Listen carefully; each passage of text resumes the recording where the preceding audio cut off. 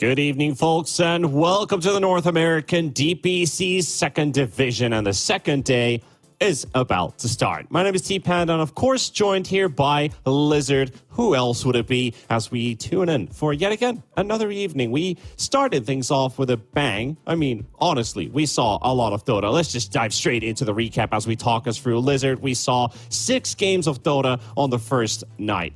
That was pretty hype in a sense. Wait, wasn't it?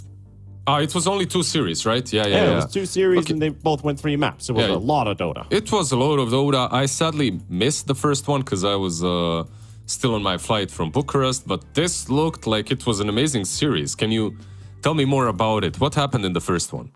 Oh, basically, this was where we saw like the best of both of these 2 teams in 2 games. We saw the Cut take a lead at the start. You know, they went for Techies and the Disruptor, and these 2, they just worked pretty well together. Jubei, B-God, all they had to do was just bait in C-Dub, and they would get a successful 3 to 4 man static storm into the blast-offs, and 2 supports annihilating C-Dub. That was basically the story of game 1. They had 2 or 3 of those fights, and they just turned all around like on top of themselves. But C-Dub, they brought out the Wraith King carry for game number 2, and things started to look a whole lot better for them. They were able to establish good map control. They had some good timings. They were surviving the laning stage pretty well, and things started looking so much better for them.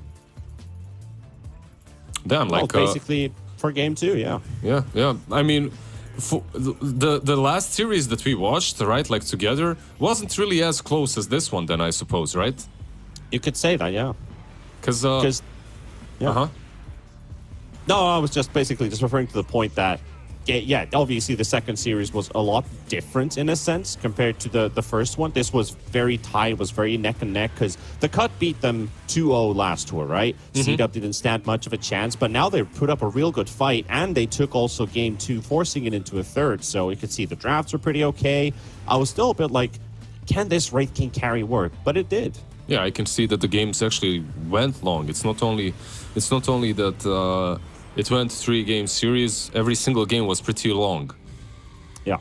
Interesting, because like that's something that I've noticed in like Division 1 as well. Like the last couple of days, every single game for some reason was at least 60-minute long, like 50, 60-minute. I don't know. Everyone just decided, yeah, we're not playing normal Dota anymore. We're gonna go super far. We're gonna just chill out, you know, like. We'll never push. That's just the way it is. We'll just wait until forever.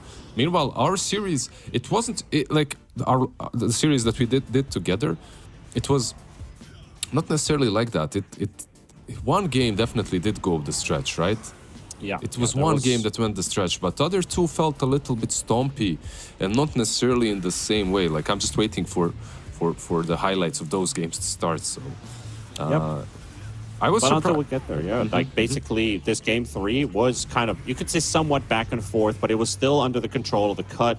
We saw Sadman, or a.k.a. High Shaggy, playing a pretty good Ember Spirit. They brought the Timber Saw that worked out nicely in their favor. And these fights were somewhat long drawn out, causing the game to also stretch out. But this was the series, right? We saw the IO Witch Doctor offlane, which was, you know, you've got some fancy ingenuity going along in the draft, but you put them in the same lane, and they literally just would not give in. They would not die. They would regenerate almost faster than you dealt damage to them. But this game was, you know, what can they do? They're just sustaining themselves and not really killing anyone. That's how it should be, right? Like it should be IO and Wisp, IO and Wisp, Witch Doctor and Witch Doctor, right? It should be like that. They should be the ones just constantly sustaining themselves. But Marcy was literally soloing them throughout the game, so it didn't really work out that way, did it? Like Marcy was just dominating. And after this first match, it wasn't only that lane. Every single lane more or less lost for them. After that game, I thought, okay, this is a quick 2-0. I'm gonna go sleep early. I did go to sleep early, but in a sense that it was 7 a.m. for me when this series finished, because it didn't go that way. Like it was, you see the IO and Witch Doctor, and you're thinking this team is like, I don't know if they are even Division 2 worthy, right? But second and third game, they just dominated. They stepped it up. They forgot about IO and Wisp combinations. They started playing normal Dota. Their carry refused to lose. Like some really nice gameplay from them. And we also heard in the winner interview where they talked about, game one was an experiment, though. He was laughing at it himself as well. Like, we tried something. It definitely didn't work, but it maybe gave a bit of false sense of security for maybe the viewers as well, that this is a close qualifier team that came to Division 2. Maybe they really just don't stand a chance. Maybe Division 2's level is that high, but Oversight ended up just being beaten. That game 2 was very close between the two teams. It was a lot better showing from Tilted Boys. But game 3, it was kind of like a bit of a repeat, you could say, in a sense. Like they just don't have the tools to deal with Tilted Boys. Yeah, they went with like a life stealer into the Pudge carry, and Ferte was on point. Like that guy was dominating. I'm excited to watch him again I don't think they played today, right? But in the next couple of days, next couple of series, they looked really nice. When they get anything but Ion Witch Doctor, those two heroes they need to forget about. And they're Volodka. What's the name again? Volodka. He's the one that said, like, after in the interview, we're not gonna go for the same Ion Witch Doctor any longer. It doesn't work out. It didn't work really well.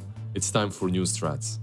Had a bit of weakness in there for sure, but looking at today, we've got 4 new teams to introduce to you people. So some you might have heard before. We start our day with a team we already saw in Division 1, Alpha. They were the weakest link basically in Division 1. They were not able to score any victories. They've shifted their roster around a little bit. We've got some new players stepping in, and of course, Fart Studios. Man, that is a team that you will probably never get old to say out loud. But yes, indeed, it is the XX Arkosh, basically remnants with a more, you'd say, a bit more freedom at their hands this time around. So we're going to be seeing that first, but we will take a quick glimpse as well about another NA team, just another NA team, ANT, and of course, one of my favorite names, Sand King Gomez. They're going to be taking off against each other. You got any primary thoughts about that second series here before we start cracking down the first, Lizard? Well, it's always nice to see Sand King Gomez. I hope they pick some Sand King. I don't know. These Division 2 teams from NA are beating everyone else when it comes to their names. I'll give you that. Like that's all my analysis. Their team naming is on point. I don't know. Yeah. The rest of us, we need to step it up. Like Division 2 Western Europe, what do we have? Like we don't have anything cool. Yeah, we only got the Hustlers, but that's like close enough. But it's nothing compared to the NA teams. Like look at these NA teams. Look at these like Western Europe Division 2 teams. They think they're cool with their nicknames. Like I don't know, some of these Western European Division 2 teams. Let me think. Like, have you heard of this Division 2 team from Western Europe called The Secret? Like who the hell who the hell are these guys? Who the hell gives themselves the name Secret? Oh, you're so mysterious.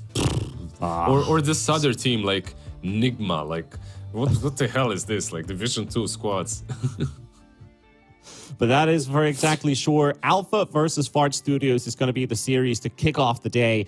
And talking quickly about Alpha, they have a new offlane player at least. They went for Satoshi coming in from Peru. And I think they also swapped around their supports. So basically what they had before was Wish and Monster. They had Wish in the pause 4 role. And I think Yadomi was also playing as a 5 for them. So now they have Empyrean, Joker, Satoshi. They will stick with Black Soul and Rises. So these 2 core players will remain with the team. I think Soul was all right concerning that Division 1 Tour 1 was actually kind of competitive compared to like the top 5 teams. They felt like they weren't at the same level. Rises, he's all right. But what do you think about the other team? Fart Studios, eh?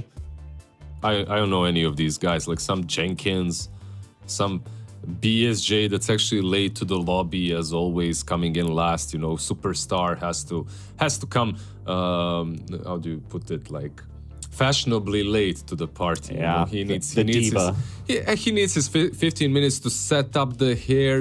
Make the haircut look all right for the in-game cameras. I understand it. It's fine. It is what it is. Gotta put some extra black under his eyes, to not look as a psychopath at all. I love you, BSJ, but no hate there. Let's see if he's actually changed his name in-game for Fart SJ, because that was also a thing at a time, like when they were playing qualifiers, they had Fart SJ, but I wasn't sure that they have any others like kind of replicating these Fart Studio-ish type of names. I mean, their banner literally talks you a big story. It's a picture that tells you 1,000 words technically. So if you haven't looked that up, go look at Wikipedia right now and take a glimpse of it. These logos are just really cool that they have here. The cut, you know, the hanging tongue, Fart Studios, you got a bit of broccoli, you got a bit of cheese in there, some tacos, some burritos, you know, the stuff like that. But hey, I think they might just be the favorites here, as they are. They feel like these teams, these players, have somewhat established them. Monkeys Forever. I would say he's probably the shining star in the team alongside with Iron Highlight. Sorry to all of you BSJ fans out there, but he played with 4 Zoomers. I've cast some of his games back in 2020, 21, and was like, this is a pretty solid offlaner. I like the way that he plays. Like, I know I've seen Jenkins in the 3 role, but I still prefer Monkeys Forever in that role. And I annihilate Danny, good old Danny, who's been around for a very long time, streaming games. He's 29 years old at this, he's already been around for several years in the North American Dota scene. But could this just be the team to crack to Division 1? Got to start somewhere. You might as well start winning now. Yeah, like, I always like these teams from NA that don't take Dota too seriously, you know, they're just there for fun, like Arkosh Gaming, basically. I believe there are some members, but don't tell anyone, but I do believe that there are some members that are in the Far Studios that have played in Arkosh. Obviously, I can't say who it is. It's secret of the Dota cabal, but I believe there are some, you know. That's it. Yeah. The problem is if I do say who it is. I know the cult is present. A cult is omnipresent.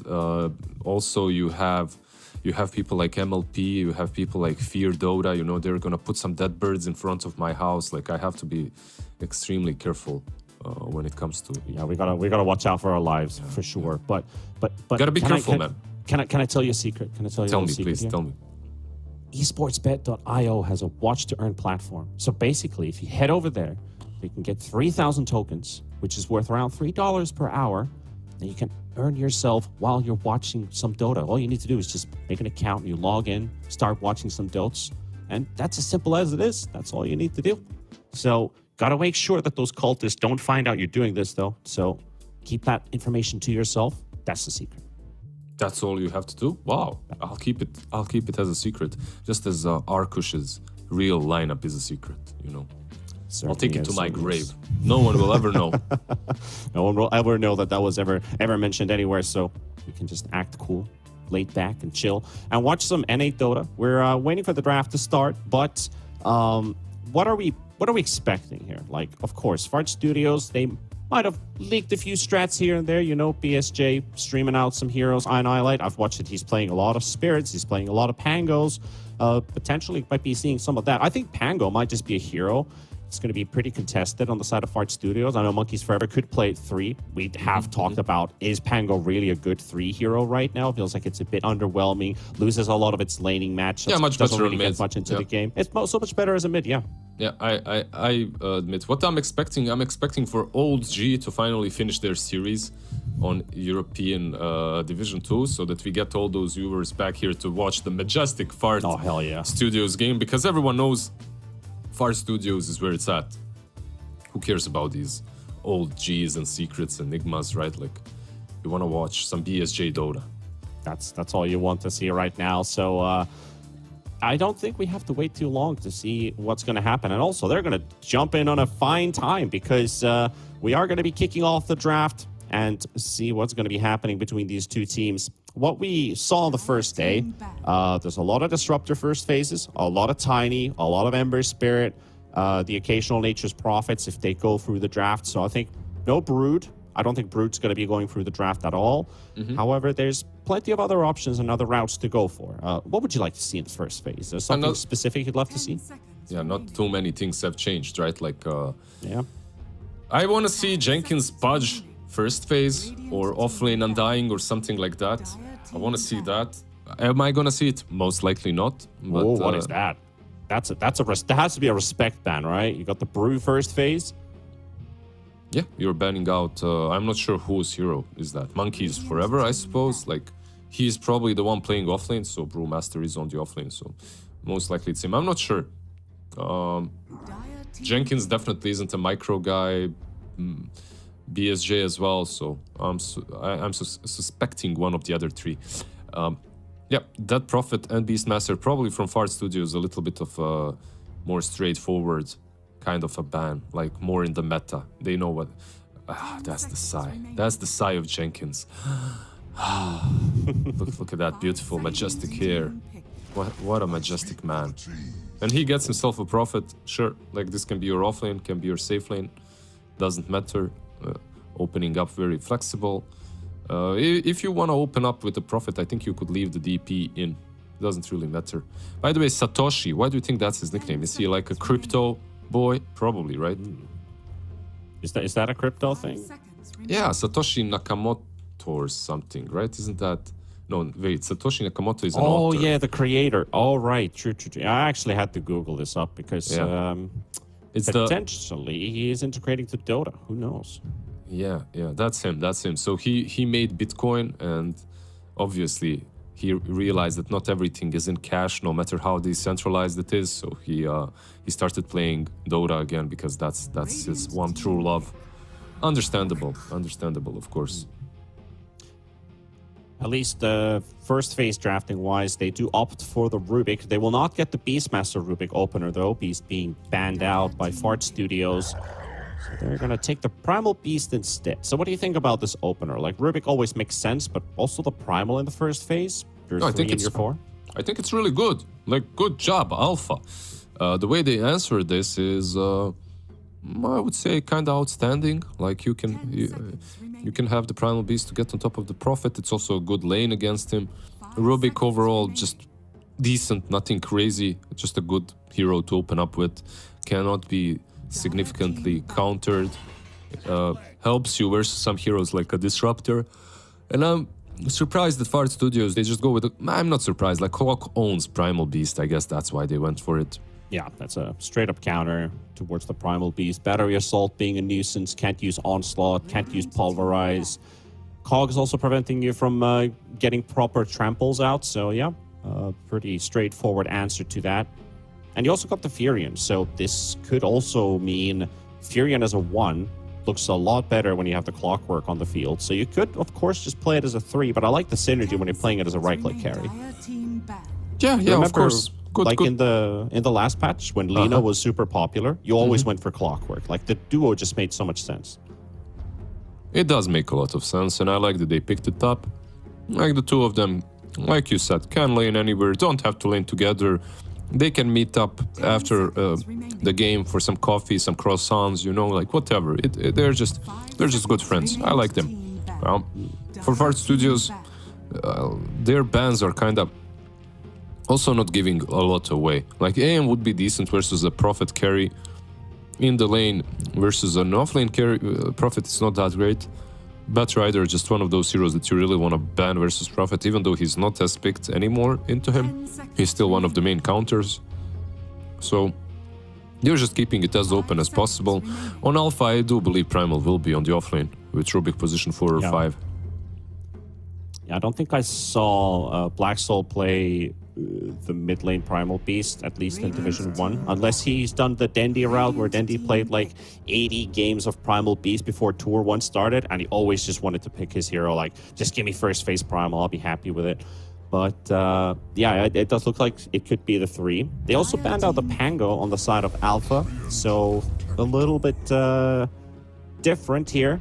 Considering you've seen the Leshes, the Embers, I think everything is kind of matching up here. You saw the Bloodseeker banned out as well after the Pango was sent away. So 1+1. Well, we do get the treat. Doesn't really answer why the Bloodseeker was banned out. I think they're maybe planning on a Slark or something like that. They want the Primal at least to have a good game because the Rupture can hurt if you're playing it as a core. Yeah, but their Far Studios are the one that banned Bloodseeker, man. They're the ones. That is true, actually. Yeah. So now that you think about it, it's like, yeah. Well, I mean, it could hurt. It could hurt to have you to have him as an ally as well. Like that can hurt. You're like, what the hell is this Bloodseeker doing in my team? Get me out. That can be even worse. I admit I've had more bad Bloodseekers than good ones in my games, but yeah, Far Studios, I'm not sure. Like maybe there's something. Like they're not giving a lot away with the Bloodseeker ban, but maybe there is something. Like Leshrac ban for me was interesting from Alpha because it's like one of those heroes that in the second stage, if you don't have the dual pick, it can be picked up together with Io, and then you're kind of screwed. They go Io Lesh, and you're like, okay, I have this Treant Rubik and Primal Beast. How the hell do I answer Lesh and Io now? You know, it can be rough. Well, I like the ban. We bring ourselves to Snapfire, seeing that the supports are already out on the side of Alpha.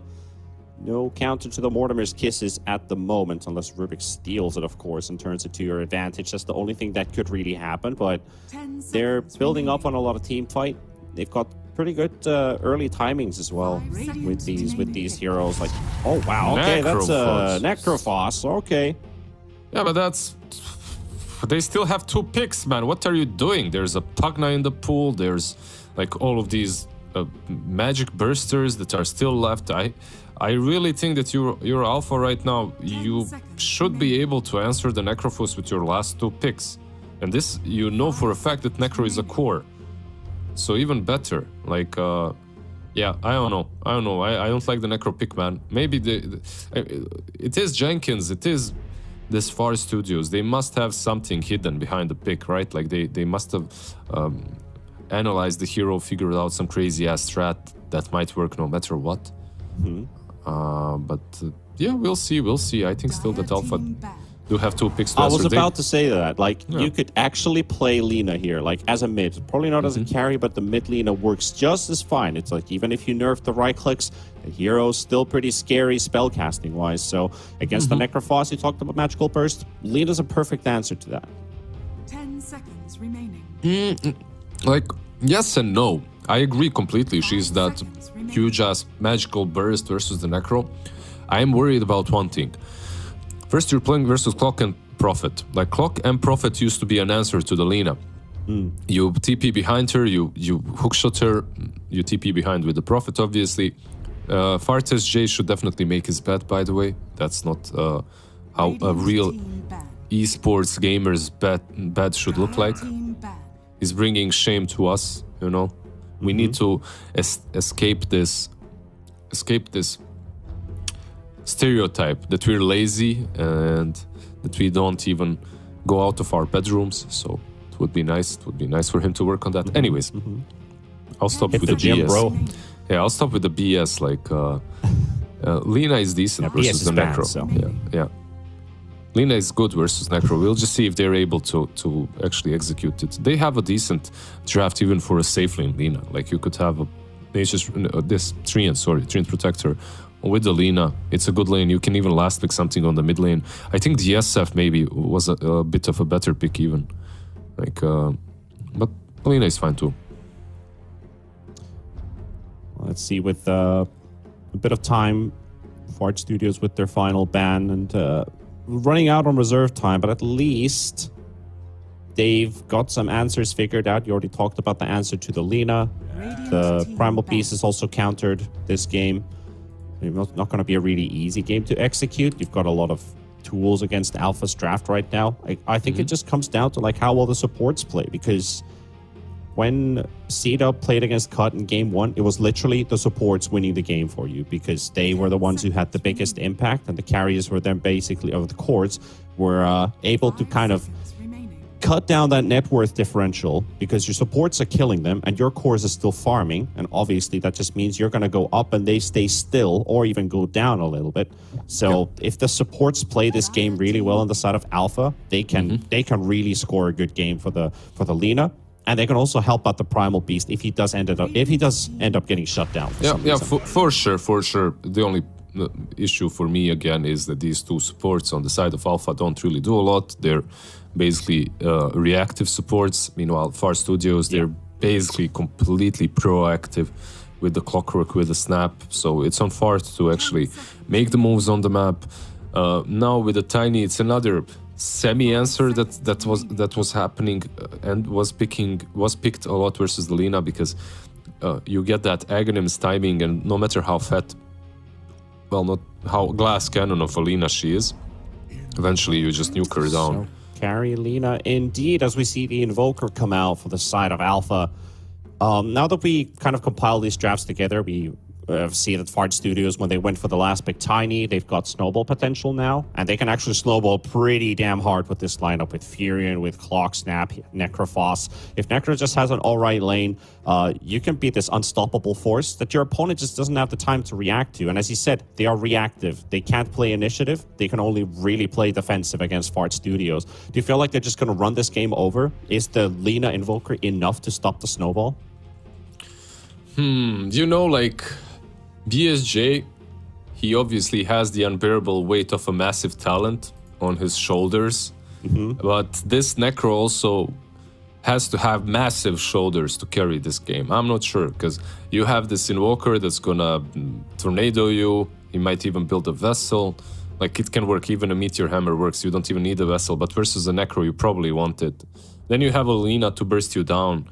I'm not sure. Like, Alpha, I think the game is easier for them. At the same time, we'll see who executes better. It's as simple as that. I believe that their draft is slightly easier to play.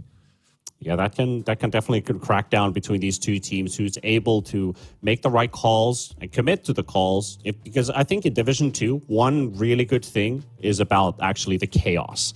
How late does somebody join in the fight because they don't necessarily believe this is the fight to take? They're not on the same page with the comms. So I think that is a big difference between a lot of Division 2 teams. Which team really commits to the act that is given at hand? So Fart Studios on Alpha, time to show who's the better team. You know, it's the same story as yesterday. You're playing your first series. Alpha literally lost every single one in Tour 1. So you'd be very happy if you're like, we changed the roster a bit and we come out with a win in the first series. That would really be a delightful surprise. Wait. What do you mean they lost every single one? Were they in Division 1 before? Yeah, they came from Division 1 to Division 2, and they lost everyone in Tour 1. They even lost the Theath. They lost the Bait. Alpha's best game was against Rebellion in what was it, Game 2, where they got like a lot of kills. But at the 15-minute mark, when they both grouped up, they just lost the first fight, and then they basically lost the game from there. Yeah, because I can't remember them. I know I casted some NA, but I guess I didn't do Alpha. I'm not sure. I can't remember them playing. They went 0-14, so 0 map wins in total as well. While Theath, with their 2 map wins, were both against Alpha, just 2. That was the only win that they had. So Alpha literally lost to everyone. So you could say that their track record was a bit harsher compared to Wildcard, who was able to get 2 map wins, if I remember correct. But they also just lost every series, so we're not going to talk too much about Wildcard. They also struggled this season. What about Fart SJ? Fart Studios, yeah, they weren't playing the last, right? Like the last. They played last Division 2, yes. So they stayed in the division. I think they tied up with C-Dub, and I think they tied with the Cut, if I remember correct. So Division 2 was very competitive. Fart Studios, they beat the Cut, they beat C-Dub, and I think they won Eternity. I might remember wrong. so they did win some games. Can you tell me how many of those wins they had a Necro in? Not straight off the bat, because I need to look that up. I'll tell you how many. 0. 0? Okay. 0, because the hero is a dog. Like, it's Necro, goddammit. What are you doing? Not last. I mean, if you last pick him into some Spectre or something, on the offlane, it can still be crazy good. But yeah, we'll see. Maybe they can. Sometimes, it doesn't matter how good or bad the hero is. If you're a better team, you just execute better. Well, I did just look up Fart Studios in Tour 1, and I do not see a single Necro pick even. So they've probably figured out something with the Radiance buffs that's going their way. And we can see the full-on team tips coming out from Fart Studios because, yep, you lost every single bounty rune.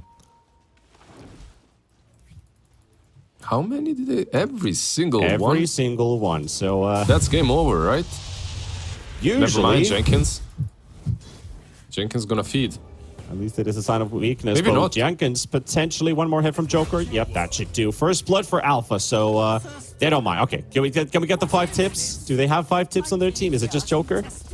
I think it's just Joker. Oh, this was your chance to use some tips on your opponent's side. You just got 4 bountied, 5 tipped, and all you got to give is 1? Yeah, that's I don't know. Where's the banter? You need more, right? Like this is NA. They need some more tips. I expected some salt. This is PPD's region, man. There is, like, honestly, when we're watching NA Dota, what they should do is just give us a patch where they give 3 extra Bottom tips lane, for Newsham. all NA players. Newsham will go down to Satoshi with the trample damage. Uproar and trample on top, and Rubik has an easy time just right-clicking as Snap's trying to get the hell out of there. Level 1 scatter blast, no escape. Yeah, this is a pretty. I'm wondering why did they decide to not link Clockwork into this. I guess Clock and Necro is a bit stronger than Clock and Snap. That's true. Then again, I'd rather have Clock versus the Primal Beast than a Snapfire. But I guess it is what it is. You know, can't really. And looking at the bit of harass there on the side of EMP or Empyrean onto Jenkins is was forced to use the early battery assault. He also got to walk into the easy camp, got the D ward, and now it's blocked. So you can't stack that camp either if you are Jenkins. He saw that happen, and he knows that he can only get 1 pull out of that too. That's going to hurt the Necrophos if you pull the wave and the camp just dies. Then you have a double wave pushing towards the Lina. Yeah, this Lina is just 12-0. Yeah, living life. Necro as well is getting a CS, like he's on 10, so he's definitely finding some last hits here and there. It's not a bad lane for him at all at the moment. Jenkins tried to cog the Lina, decided it's a bit too deep. Can't really do a lot there.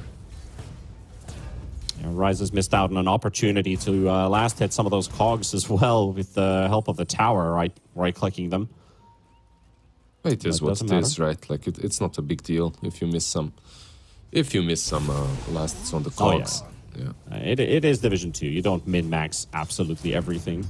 I don't think anyone min-maxes cogs, to be honest. It's like sometimes yes, when it's the only thing that you can hit, but if you have creeps around you, if you can trade a couple of hits instead, I think you'd rather do that. Also seeing the Quaswex Invoker in the mid lane for Soul. Annihilate doing an alright job with his CS so far. Tiny should have a pretty alright time with this. But the early earn for the Invoker, just using that good old combination instead of opting for the Meteor Hammer.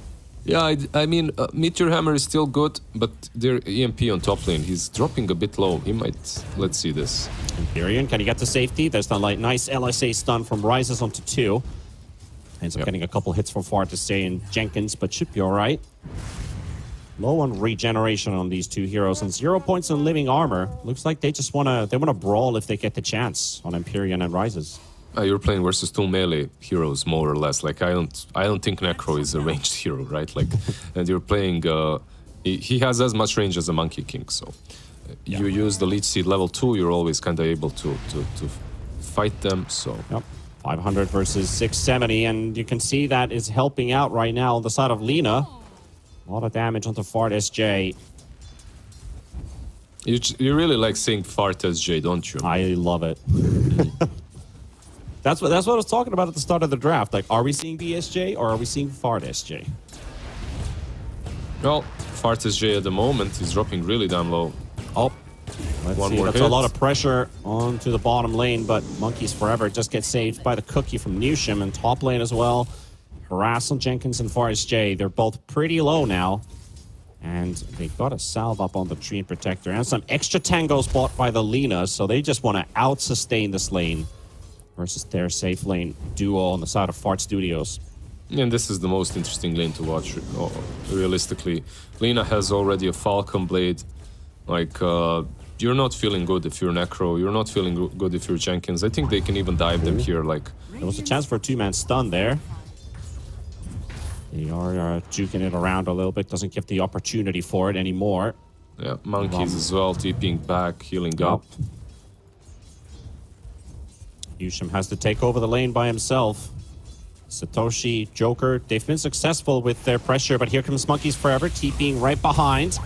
Satoshi, 2 points in trample. Cookie on the Rubik, and here comes the trample damage with the lift and the onslaught as well. Joker will go down. Well, they got the kill on Monkeys Forever. It looks like he's going to be fine with this and able to turn around for a couple extra hits onto Satoshi. So they will get at least one. They are pretty low on resources, though. Unfortunate, like they almost at least got a counter kill on the Prophet, but unfortunate for Alpha. Monkeys does manage to stay alive. So far, the lanes are kind of even. I won't say that anyone is strictly winning too hard. Like, Lina is perhaps doing a bit better on top lane. Tiny, even with the Invoker. And Primal is maybe struggling a little bit. But in general, for both teams, Satoshi, he might die here. Yep. Yeah. I guess they are managing to really punish the bottom lane with the Prophet and Snap. Soul, TP stop. Let's see what they can get with this. Jenkins is low and will drop. Yeah, he gets the first earn charge. Now up to 5 kills now. There's a plenty of action to start things off with. Not too shabby, not too shabby. Yeah, not great, not terrible. Wait, wasn't there like a Shaggy player in NA Division 1 or 2? There was, right? There was some Shaggy guy. Yes, sir. There's the good old sad man playing High Shaggy. He's still here. Not in this series, though. He was playing yesterday. Tiny. Good old High Shaggy. I remember, like, last bottom? time... It was actually a year ago. I'll get back to that in a second. As Ironilite does get cookied in the wrong direction there by Newsham. Joker, he tossed indeed. him. He tossed him at the same time that Newsham gave him the cookies, so he kind of just went in completely the wrong direction. Yep. VSJ, he gave up on top lane, by the way. He's just in the jungle now. And I can respect that, but the problem is, Invoker is rotating in. You might catch him.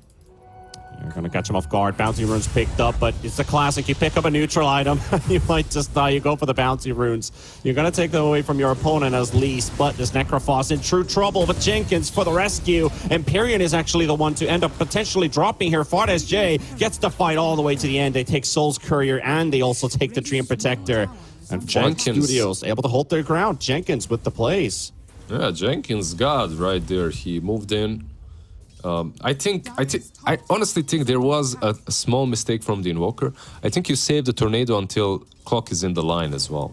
And then you Tornado both of them, the cogs are a little bit later.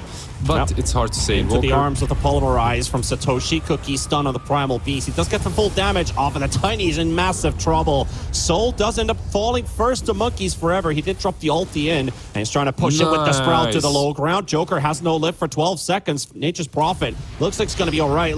But there's Rises. Also makes the rotation. Laguna Blade to the face. That's so Takes sad. down Monkeys. That's just so sad. You played that very well as a Prophet. Like, he drops himself down with the Sprout, like all like high skill plays, and then there's just some Lina there, you know, and you die. Oh, what can you do? Life's not fair. What can you do indeed? Is under attack. Right now, just getting a bit of a calm phase for the time being. Well, Jenkins, all right, just shoveling for some salves in the river, gets caught by the Tornado. The MP is also on top, and no earn charges, unfortunately, so that cold snap duration doesn't actually push back Jenkins a lot. It's always a bit unfortunate when you don't have the earn charges when you really need them. If he didn't die in that last engagement, he would have actually picked one up from the Nature's Prophet. Coulda, woulda, shoulda. Didn't Coulda, happen. woulda, shoulda, yep. Yeah, didn't happen. But there is a brawl happening on top lane, so maybe... Let's see. Dire's middle tower is Nope, under they just attack. moved back. Right now, yep. Rises also sees the amount of heroes in the top lane, gets some free punches on the mid-tier 1. Haste also taken away by Joker. Very important that the Tiny doesn't get the bottle from that. Tiny Haste is definitely a scary thing to see in the early game, and his blink timer is kind of getting pushed back now on the side of Annihilate. Like, he's halfway to the blink. The farm pace is still pretty good, but he's missed out on kill opportunities. He got killed in the last fight in the mid lane. So those are things that are kind of unfortunate, you know, unlucky. Never lucky. What can you do? It's not necessarily that bad for him. Like he was creating pressure, so yeah, he misses out on a couple of kills, but it's always like what's the cost? Like the opportunity cost. If you rotate across the map and you don't make anything to Joker mid lane, you might go on him instead. Let's see. I don't think this is a kill though. Yeah. I don't believe it is. Off But back maybe on as the Tiny. well. They do have the overgrowth for the Tiny, and here we go. They find themselves the Tiny kill and some Bottom earn lane. charges for Soul, but bottom lane, they are going on Satoshi. Satoshi also trying to hit Monkey's Forever, misses the hook shot. But here's the Necrophos ready to use that Reaper's Scythe. You just got to get like 50 yards more closer. 50 Satoshi being yards. chased by 4 heroes right now. He still has a lot of distance to cover, getting very close. Can we get the Furion with the Sprout? He's just gonna trample straight through the trees. What are you thinking, Monkeys Forever? You think a tree's gonna stop the dinosaur? Hell no. Wait. This is an NA cast, sure, but you're still a European. Why do you use yards? What's up with that? I'm trying to cosplay America here, alright? I'm trying. Okay, sure, I'm sure. attempting. I annihilate mid lane. I don't actually know how much 50 yards is, but I'll just guess it's a long distance. However, they will find I Annihilate again, so now Yeah, he's he- just getting shut down. That's 2 kills in less than a minute. Look at him. He has 2,000 gold. He almost got it to the third base, to the third inning, right? Right, T-Panda? But Yep. he didn't get there. He didn't get there until the end. He was on the third base, but god damn it, he didn't get the Blink Dagger. He got so close. Yep. And now you go all the way back to home. Back to playing as a basic nerd sitting in your basement. But until he gets that Blink Dagger, things might change. Might change, that is. That is hindering his game right now. Saw some of that tipping game as well earlier with the Primal Beast getting away with that chase, you know, sharing tips. There are definitely some moments where you do want to get under the skin of your opponents. Yeah, he's definitely in their wheelhouse, you know? It's like he's definitely in the wheelhouse now that he has the Blink Dagger on the Tiny. So as he is in the wheelhouse, he can surpass the third base and actually go nail some kills across the map. Real mechanized I hope movement. he doesn't drop the ball. All right, 2 vessel charges to take down Necrophos, but he's a bit too far away. Meanwhile, counter smoke, Jenkins and Newsham making their way towards bottom. Pyrion hiding in the tree, Satoshi in the lane. Black Soul is actually moving away. He's thinking it might be potentially ganked as he goes for the Ghost Walk. I annihilate top lane. He gets the first kill. Slam down with the That's dagger. the blink reveal, and now bottom might be even more. Satoshi getting hit by the Mortimer's Kisses into the Reaper's Scythe. Bart SJ really representing the rotten and putrid to take a kill and a stack. Almost has the Radiance. Let's see if they can make more with this. Basically, right now, all you want to do is play around the Tiny. Play the really nice thing that Fart Studios have got on their side is that they can literally make plays with anyone. Like, yeah, Lina is decent, and yeah, Necro is countered. At the same time, I was wrong during the drafting stage. I actually liked their draft. Like, their draft, they just have too many heroes that can play together. Yep, let's see if they Jenkins. collapse on top of the clockwork. They've got hostiles coming in from every direction. Never mind, I take Down. that back. Annihilate. He does have an Invis rune. Empyrean, you could just kill the Stream Protector potentially. Meanwhile, Satoshi almost taking down Newsham. No fight's gonna happen here, so everybody gets out. Just the clockwork traded. They just got the clock. He was a bit too deep in the behind enemy lines, but overall, it's not a move that Alpha was making. They're kind of just chilling. They're playing this game like if it was the old patch in which Lina is this invincible carry. We'll see if that works out for them. They're trying to kill Prophet on the top lane. They TP'd the Rubik and the Invoker, but they're a little bit too slow.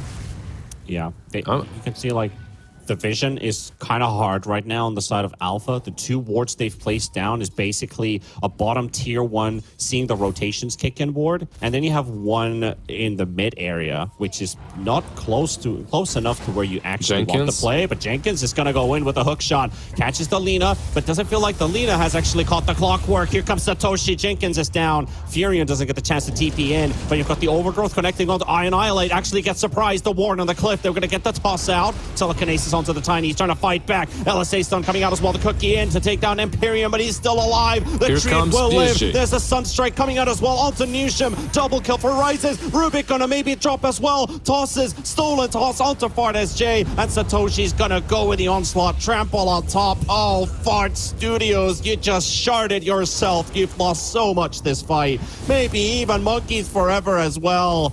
Oh my goodness. That's a team wipe. Okay, got denied by the neutrals, but that's literally a team wipe. Alpha.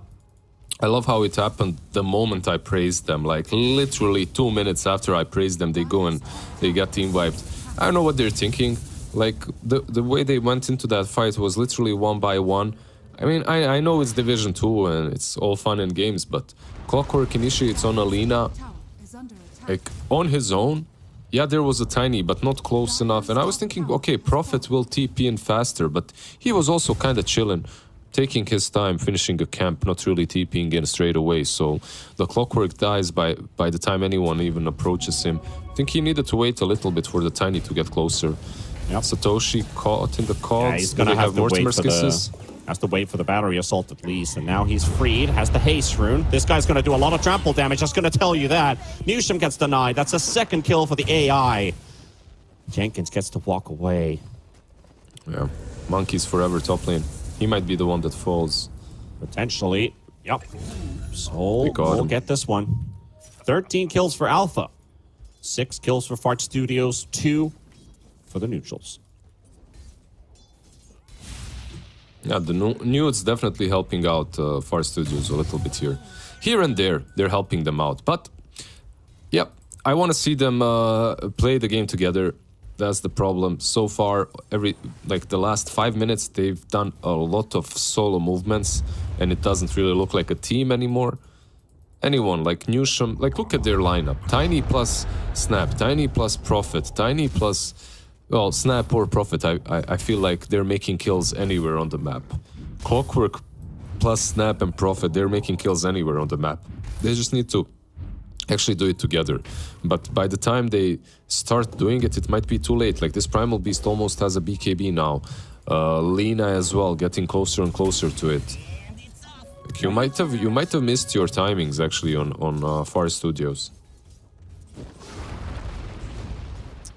Now with a 2K lead on the side of Alpha as well. We did see Fart DSJ, he was leading net worth on the Necrophos, but after that last fight, Lina has drawn a 2K difference between the 2 carry players, and they're just going to waltz straight to Roche. There's a scan, and Jenkins, good reaction, instantly the one to teleport in, and he could interrupt this with a hook shot. Just need to time it well. 3 seconds for Rocket Flare. No vision right now. He's going to see them happening right now. So 2k HP on Roshan. Empyrean wants to walk in between to block it. Is this time for Jenkins to shine? Roche is pretty low. He's suspecting it's going to drop any moment now. He's very low on HP. There we go. The hook shot does come out. 500 HP remaining. Is Jenkins going to take it? Is Rises going to take it? I think Jenkins is just going to fall flat. And Rises will take the Aegis. It was a valiant effort. He's just doesn't quite land it. He tried. It's... you know, you can respect that. Respectable effort for sure. I always respect a good old rush attempt snatch, Aegis snatch attempt, you know.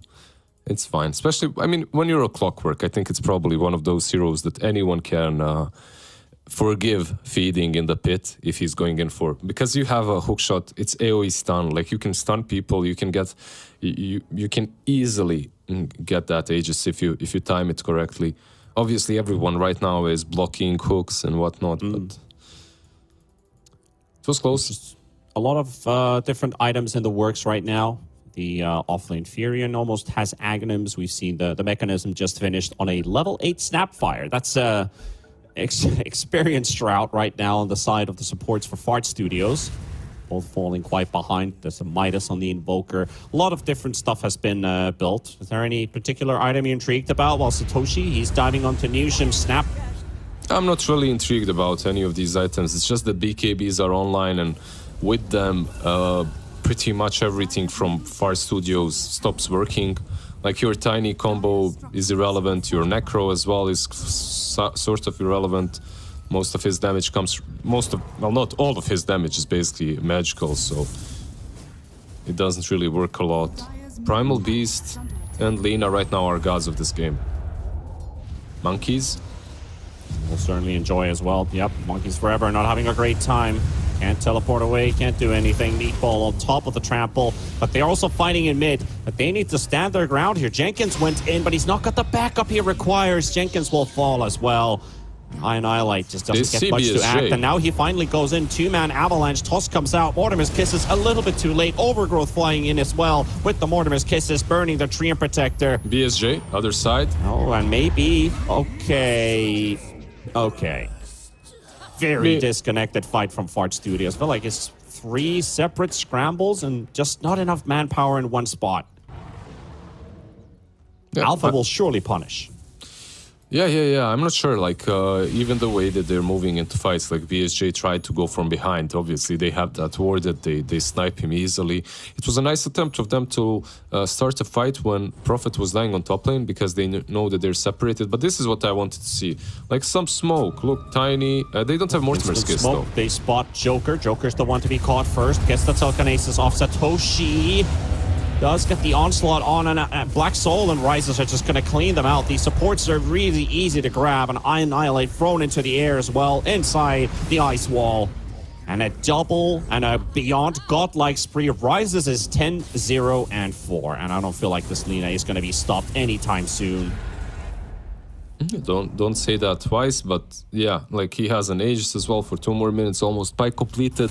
So that, I mean, ever since the 4 staff is there, clockwork isn't really an issue. But even this fight, like, you saw, they smoked up, they went in, I was thinking, okay, this is a good move. Then I click on Snap doesn't have an ulti. So you really don't have kill potential between the 3 of those. Like, there isn't really a kill potential that doesn't get... Like, okay, you can kill someone, but 100% you're gonna feed a couple of kills afterwards. Yep. They don't even manage killing Rubik, so... Well, they maybe they didn't yet. Yeah. They did get a right click onto the mid tier 2 tower, so no gold for Alpha. But there's a DD picked up for Lina, and Satoshi's found Monkeys Forever. The Treant Protector once again scouted out, located. Pulverize is ready whenever he starts channeling teleportation, so you're not going anywhere. Yeah, Good maybe night, Monkeys. Jungle. Yep, maybe they can punish here. It's a Treant Protector, though. Joker's right around. Annihilate trying to come around, but here comes Lina. DD, BKB, what can you do? What can you do? She's just going to clean everyone out. Triple kill for Lina. It almost feels a bit too easy for Alpha. Fart Studios, they don't have much left in the tank. I'm just imagining that shrug emoji with WCYD, you know, that... Yeah, hands on the sides. Yeah, that's Fart Studios right now. I expected more from the boys, honestly. I don't know.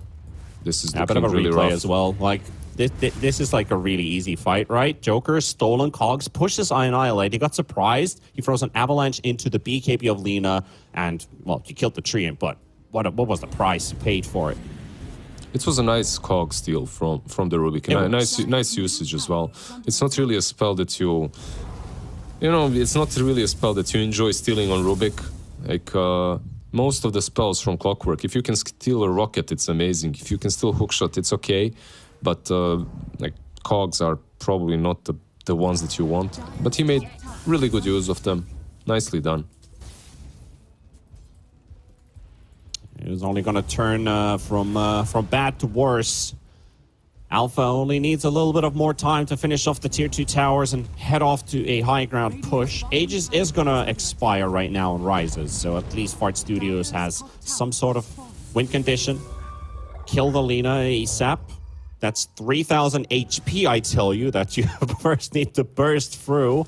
You don't really have the highest burst either. At least the Necrophos is going to help you with that. Annihilate located by Satoshi into the Pulverize. And this time, I mean, it's not Monkeys Forever getting caught, but it is the Tiny, so. And another kill. They're just dominating the map. Now they're TPing to the bottom lane as well to defend. There's Jenkins, there's Monkeys. Coming in from all directions. They actually find the one route they can escape from. Jenkins, oh, sorry, Sniper Courier, almost. That's a Blink Dagger for the Primal. He'll just TP out, it's okay. Jenkins should be fine. All of them are fine, but their base isn't, their towers aren't. Like Rises will take down the tier 1, maybe even tier 2 here without contest. He's getting a Reaver, I believe, is on. Yeah, like he has a Reaver now. It's very difficult to take down this Lina. 2.8k HP without the Reaver. Let's see with it. Fartis. Uh-oh. Nope, that's the Blink Dagger that Jenkins was unable to prevent the Primal Beast from picking up. Hook shot on his friend. Overgrowth on 3. Newsham does have the Guardian Grease to save himself, and the Mortimer's Kisses are going to take action. There's a BKB still running on the Primal Beast. Annihilate turning around. They're going to take down the Treant Protector. Very sluggy fight. 1-for-1. Fart Studio is pretty happy that they don't end up losing more members of their team with that fight, because also Fartis J, 50 gold short from BKB, which could work wonders. What can it do? What can the BKB on Necro do? Well, you don't get blown up by a Laguna Blade. That's the only good thing I can find here. Or at least the Primal Beast won't be on top of you. Yeah, I mean, it does do things, like... It does do things, but does it really do things? Yeah, doesn't really do a lot, because they have control against it. Like, you have Overgrowth and you have Lina. If they want to kill you through the BKB, they can. That's the problem. Like, usually, if you can get the BKB, and at least there's no tree, and I could see it really working out well. But with the tree, as long as they keep the Overgrowth, we'll see. They do have an Aghanims on Tiny. I think that's huge. I think maybe that's the biggest difference for the next fight, because with that Aghanims, maybe they'll be able to actually dish out enough damage to take someone down. Potentially, yeah. And to talk about the Nature's Prophet, who just finished a Gleipnir, you've got a minimum of 4 seconds root. You've got 2 on the Gleipnir, and at least 2 from the Aghanim Scepter. So that goes all the way to like almost 4 seconds of root. So you could technically hold them on place for 6 seconds if they have their BKBs used. There's Satanic, there's Hurricane Pike on Lina. So most likely not her, but yeah. Yeah, you can clean out the rest potentially. But yeah, they have definitely got their tools against Fart Studios. And the funny thing is, reactive as they are on the side of Alpha, they're the ones who are really dictating these fights and how they actually end. No, they aren't reactive at all. Like their heroes looked reactive during the draft, but they were after the wipe that happened in the Radiant jungle, they're just controlling the game completely. So they're definitely the ones setting the pace of the game. Invoker is running across the map. Primal Beast. The moment Satoshi got his BKB, this game didn't look like Far Studios can. It didn't look like it's Far Studios to win anymore, basically. Rise is trying to gank in the top lane. Force Staff. Oh, misses the LSA stun. Annihilate. Turning around with the tree volley. Keeps the Lina at bay. That was so cocky. What Lina did there was incredibly cocky. Like that should have been punished. Like maybe if Annihilate jumps in, tosses her back instead of using the axe. I mean, it's very difficult to kill her. Maybe she 1v3s you with the Satanic, but that was probably the best opportunity they had. Yeah, but that's true. The rest of their team actually takes quite a long time to get there. The Primal Beast is probably the first one to show up, and then the rest are basically still running to help out the Lina. So 3,400 HP, well, it's doable. Just gotta make sure that all of your stuns connect perfectly so you can get the Reaper Scythe off. Talking about Reaper Scythe, he's only picked up that 1 stack. Fart SJ, and that was during the bottom tier 1 dive, pretty much. You've not seen a Scythe get a stack since then. Monkeys. For Monkeys forever. Black Soul with a bit of vision in the trees, looking for the teleport away. Right. Nice debate with a very good attempt. Trees. Yeah, the telekinesis lift to try to get the stun. That was nice, but the Sprout debated them. He used Sprout, so they thought that he was in the Sprout or behind it. That's why they used the telekinesis where they did. Nicely done by him. He might get caught here. Uh-oh. Let's see. He should be fine. Like, they're all on top lane. All here indeed. Roshan, 25 seconds. Going to be a very long spawn. Was at least 2.5 minutes if I saw correct. So that's going to take quite some time. We have an Aether Lens up on the Primal Beast, so he can pulverize even further now. Radiant structures are Amazing. I think it's more about the yeah. I mean, it's great, right? It's pretty cool. You get that, maybe some cool, good old Octarine core as well. Oh yeah. That's most likely the thing you're building for. But I'm a big Aether Lens enjoyer. Like on a lot of heroes, I see like you build Blink, you have Aether, you get extra cast range on it. It's very good. Rises, yeah, again very cocky. I Annihilate gets the doesn't get the chance to toss. Yeah, that's what I expected before, right? Like that something like that. He just hooked into the tiny, right? Like that's what happened. He didn't really use the hook. Anyways, Rises should have been punished there because they also knew Joker was on top lane. So if Joker is on top lane and Lina is that far in on your high ground, basically, she needs to be punished. Jenkins breaks the smoke. Smokes are popping, and they're under vision as well. Annihilate getting a chance to jump and Reaper Scythe on the Primal Beast. That's a kill. Overgrowth has been used. Joker can't get the steal on it. They will lose their wards. They gotta make sure that they use the BKB if they get initiated. Oh, they're chasing. Oh, the Gleipnir from Rises catches Nature's Prophet. Good force staff save coming out there from Jenkins. He got the high ground advantage. They shouldn't fight. Annihilate goes in. He goes straight onto the Invoker. Hookshot comes in as well. It hits the Tiny. Instead of the BKB used. The turnaround from Rises takes down one. He's going to take down a second. Snapfire to fall. A Fortis J with the BKB going for the run. And Rises just taking control of the top area. Monkeys forever. You have been surrounded by hostiles. Another kill. Fortis J and Annihilate both getting caught by the roots. And Joker sends in Rises with the stolen cookie. And again, another kill. Jenkins on the way. They all get tornadoed in the air. The supports tried to save the day. But maybe instead, we're buybacks. almost looking at a potential rampage here. Empyrean trying to get closer into Newsham. Oh, I can't believe they actually let him go. I can't believe, like, Rubik, he has a blink. He moved back and still He's still going. Oh, of course he is. Oh, can we get the rampage? I think the time's already up. And it's not going to be enough damage either. They had one dieback, right? That's Jenkins. Newsham, he bought back, but he survived. I think this is in good game territory right here from Far Studios. Unfortunately for them, they just couldn't deal with the Lina. 11k damage from Lina that fight. I understand why they went for the fight. Like, you killed off the Primal Beast. They didn't have it. That was a 4v5 fight, by the way. 4 versus 5. They still got wrecked. Because if they don't have this sight instant combo on the Lina to kill her with, or anyone else, like, I feel like if you're Fart Studios, the only way you can win fights is blink in with the Tiny or the Clockwork hookshot and follow up instantly with a sight as you're taking someone down. Like, you can kill a hero that way. If you don't use that combo, my god, it's difficult.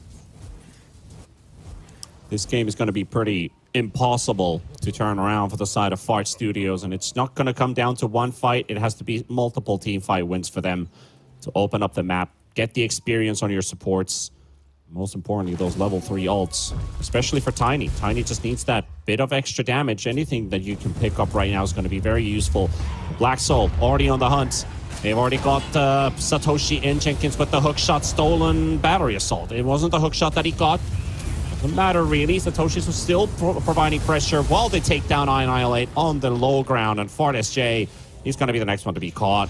Leipnir into the stun, has a halberd, but that halberd's not really going to stop Fortis J from surviving. Rises actually gets Reaper's Scythe and blown up. Fortis J gets the turnaround. Maybe this is the fight we've been waiting for all game from their side.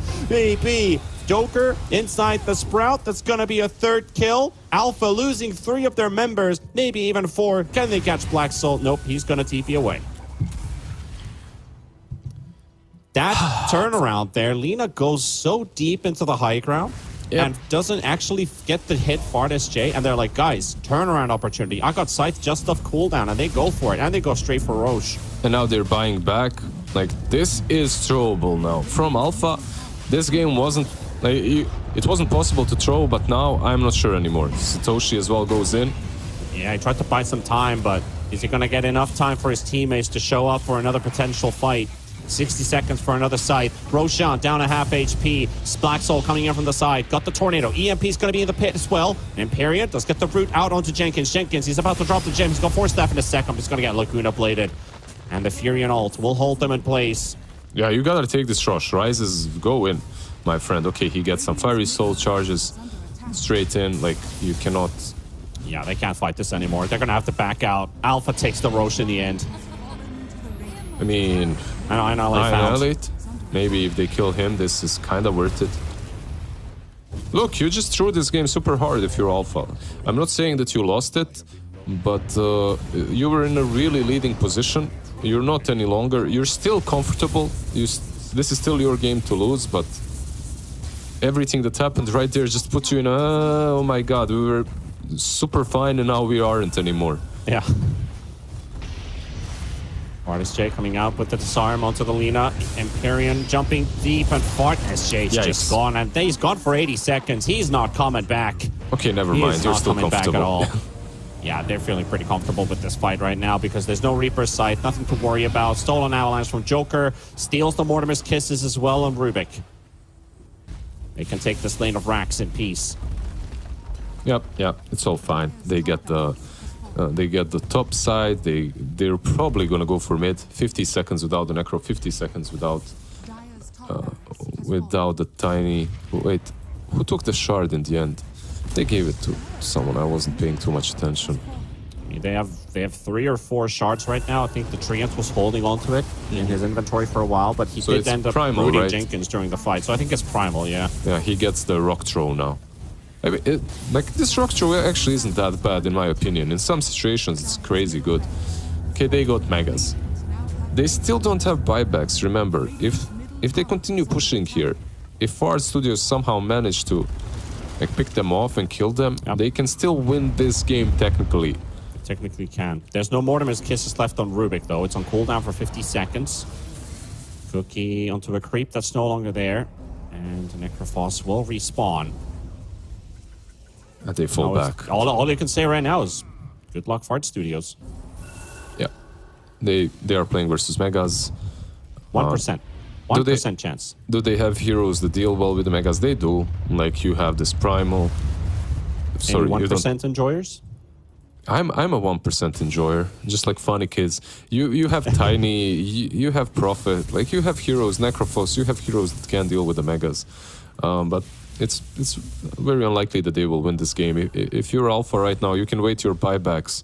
If you really want to play disciplined, you wait for your buybacks and then you end the game. Yeah, that would be the smartest course of action. Alpha can be pulling that one off, and that would also mean... The funny thing is, Alpha was undefeated in Tour 3 last year. Then they went to Division 1. They were, well, 100% beatable because they lost every single game. Are we going to see another built-up track record for Alpha where they just beat everyone again 7-0? Potentially. Who knows? Yeah, it's different Alpha, though, right? It is a little bit different Alpha, yeah.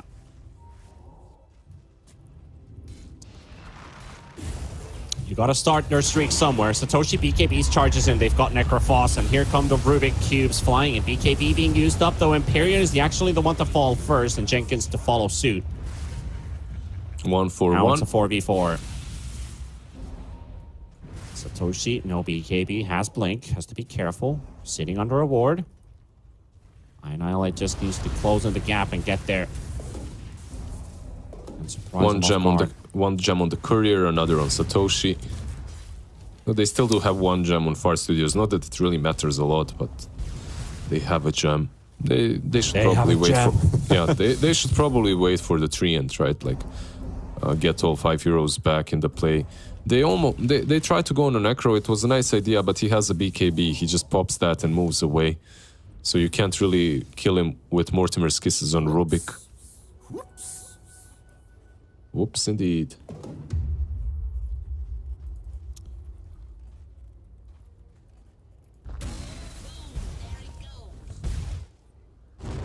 Oh, they're in a bit of a chokehold now on Vart Studios, just chilling in their base.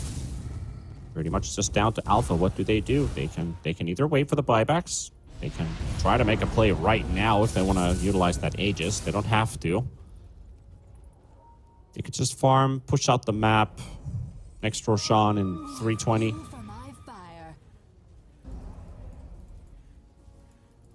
Tiny building Daedalus. That can be pretty big with that Aghanims.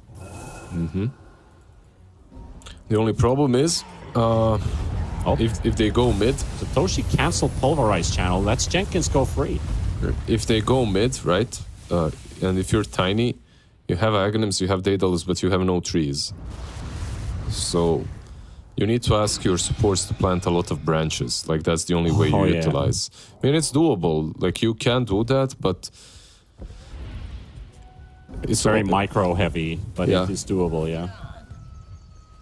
It's on Alpha just to, if they approach this fight, they should approach it from the mid lane. Oh, Satoshi got stunned by the cookie. Oh, Jenkins, he doesn't quite get the hook shot stun deep enough. The creeps are blocking it.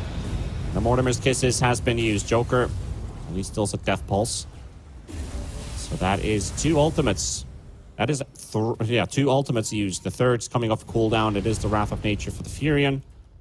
We'll be able to root them up once again.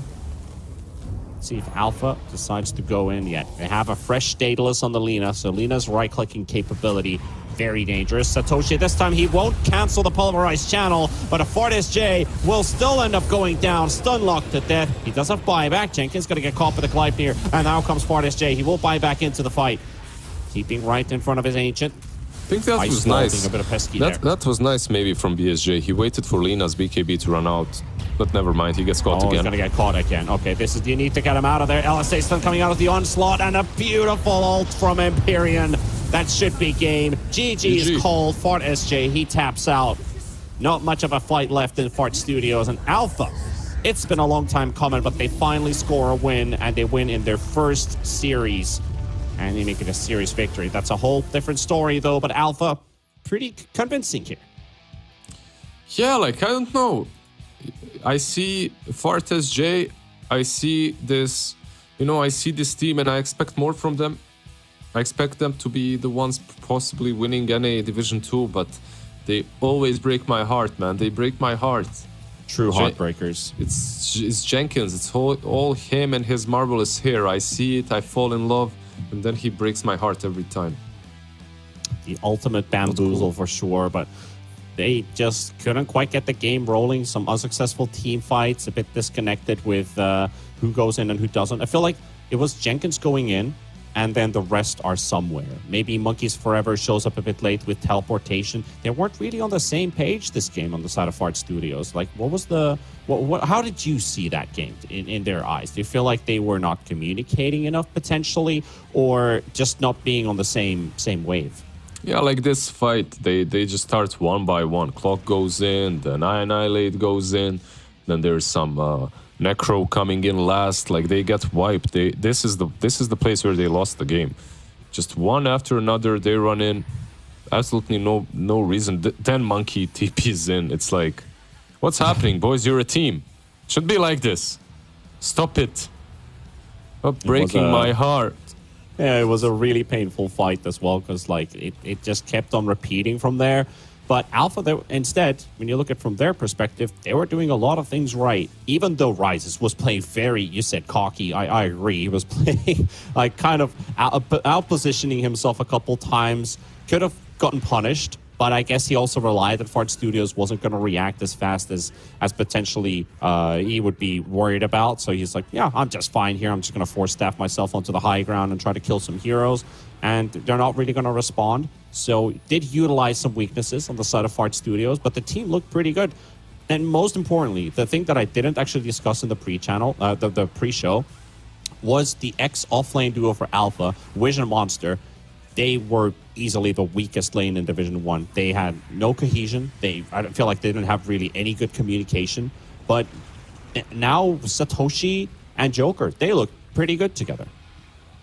They look really damn good together. Like, all their moves across the map. Like Satoshi as well. For me, okay, Rises, he definitely dominated on his Lina. But Satoshi enabled it. Like, this Primal Beast with the BKB first, just going in, ham. They had absolutely no way to deal with him, unless it was some like Tiny jumping in with the Necro Reaper side follow-up. So really nicely done by everyone on Team Alpha. And of course, if you have to choose an MVP, well, I mean, you could say Soul played a really good game. You could say Satoshi did a lot of heavy lifting. But in the end, making a hero that got nerfed work doesn't sound like it's a big job, but it actually is. Rises, will get the MVP out of this first game. You know, he played the carry that you needed this team to have, and could have been a mid laner. They decided to play it carry after all. They lane swapped. They got themselves a good lane, and pretty much, I would say, uncontested this game. Only through the repositioning mistakes that he did once or twice, where he was really trying to get like extra kills, where he could have gotten punished for. Outside of that, I think Rice has just played a fantastic game. Yeah, like 22 kills, 1 death. What else is there to say? Yeah, like his game was definitely on point. His game definitely was. But, ladies and gents, that is game number 1 between Fart Studios and Alpha. Alpha will take the lead in this series. Will we potentially see a 2-0? Can Fart Studios get a pep talk going? A bathroom break, potentially? We'll see that after game 2. But after a break, we'll go to game 2. Let's put it that way.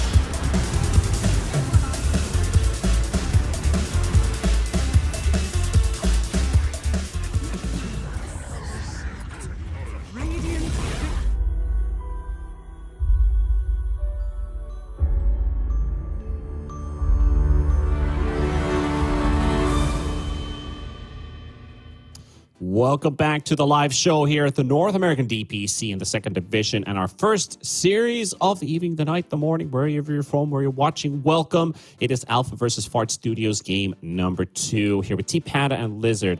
What we just saw was Alpha being fairly dominant throughout the game and Fart Studios a little bit disconnected from time to time. But I believe when you have a long break like this, you might just get things, organized. You've got your warm-up out of the way. And potentially, can we still see Fart Studios come back from what we saw in Game 1, Lizard? You can. You just don't pick Necro and you should be fine. It's as simple as that. Yeah. That's as simple as it is. We haven't really seen the Necrophos being picked by any other team. I guess with the Radiance being buffed up, potentially Necrophos, one of the heroes that has worked out with Radiance in the past, just doesn't quite seem to work in the current meta or in the current patch right now. So an experiment is an experiment. What would you have rather wanted to see? Like the more meta type carries, maybe even put the Furion as a 1, pick yourself another offlaner. There was a couple carry options still open in the pool. There was a billion of them open in the pool. Like they could have went for literally anything. They decided to go with the Necro. I'm fine with that. Like you can experiment every now and then. Like some heroes definitely can work in pubs, some heroes can work in official games. But I think if you're going for Necro, it needs to be your last pick. You cannot fourth pick the Necro and think that everything will be fine. It's hard. It's always a bit difficult, but a draft is ready, so let's dive into that and see what's going on. I see Alpha will start off again with the Comfort ban against Monkeys Forever's Brewmaster. Well, by the looks of it, we will ban the Brood. We will ban the Furion. Might get banned, but I don't think Alpha's too worried about it compared to what they saw in the last game. Fart Studios decide to ban it anyway. Yeah, the Brewmaster and the Brood, they leave the Death Prophet in. They leave the Disruptor in. They leave the Rubik in. Like all of these heroes are, I think, pretty good pickups. Like you can go for anyone. Soji doesn't they just go with the Rubik. It's like he did well in game 1, and also it's a solid opener. I like this from Fart because there's no Nature's Prophet anymore. You snatch that Prophet and the tree, and I think you should be happy with this.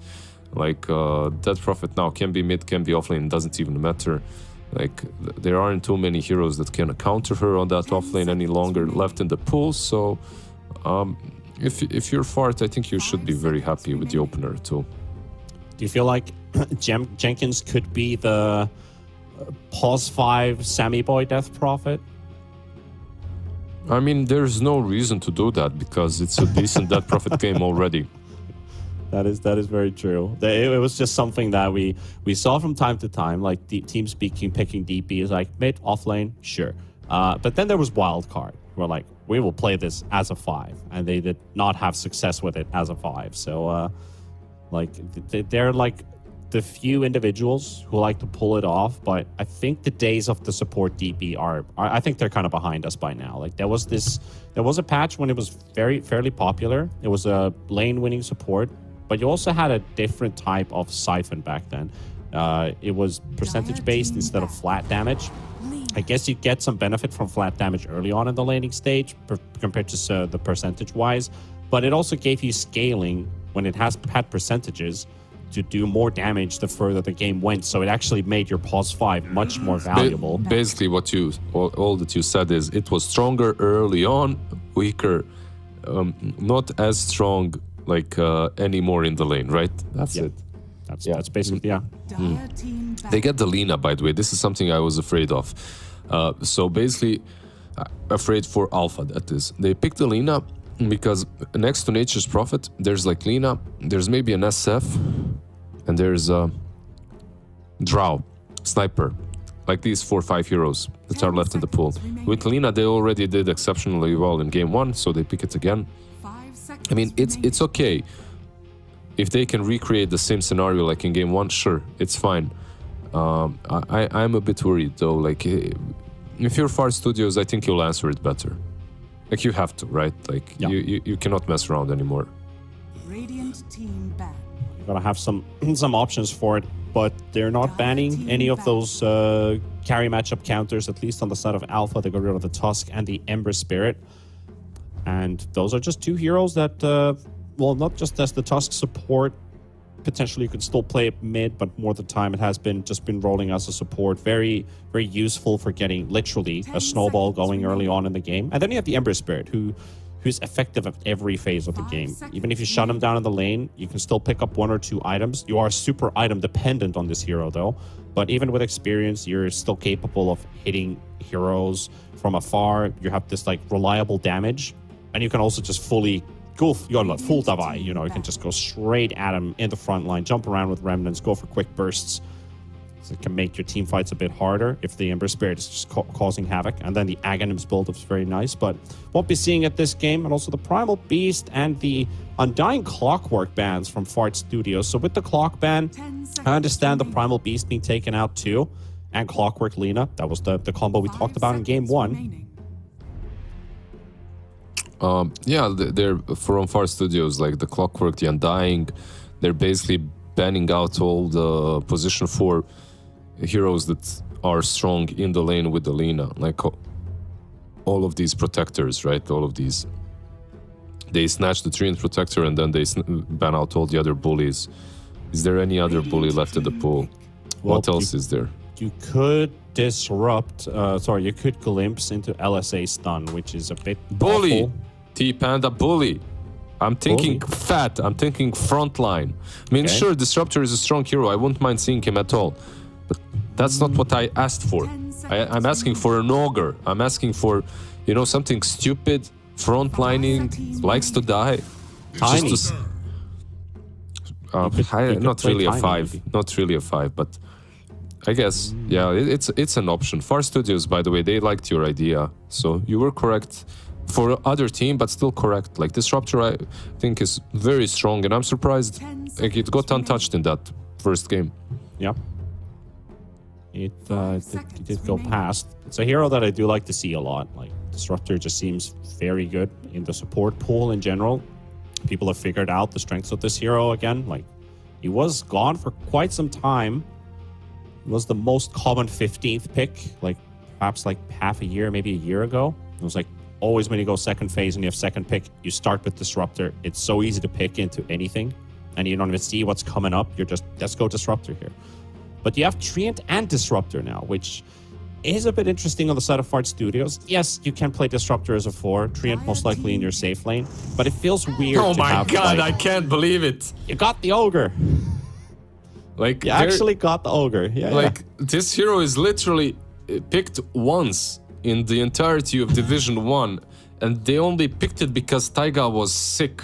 Yeah. He couldn't play anything else, so he said, give me something stupid that I can run around and bloodlust people with. Let me just be AFK. Those are literally his words. That's why they picked it. Yeah. And Alpha, they don't have anyone sick. All their players are good, healthy, and chip, and they still picked the Ogre. I mean, look, the idea is kind of the same, like with the Treant, with the Undying, with the Clockwork. You get this position 5 that can protect the Lina in the lane. But the problem is then you end up with a damned Ogre Magi on your team. This hero does very little later on in the game, but okay, I can respect the idea at least, yeah. It will attempt, or at least try to win you the lane. You do a lot of damage in the lane. Because I also talked about this Ogre a lot with Fear in Tour 1, that this hero was like perfect with Lina in sense of the slow converts to so much damage that the Lina can deal with the Ignite. And you got a Bloodlust to buff up the Lina's attack speed even more. And now that she's been nerfed in her attack speed pool, the Ogre actually helps you out in that. So it makes Lina even stronger, which I do like.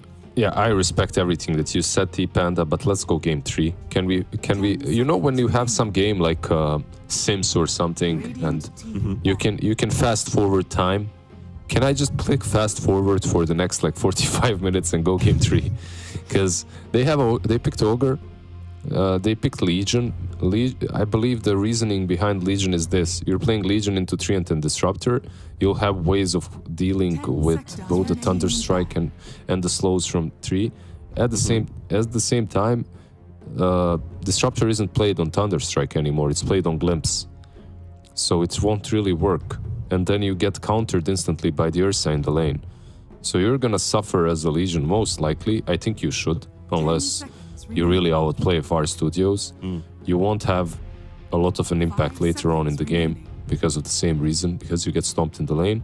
Ursa will get good farm, and he's not necessarily like the most common counter to the Lina, but he plays the game so fast that he gets that first stage, just jumps her, destroys her. So, like, out of these two teams, you can kind of sense where I'm leaning.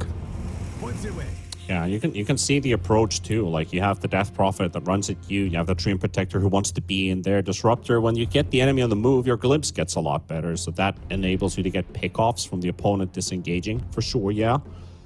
But at the same time, like, the support battle between the Disruptor and Rubik, before we jump to the Pangolier, like, the Disruptor Rubik, who do you think actually wins this one? Because I feel like that plays a big role in, can you play with the glimpse and get Ursa to participate in kills? Otherwise, I feel like Elsie could just Q spam and hurt the Ursa a lot during the laning stage.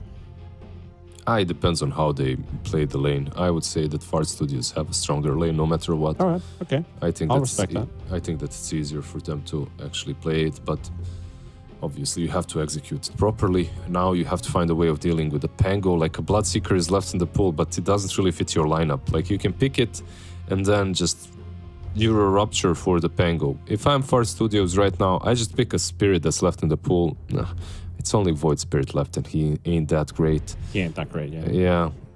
You just pick any playmaker for yourself and call it a day. Like, DP can be offlane, Ursa can be safe lane, or there is a chance that if you can find a really good offlaner into the Lina, you can pick that. That's also an option. Yeah, and then put DP Pango does look fine in, and then put in the DP laning matchup. Exactly, but Tiny is also good. Yeah, it's just probably the easiest way to go about it, because you still need a playmaker, and those are kind of difficult to find on the offlane. So you get the Tiny.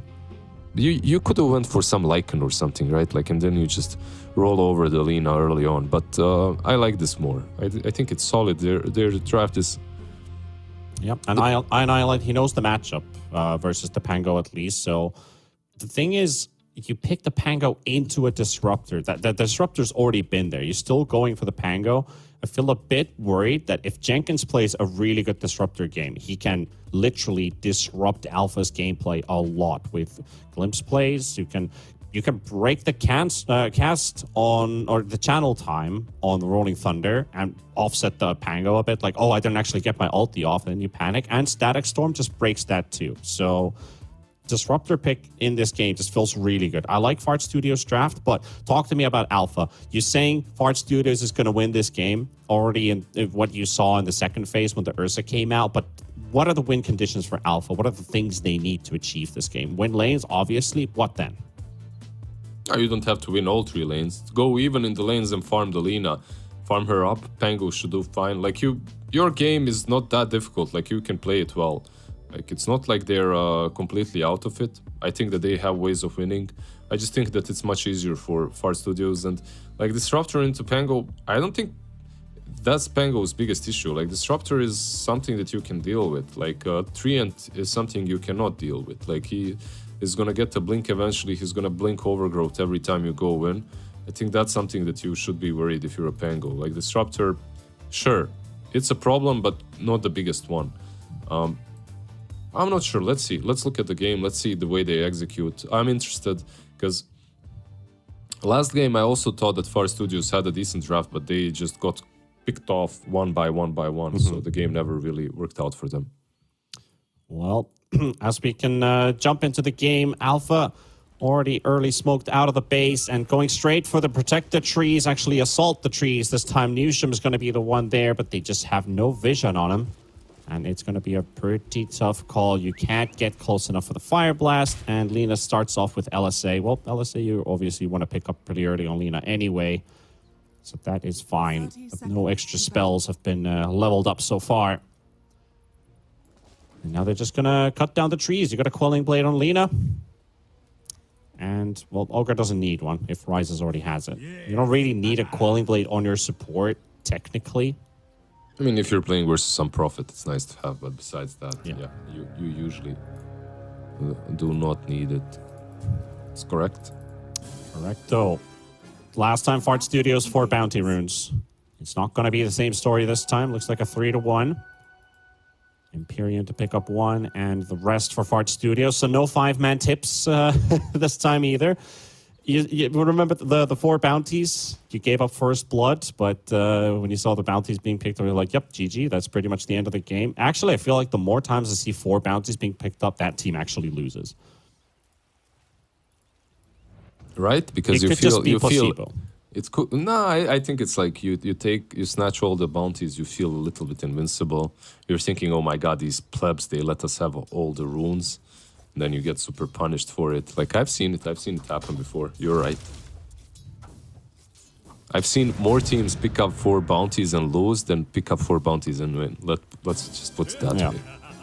Let's keep it that way too. All right, so starting off our laning stage, they don't have to win every lane on Alpha, as you said. Tying up is just fine. If you win a lane, you're going to be very happy about it. Not going to lie. Like, you see the heroes that you have, the Legion Commander, the Lina. Lina wants to win her lane, if possible. If Elsie survives the lane, you're already kind of countered by the Ursa in a way, but just spamming overwhelming odds right away just really hurts Jenkins and Fart SJ. He doesn't have the extra mana. All the mangoes are up on Joker. He's going straight for mana boots as well, so we can expect a lot of spell spam here. Yeah, that's definitely how it should be. If Rubik gets some farm, right? It's not that easy for him. Maybe if he gets a kill, this lane could be over. Yep. He gets a kill, like, he's first got blood. more CS than Satoshi right now. He's got 4. There you go. Good start for him. It's usually Fade Balls, right, to secure. Here's a proper attempt here. You've got the kinetic field to block out Satoshi from hitting Jenkins, and Rise's Courier to snipe by Newsham. He is very fast, but he can't quite get to Ogre's Courier as well. That would have been a nice amount of extra gold on the side of Fart Studios. And Ursa recognizes the situation. You're getting poked a lot. You're going Ring of Health instantly. That is your way to survive this lane. Yeah, just a ring into. We'll see what he gets. Like, Battle Fury would be pretty solid for him. Yeah, for sure. Meanwhile, top lane Monkey's Forever's getting destroyed this lane. Rises 14-4, DP 6. It's a really bad lane for DP. Like, Lina just crushes you. Even on a long lane, it's hard. Like, mid lane, I guess you can just spam out Crypt Swarm, you know, play like that. On the long lane, she has more time to get on top of you. Yep. Has to be careful. Actually has a chance to poke Rises a little bit here. And the Siphon all the way under the tower, 9 stick charges. So Lina's gonna be okay. Bottom lane as well. There's a fight going on. Ooh. Nice overwhelming odds again. Onto 2. Fart SJ drops fairly low. Still 200 gold short from picking up that Ring of Health from the secret shop. Yeah, but he still needs to go to the secret shop or he send a also needs to courier go there. Yep. Yeah. Does he have a courier on the way? Okay, his courier looks like it's already parked at the secret shop, so just gonna take a long time to waltz all the way from the top shop to the bottom lane.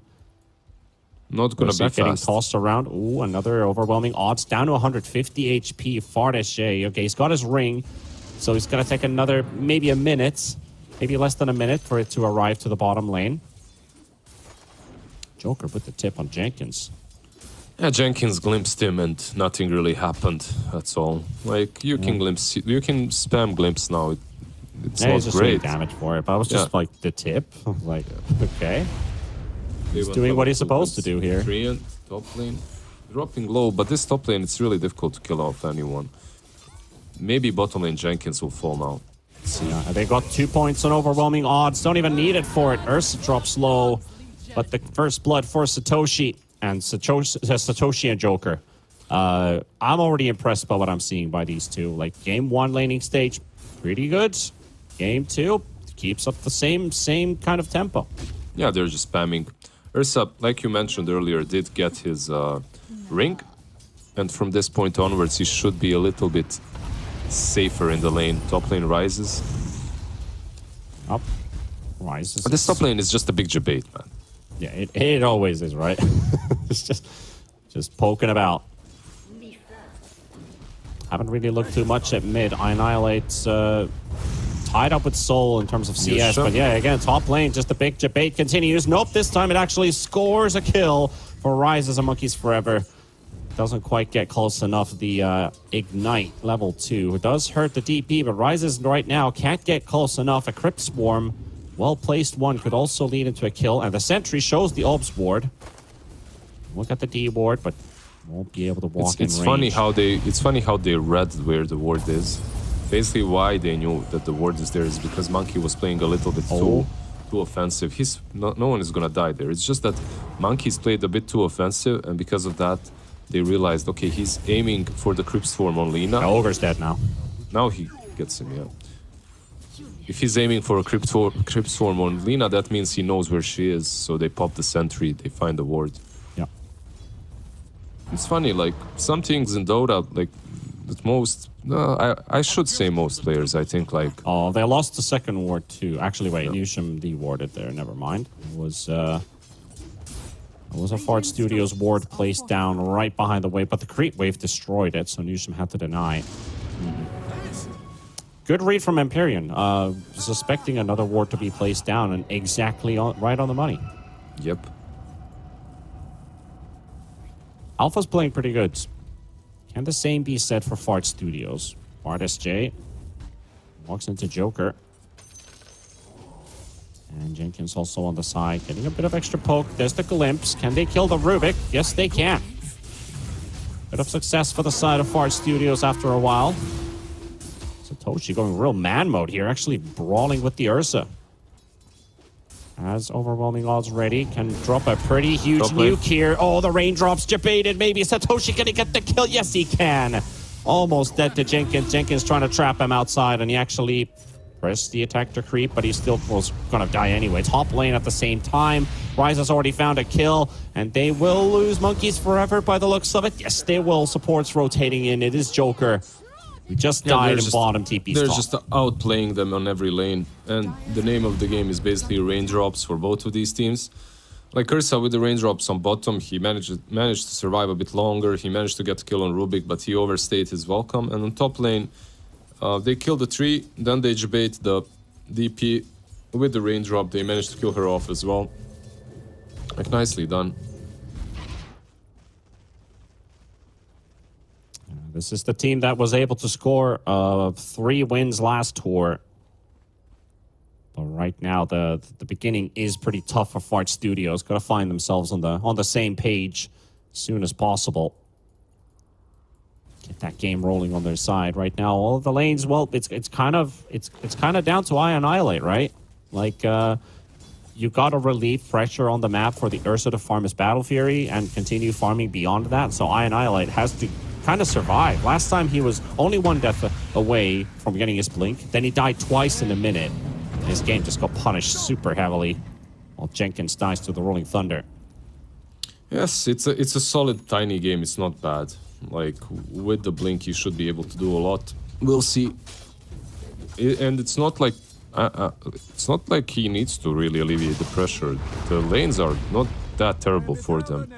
Like, no one is winning super hard on the side of Alpha. Even this Legion that got a kill on Ursa, she's still the lowest net worth of all the cores. So, yep.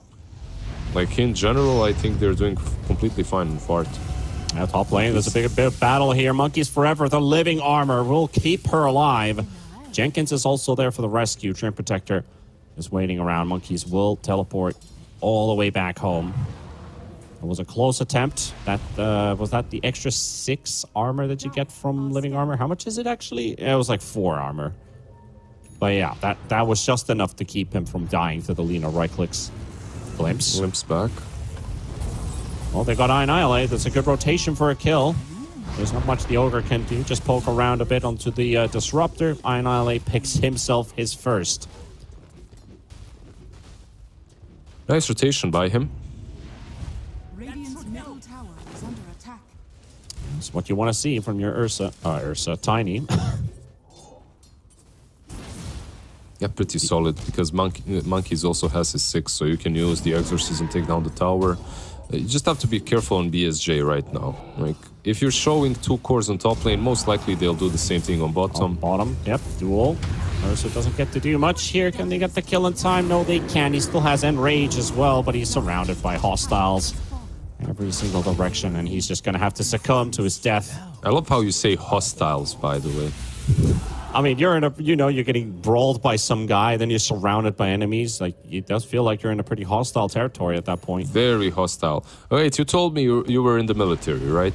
Yes, I was. Is that what you use, like hostiles? 6 o'clock, hostile. Well, yeah, we do. I mean, it's been a while since I was in the military. I did go to a boot camp last year. But, Bot lane, I annihilate, goes in. Yeah, we got 4 tangos here and a couple friendlies. See if Satoshi can get a retreat, Oh, he was surrounded by hostiles and he yes, dies. He was. Yes, he's been marked as KIA. Definitely. Trust me, a bit of contrition. Very unfortunate. He loses the tower as well on Ursa, but at least he can farm a bit, right? They're actually talking about military terms, and when you can't talk about Dota, you could say there's this one good phrase I love to use. As Lina's getting ganked at the same time, they've got the glimpse. They can make this one happen. Static Storm on top. Lina, that's a big kill. They will make sure that they will.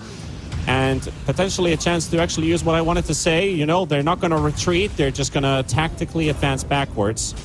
But Annihilate still continues to stand his ground. He's got backup coming in, reinforcements all around. Satoshi coming in, he's got Duel ready. Wants to catch the Disruptor, won't be able to. Newsham drops the Overgrowth. Duel still connects, and Joker stole it. He's got Overgrowth. They're going to get this tiny kill for sure. He ain't going anywhere. Just distancing him away. The Avalanche keeps them away for now, but the Swashbuckle, and now gets the kill done as well. So that is a costly play for Fart Studios. They did get the Lina kill, however, but it's a 2-for-1. Do you think that Far Studios should have, what did you say, tactically advanced backwards as well? Maybe before they dove that triangle. I mean, they did get a kill on Lina. They got punished for it. In the end, the Ursa was farming that whole duration, so I guess it's not terrible for them. It's an all-rightish of a trade. It's not bad.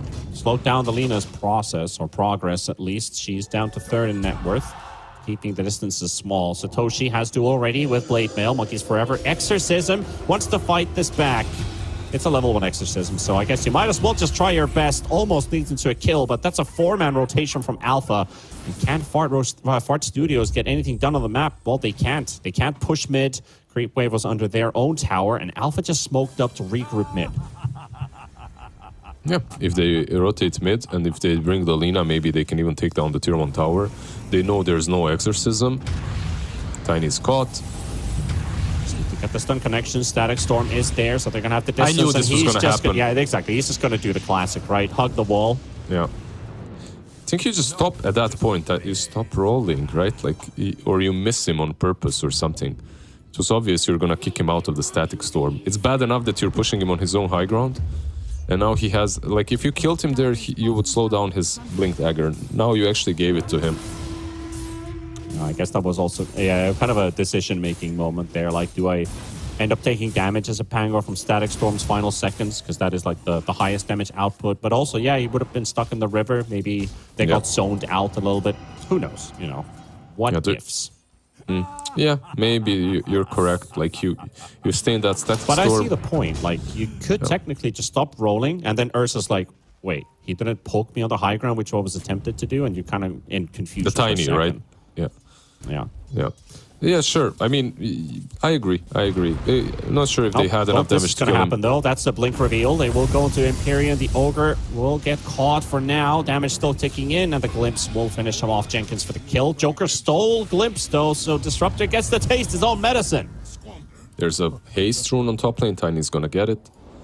Now he has that haste together with the Blink. Maybe they can smoke up once... Not sure.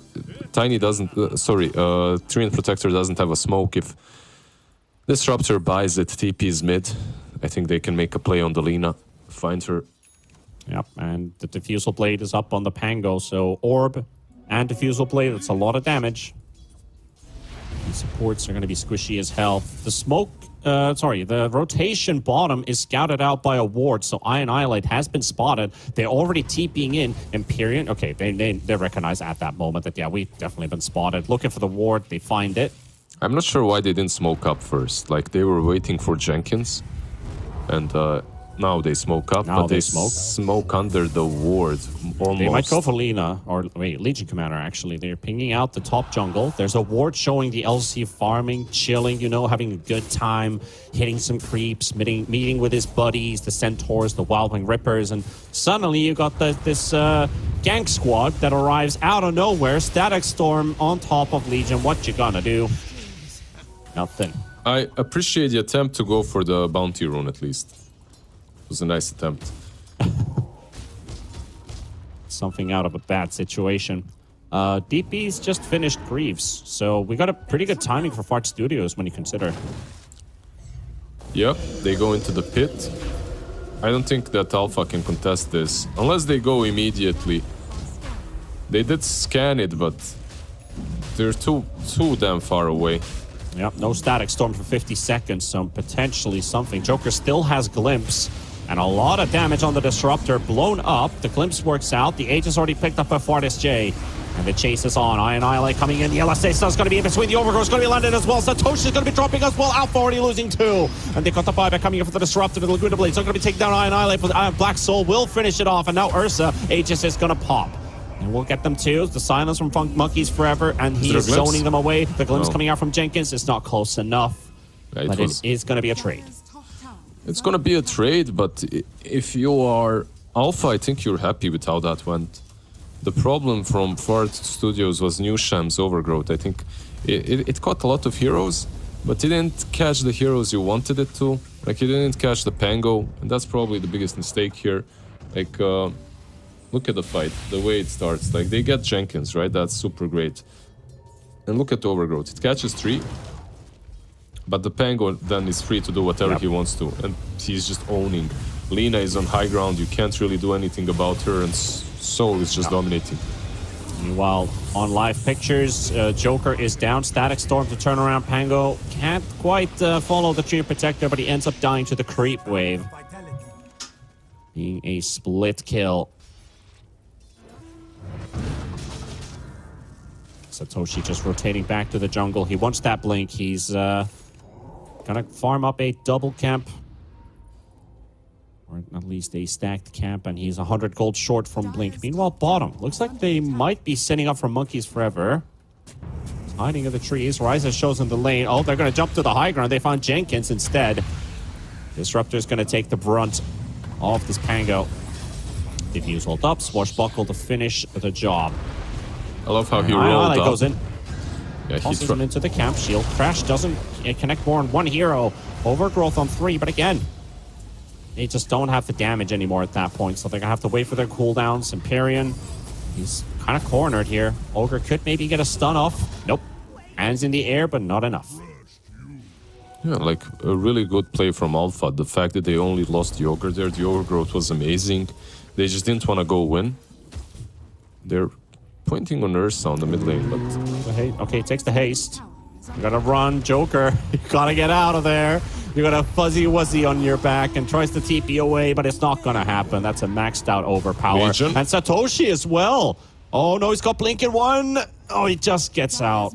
But there's another Blink from Fartis J. He's just going, and he wins a duel. He wins it. What was that? Yeah, amazing duel. Satoshi. Amazing duel. That's literally every Legion commander I play with in pubs. That's the duels I get. I'm sorry for laughing, but that's not the move you wanted to do. Why are you apologizing? That was not the move you wanted to do at all. It's just a free damage. I think it's the Legion that should apologize to her teammates. It's not you. Oh, they're gonna pressure this mid tower now as well. Fartis J, he's in good spirits, high spirits right now. 4K lead. Alpha are regrouping though, potentially for a smoke as well. Well, they don't have to smoke up, but they're spreading around to defend the tower. But Fart Studios, they're just gonna back on their side of the map. Rises, sees Ursa. She's half mana though, can't even use Laguna Blade, so Not going to take the risk. Rubik just bought a smoke as well. Are they going to try still? I mean, they were stacked up already once. They could just stack up again for the potential smoke that they want. They've got... Okay, mind you, look at the warding on the side of Alpha inside this area. They have 2 wards, literally in this area. They're covering one specific part of the map. That's all. Yeah, the reason why they... Wait, so they planted both? I was thinking, okay, they planted one and then it was evaporating. They planted the other. No, it's literally put 2 5-minute wards there. Yeah, I'm not sure what's the case with that. Maybe they expected one to be dewarded or something. But, it's not the best. Like, if you look at the high ground ward, it's actually in vision of a Radiant Sentry. Yep. So maybe they're thinking, yeah, it's gonna get dewarded. This other one isn't in the range, so it won't. I'm not sure. But usually you don't want to do that. Plays. Yeah. Jenkins is still holding onto 3 sentries, and he's dewarding currently. Yeah, he's putting sentries everywhere. Oh, there's so many sentries. There's 1, 2, 3 sentries on an ops ward. 4 sentries if you count the one in the river. Really want to get rid of that vision. He's a man. Exorcism used in top. He's a man on a mission. Alpha looking to trade the mid tier 1 tower at the cost of their own top tier 2. Radiant structures are fortified.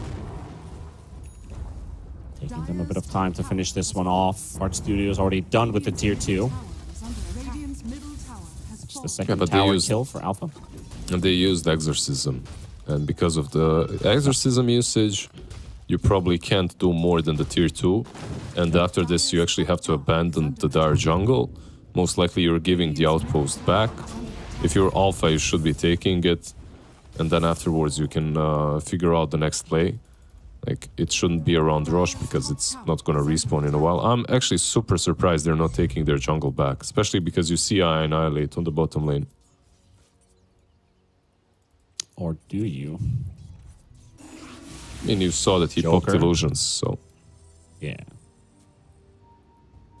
Joker just quickly shows up to clean the way with a Fate Bolt, and he's out. Paystern picked up for Pango. And a duel on a illusion. Any tips? There we go. But he tipped his own teammate. That was a teammate. Yeah. I think Satoshi deserved that one. He's had some questionable duels in this game. If you do want to get under your skin of your opponents, like that would have basically been it. That was the moment. He has given as much damage as he has accrued in this game so far. He has 20 dual damage. Oh, Tiny also has a dual win, right? He gave 10 to Tiny, he gave 10 to Ursa. I thought Ursa was the only one, but yeah, that is true. Tiny also has plus 10 damage. Probably happened during the river fight. Yep. You can now maybe guess why I wasn't amazed with the Legion Commander pick. But the game is still not over. They're only 5k ahead. Maybe they can make something work. There's a 9-second BKB on Lina. Rises is now deciding to throw a couple hits on the tier 2. Newsom's making his way. Annihilate goes for the toss. Avalanche play, surrounded by supports. Trying to get the reposition for SJ. Jumping straight on the Lina with the BKB, but the duel comes out. He has to sacrifice himself to get something done. Static Storm onto 4. They can't do anything on that side of Alpha. They will be losing members. Quick cleanup. Triple kill for FartSJ. Ultra kill for FartSJ. Soul gets the TP away with the Rolling Thunder. And that's how quickly Alpha just disappeared. Promo code Banana Slamma Jamma. Jamma. Right there, yeah. I mean, the Overgrowth plus Disruptor combo was literally the best. I Annihilate as well initiating. Newsham was waiting for the BKB pop on Lina. Look at that. Before he used Overgrowth. So a lot of things really went their way. They played this fight as well as they could. Unfortunately, they didn't get the dual damage on Ursa as well. But I don't think you should be sad about that. Oh yeah, like you got more than you bargained for. With the Newsham form and Overgrowth into the Static Storm, you got a dual target inside there as well, and Ursa doing cleave damage, most importantly, on all of those targets while in the duel. So things went better than expected. So that is now an almost 10k lead for Fart Studios, and indeed, if this is the current course, we are going to a game 3, but still anything can happen. Alpha, maybe a bit. I don't know. Like maybe that bottom fight was a bit unnecessary to some extent. I guess you do want to push that tier 2, but you had no information on the map, and all the wards you have are inside this top jungle area. Probably could have just, well, okay, we might lose the Lina, but now we just ended up losing the whole team. Jenkins, he is spotted. Arian a bit too far away for the stun. LSA will not connect either. It's just the game is simple. Like, how do you fight on Alpha? Like, who exactly do you initiate on? Who do you kill before the BKBs are popped? It's really hard for them to play this game. Like, the Treant was doing 10 times as much as Ogre is in game 1, I mean. Vartus J goes in. Doesn't get the BKB, doesn't get to Enrage, might just die. So close, he will. Soul takes him down. There's a 3-man static storm placed down as well. Ogre might just drop 2 monkeys forever and will do so. I Annihilate, taking the battle. Satoshi with the duel and that just happened again. Oh, Tiny is getting stronger by the minute, and he's still surviving this team fight, still alive. Newsom trying to buy time and space, but Soul will get the kill. And by the way, Pango's actually on a godlike spree, trying to get away from monkeys forever. What a chaotic fight. Look, Studios getting a couple kills and some duel wins. Go ahead. Look, Alpha, they have absolutely no business winning fights at the moment, like from my perspective. Okay, they're actually gonna try and go on Prophet. Yeah, they are pushing their limits here. I mean, yeah. Another Top Gun movie here. Push back Ogre Magi is very low on HP right now. Goes for the Fire Blast. A couple multicasts on DP. Soul. He's pretty low. DP's got Greaves in 2 seconds, so should be good with mana. But Satoshi, can he win this dual win? Okay, probably not. There is a heal coming out from Monkeys Forever, so no dual win. And Tiny stays on top of the dual damage. Empyrean is about to drop the Siphons and will fall. And where is the Ursa, by the way? Ursa's coming into the fight right now. Finds Rises bash to the face. BKB coming from Fartis J won't be stunned by the Pango. And into the Roche pit you go. Hey, that could have been more convenient. Yeah, they fought a little bit too long. They forgot that the Ursa will respawn eventually. He respawned. He got there from the tier 2 where he TP'd. Really nicely done by him.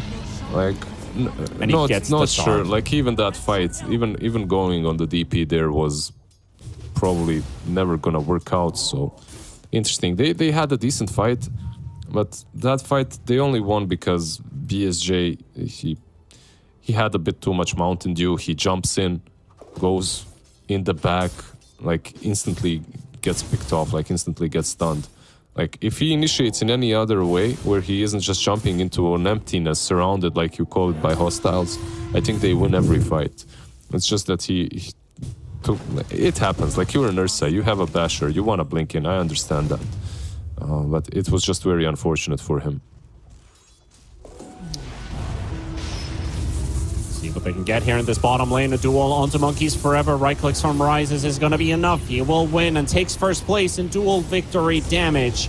But it comes at the cost of Satoshi's life. It might even come with multiple lives. They do have Soul wreaking havoc, running around with stuns, and saves Rises barely. Oh, the glimpse is going to kill her. Oh no, Jenkins gets it.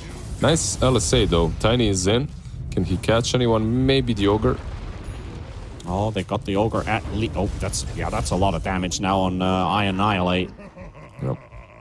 He's got that Echo Saber, sorry.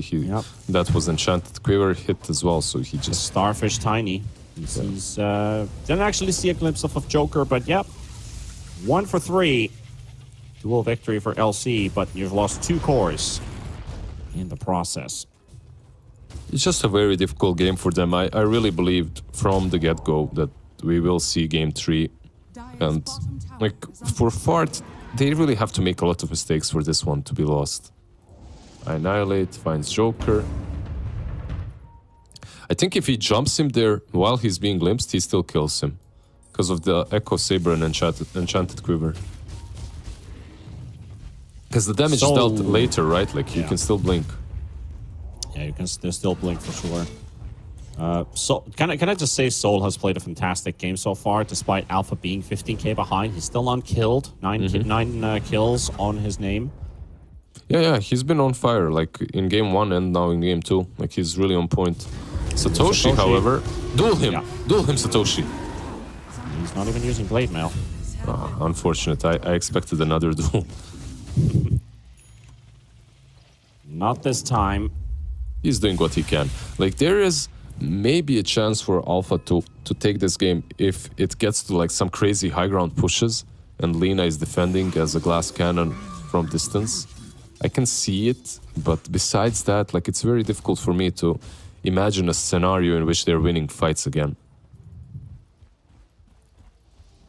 15k behind. The game is just rough for them. Sure is.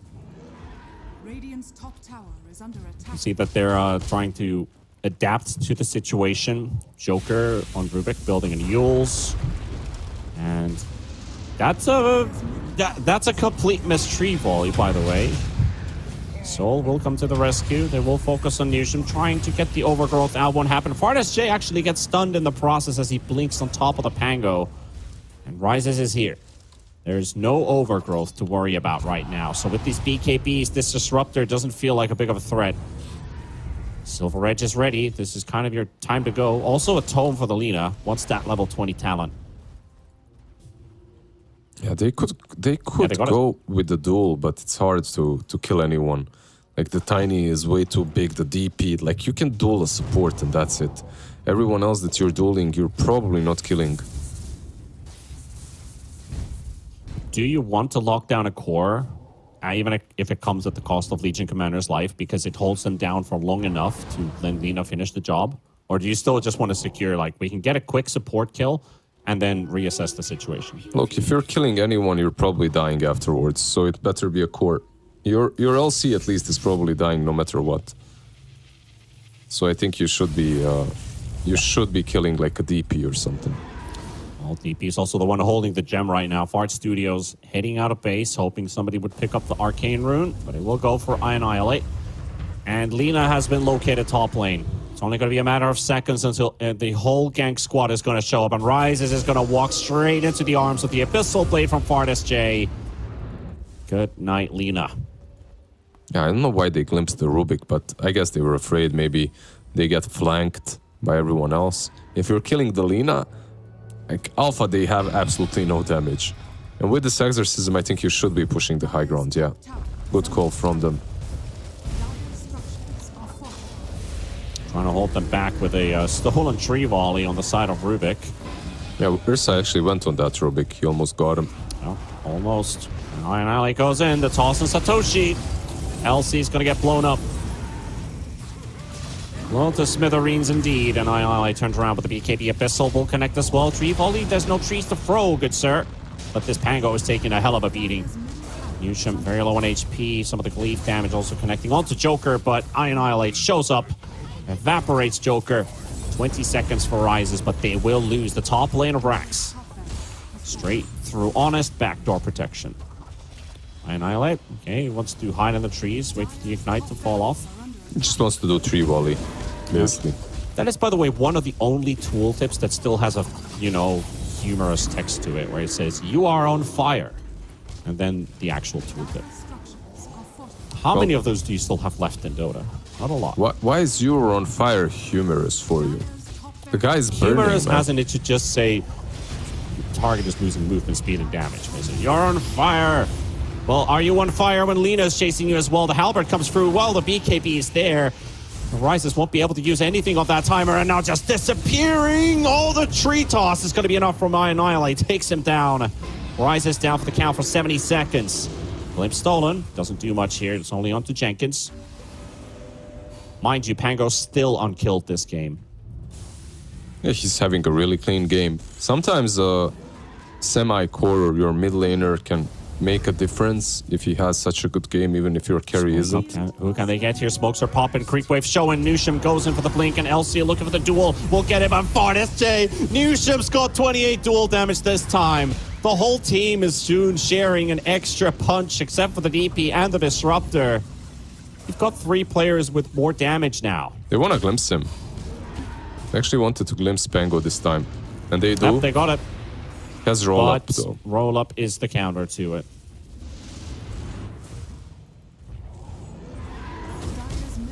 Well, Fart Studios, they've got the creep wave, exorcism level 3. Time for the push. Even the Lincolns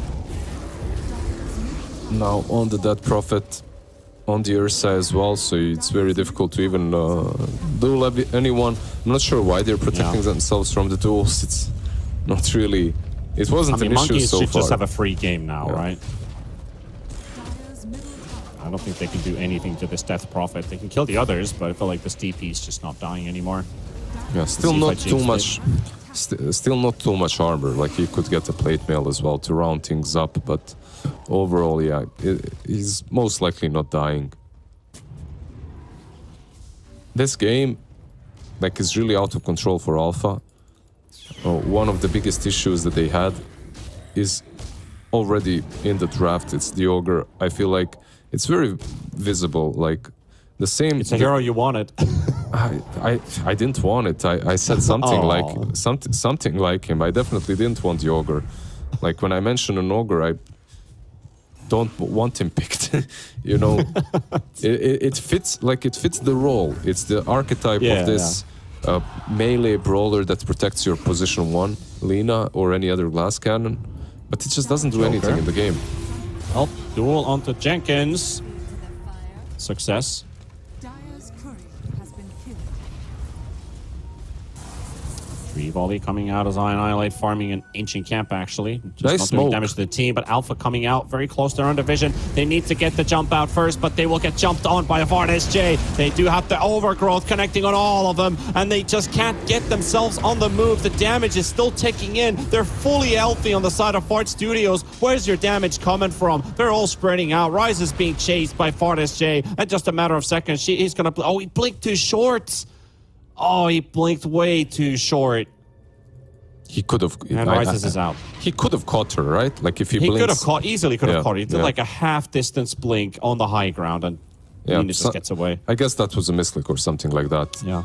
The funny thing is, Rises actually TPs to the tier 2 tower because they thought they could still catch someone, which I really liked about Alpha. It's not that they're not all running back to base.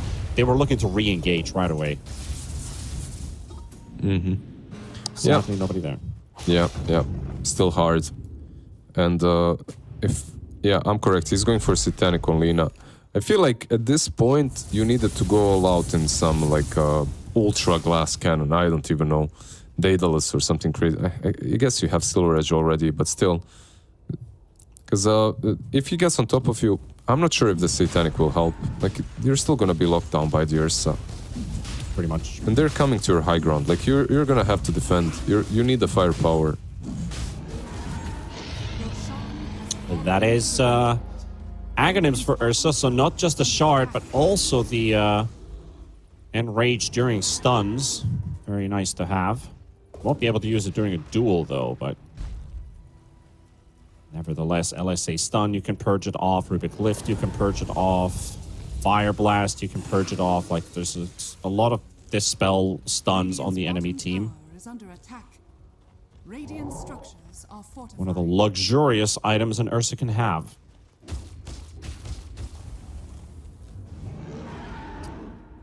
Good luck with your defense, Alpha. You're really gonna need it now. 34k difference, of which BSJ, basically, Fard SJ, has a 15k difference to the next core.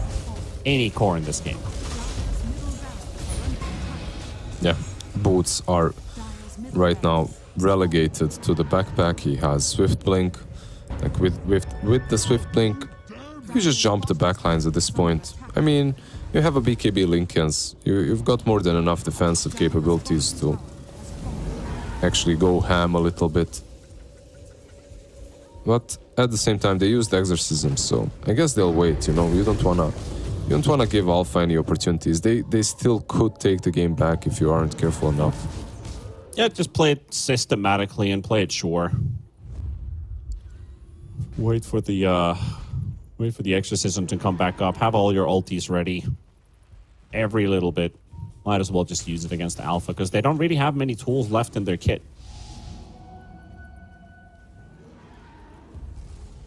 Radiant's top tower You is do under have attack. some deep vision, at least. They see in the triangle. They see Jenkins. They can also see to the outpost if they want to fight in the triangle. I love how much farm Jenkins actually found. Like, he has Boots of Bearing, he went Blink Dagger, he's got 4 staff. Like, look, I'd rather see sooner Aghanims on him, obviously. Not sure why he committed into so many small items, but still, I can still respect it. He's got a little bit of everything. They spotted. Monkeys Forever finds his Rises. Rises going for the TP away, but the Abyssal's going to connect. The Glimpse actually saves her for the time being, but still the bash. And he doesn't have buyback, he just bought out the Satanic. Yep, and Joker dies in the bot lane too. Satoshi's been spotted. Nushin will find him. Actually gets the attack off, so Treant Protector doesn't get the root off. However, the push is happening. Exorcism's up in 30 seconds. They don't have creeps. They need Quite mid. far away. Yeah, they need mid to push out. And how's Lina? Yeah, oh, Lina isn't even close with the buyback. Okay, so 60 seconds without her. I think if your monkey's 15 seconds away from Exorcism, okay, so he doesn't have that yet. They just need to force it. Florence Studios feeling pretty happy about the current situation as they're gonna get Satoshi out of play and get the last lane of Rax. Annihilate, just trying to annihilate. God, the crit. Exactly. Almost gets the first kill on Soul. Soul will still remain unkilled this game, but Fort Studios will win it nevertheless. Oh, we're big in trouble, so Soul's really worried about his KDA at this point. He's like, I'm not going there. Screw this. Smart. Hopefully he doesn't get killed off by some tiny jump, you know. We'll see. Jenkins is really trying on. Here comes Fartis. He got him. He's got it. No. Clean sheet gone. Annihilate picks up the last kill. They're diving the fountain. Might as well. Soul coming in with a buyback. He's furious. Aegis pop, and he's all the way to the back as well. He's going to die to the fountain. So unfortunate. We do a little bit of feeding. Very unfortunate for the Zero. That's Spango. He might die even once more now if they catch him outside of the base. Yeah. Well, duel from Satoshi onto Jenkins. Jenkins taking some damage. Satoshi taking even more. Cannot win the duel, but we'll keep him locked down. Rises takes down Annihilate. Come back. Well, right now it does look like one. Rises is doing a hell of an amount of damage onto this DP, and that's another quarter full. Triple kill all for Rises. That's 4,000 net worth that you just picked up out of that fight. Real comeback right here. Fart Studio is doing some Fart Studio things. Yeah. Look, I don't do a bit of feeding. I still think this game is pretty much over. They needed the fountain to lose the fight. Basically, they're still 40k ahead. So 4k on Lina extra isn't really a big difference. Oh man, yeah, this is one hell of a game again for you know, if you were to drop the ball. But yeah, let's take a look. This was where Ursa had already died in the fountain. We got a duel going on, and Annihilate just gets surrounded by 3 different stunners. You have the Pango, then you have the Ogre, and then you have the Lina. So they're just making sure this Tiny's not moving anywhere. Newsham and Jenkins, all they can do is just observe. They're yeah, having a good time, like, boys, we actually threw the game. They definitely didn't throw it. The game is still completely in their favor. But I love how the table was shaking while he's laughing. Like, he's really enjoying himself right now. I mean, this is Division 2 Dota, right? Like, not everything needs to be perfect. Like, you play for a little bit of fun. Well, Lina just bought a rapier, so this is the thing. Okay. That can turn the game to your advantage. Lina is a very good carrier for it too, so might as well. I honestly respect this. I respect this a lot. Like, let's see. If he can make this work, like, that would actually be amazing. Radiant's bottom tower is under attack. Ursa hunting for a kill right now. There's an LC in the mid lane. Satoshi, look how quick this LC disappears with a DD Ursa showing up. There we go. Just the one overpower will be enough for, and Rises does not want to reveal the rapier. High ground position. Maybe he wants now. the Pango to go in. Maybe now's the chance, and Rage is going to be used. BKB popped as well, and needs a bit of distancing. The overgrowth, they need to save Rises. Rises Satanic to burn it off, but still going to get blown up, and the rapier on the deck. That's going to be a dieback technically on the Lina. She's not coming back for 100 seconds. And Soul, just the icing on top of the cake. Fart Studio. Okay, so Sochi just actually might be the icing on the cake. Give another duel. GG.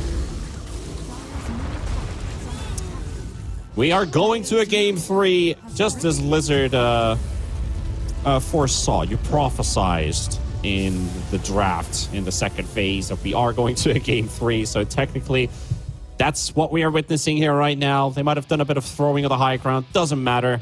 Fart Studios looking a lot better compared to game number 1. Much more unified, better looking team.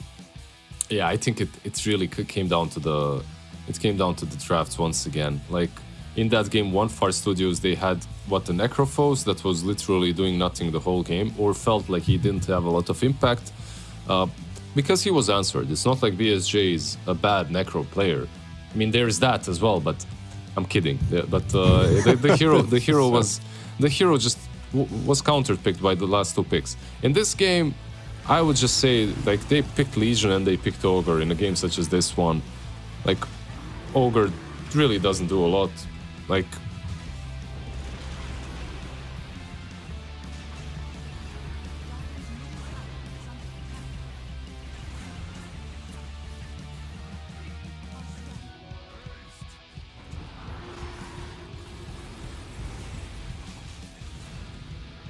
you could buy for one of the utility items, right? Like a Force Staff or something for your teammates. And you don't really farm very well. So no matter what, you kind of feel sad and bad as an Ogre. Yeah, that basically was the best performance we saw from Fart Studios as a whole. The draft is a lot more meta-like. And I think that was also one big tool going their way, that they have heroes that they can feel comfortable with. They know how they work out. They're somewhat easy to execute in a sense.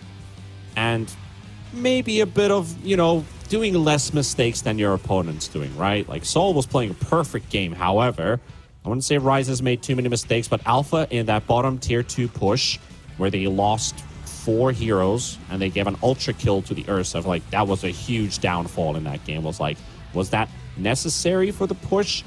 And also, like, positioning wise, you got a 4-man overgrowth. You gotta look in the mirror and be like, guys, this is probably not what we planned for.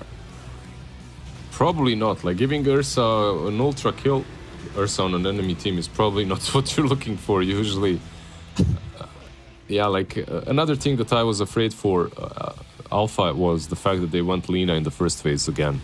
Like, in that other game, Lina was the perfect pick because she fitted straight in their gameplay. She was good in the lane versus the DP, and she was really good versus their carry, like versus the the Necrophos later on, right? Yeah. Like, she hit all the checkboxes. Really nice pickup. This time around, you just pick Lina very early on. She gets countered. She's not nearly as strong as she used to be, so it doesn't really work. Like, in the last patch, you pick Lina whenever. You don't care. Like, it's literally IDC, I pick Lina, and you win. But that's not necessarily still the case. Also, the fact that Satoshi and Joker were doing great in the laning stage. They pushed back the Ursa. They still ended up dying 27 times together. Plus the Ogre, you got 38 deaths on everybody else except your mid and your carry, basically. But Fart Studios, they prevailed. MVP, it's going to be our good old Danny boy with this Tiny. I feel like the snowballing effect that he had for this game was able to get Ursa back on the board, was able to live off of monkeys forever, basically. I feel like Ion did a lot of work this game, despite not being like the most highlightable player from time to time during the cast, at least. But I feel like when I was watching him play, he was always in the right place at the right time, doing the right things. Yeah, I believe he was doing quite all right with the Tiny. Like, he's the one that, in that early to mid game, he's the one that rotated around a lot. Remember when he dodged that gank, he gets a blink. Yeah. Afterwards, like, the game was really solid for him. He was able to make things happen on the map while Ursa was farming. Smooth sailing indeed for Danny and the boys of Fart Studios, but Alpha, they drop the game, and now we are going to a game number 3 in this series. Are we going to see them bounce back into game 3, take the lead, and continue dominating that laning stage? Or Fart Studios Do they just feel like they're feeling a bit stronger after a long-held constipation, and now it's all being released upon their enemies? We'll see. We'll take a break and be back for game number 3.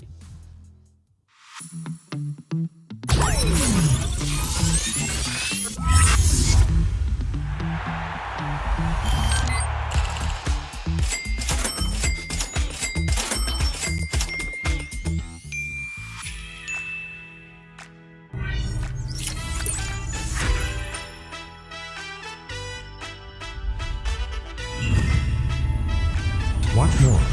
Earn more. Full TV.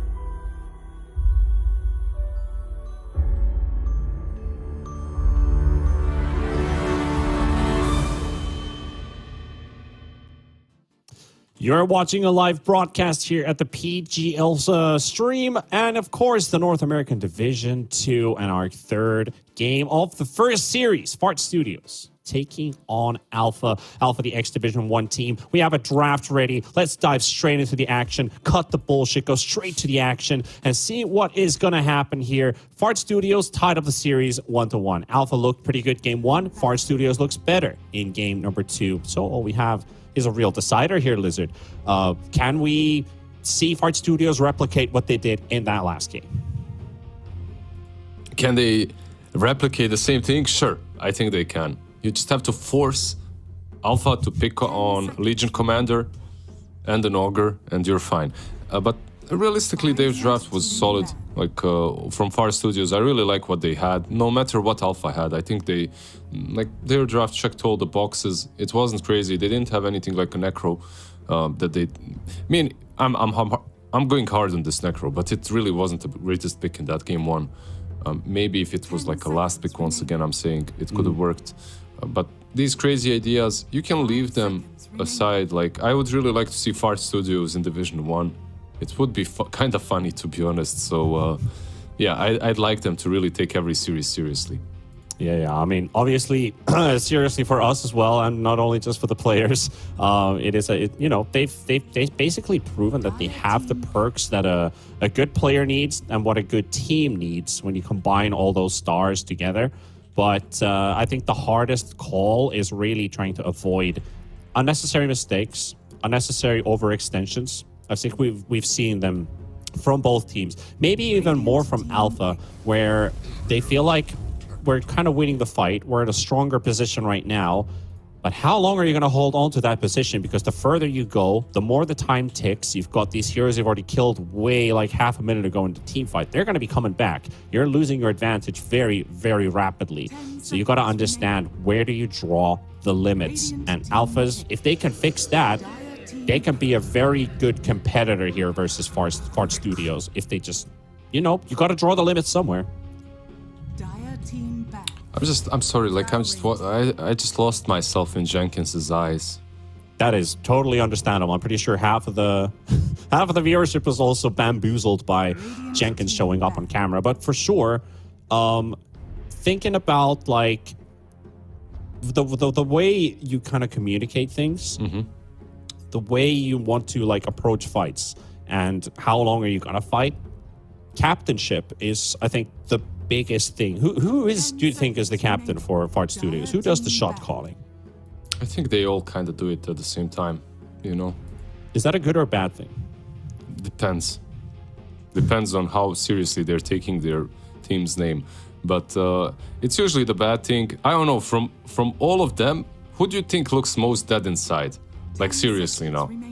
BSJ looks very stoic, he's like, everyone else is kind of contributing a little bit in the discussion, and he's like, yeah, just pick me this, bro, I'm gonna dominate, that's it, Like, I have a feeling that kind of a person is also the one that's making the most important shot calling in the game, at least, like later on, right?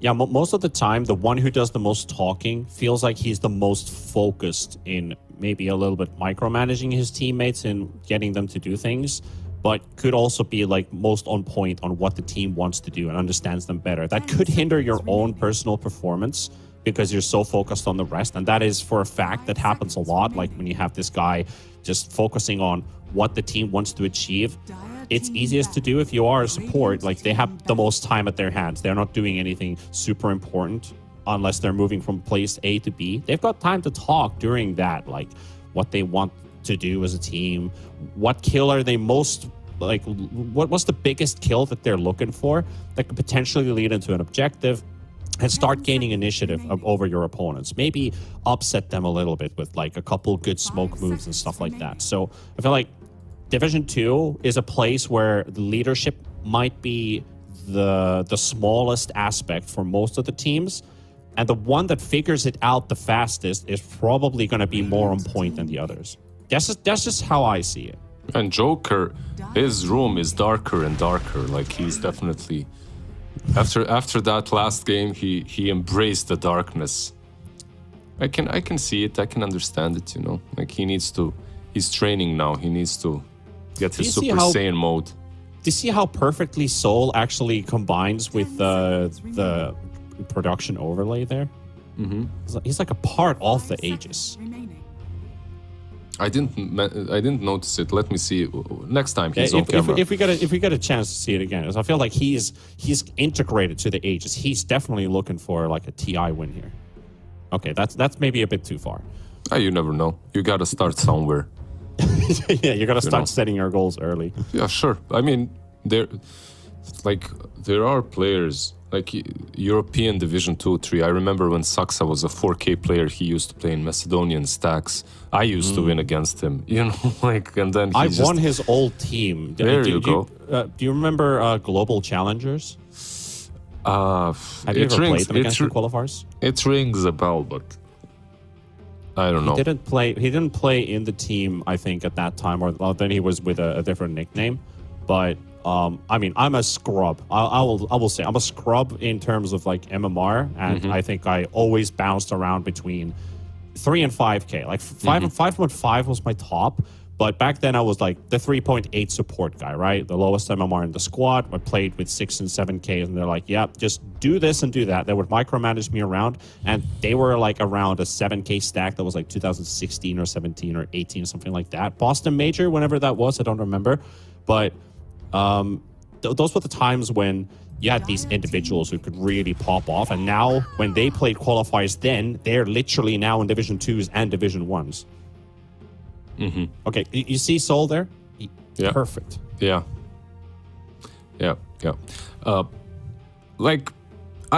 It's crazy, right? It's definitely what you said. It's more difficult now. Like the bar is higher even for Division 2 teams. So yeah, we'll see. Like Alpha, they pick up something similar. Like in game 1 and 2, they really like these glass cannon carries with frontliners such as Treant. I think this is much stronger now. Like you have the Drow, you have the Tree. This is way better than Ogre Lina. Like maybe a Drow, in my opinion, at the moment is a better carry than the Lina. And also Treant is 10 times better than Ogre. Like Ogre isn't a hero at the moment. There's a reason why no one is picking him. There is a reason one team picked it, and only when they had a player who literally couldn't play, so they gave him Ogre. I'm glad they moved away from that. They followed up with the Snap Mars. Now, I'm also not the biggest fan of Mars. I have a feeling every team moved away from him for a reason. I'm not sure why. Like on paper, this hero should work. Nothing major was changed about him. Like he still is a good frontline for all these, like all these glass cannon carries. He sets up Mortimer's Kisses as well, really damn well. But everyone so far has moved away from him. Meanwhile, Far Studios, my dear friend T Panda, they went for something that more or less they always go, right? Like the tiny mid. They get the DP on the offlane. All they have to do is get a good Fart SJ carry, I'm right? a bit worried. Did you see their reactions a moment ago? No, I didn't. What happened? This might be a core Undying. I don't believe. I'm just adding 1+1, and I'm like, they're laughing about when the Undying pick came out. They're like, let's play Undying core. So this could be, you know, it's possible, right? But it's possible, right? It's game 3. You're 1-1. I think you don't mess around at this point. I think you pick an Ursa or a Slark or a Spectre even. You get the hero that's good. Take the secure route, yeah. You get the hero that's good versus the Drow and you play it as a carry, and that's it. Like, there's so many heroes left in the pool that are decent here that you can pick up. You can still give the Jenkins Undying offlane. Like, I actually played it the same way that he did. He inspired me. I think it was him. Or I saw it from someone else in a pub. I'm not sure. I think I saw it from someone else in the pub, and then I saw that Jenkins was doing it too. But I loved it. Like the Undying offlane Echo Saber with the Shard. My God, does that feel great to play.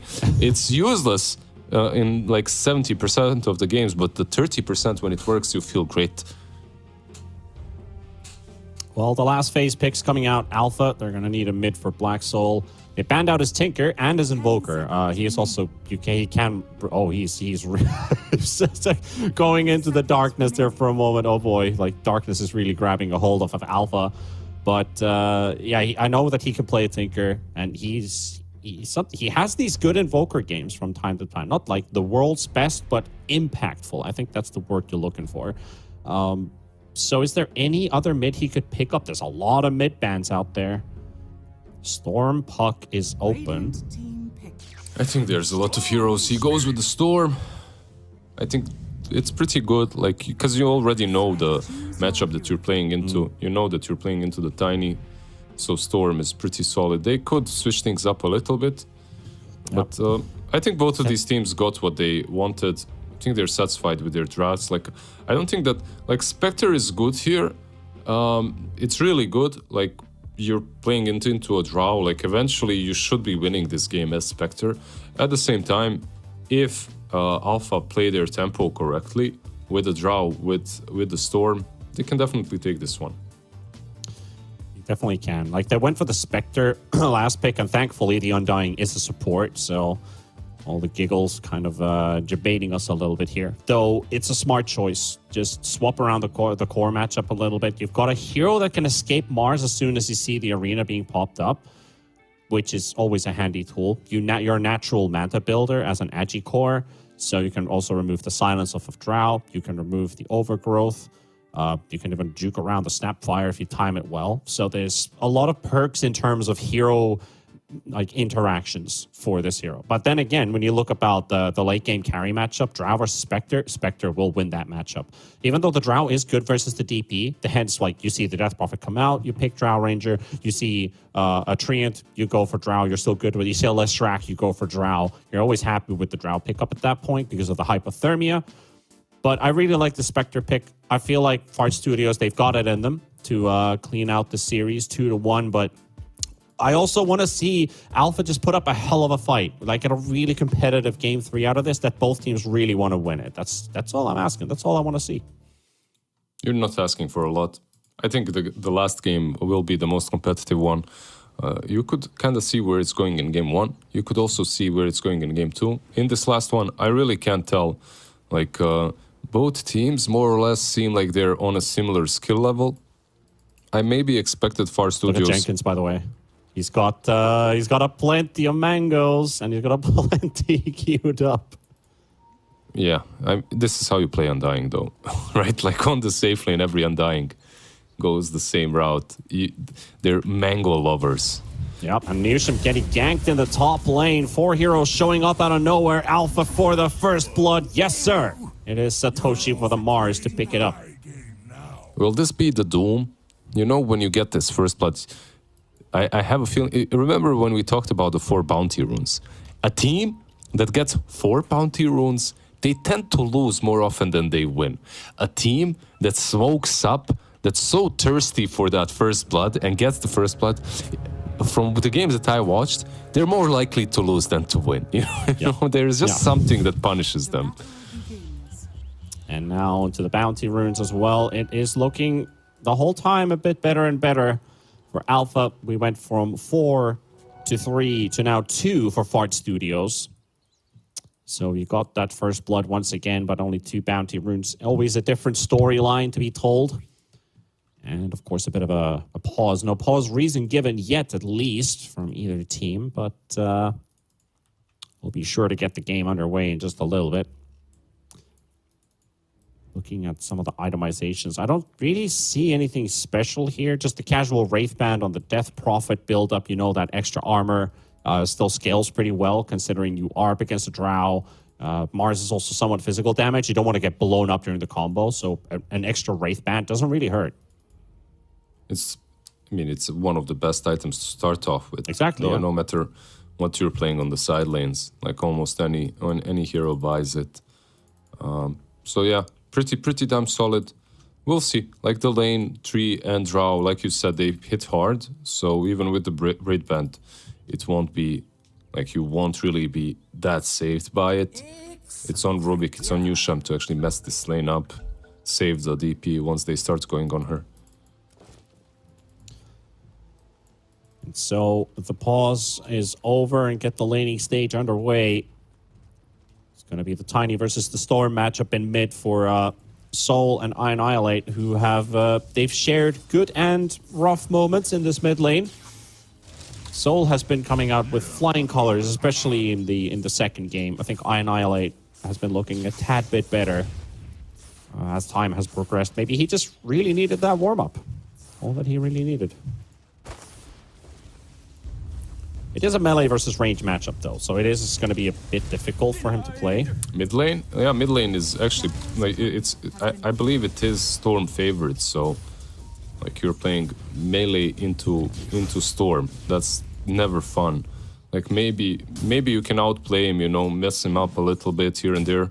But overall, you should be winning as a Storm. Also, FartSJ actually getting a decent amount of damage dealt onto Satoshi. Mars down to half HP. Jenkins trying to battle it out. Does get the waves to connect in front of the easy camp. In the top lane, Monkeys Forever, Newsham. They would like to get a kill on the Drow if they possibly could, so it is a lot of heavy lifting for Empyrean once again. Keep them at bay.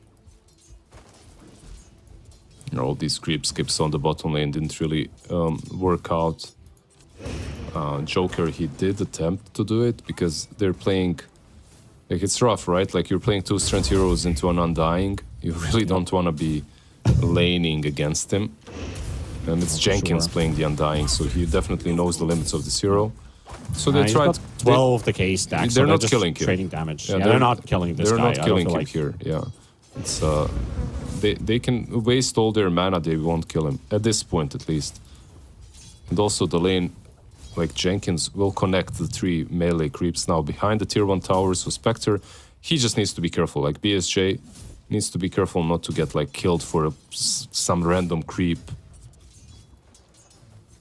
Because that can happen. You stick around a little bit too long when your support is drawing the creep wave away. Still nothing special going on except for Death Prophet having a good time in the laning stage here. 15 CS, 16 now. Pretty much landed every single last hit.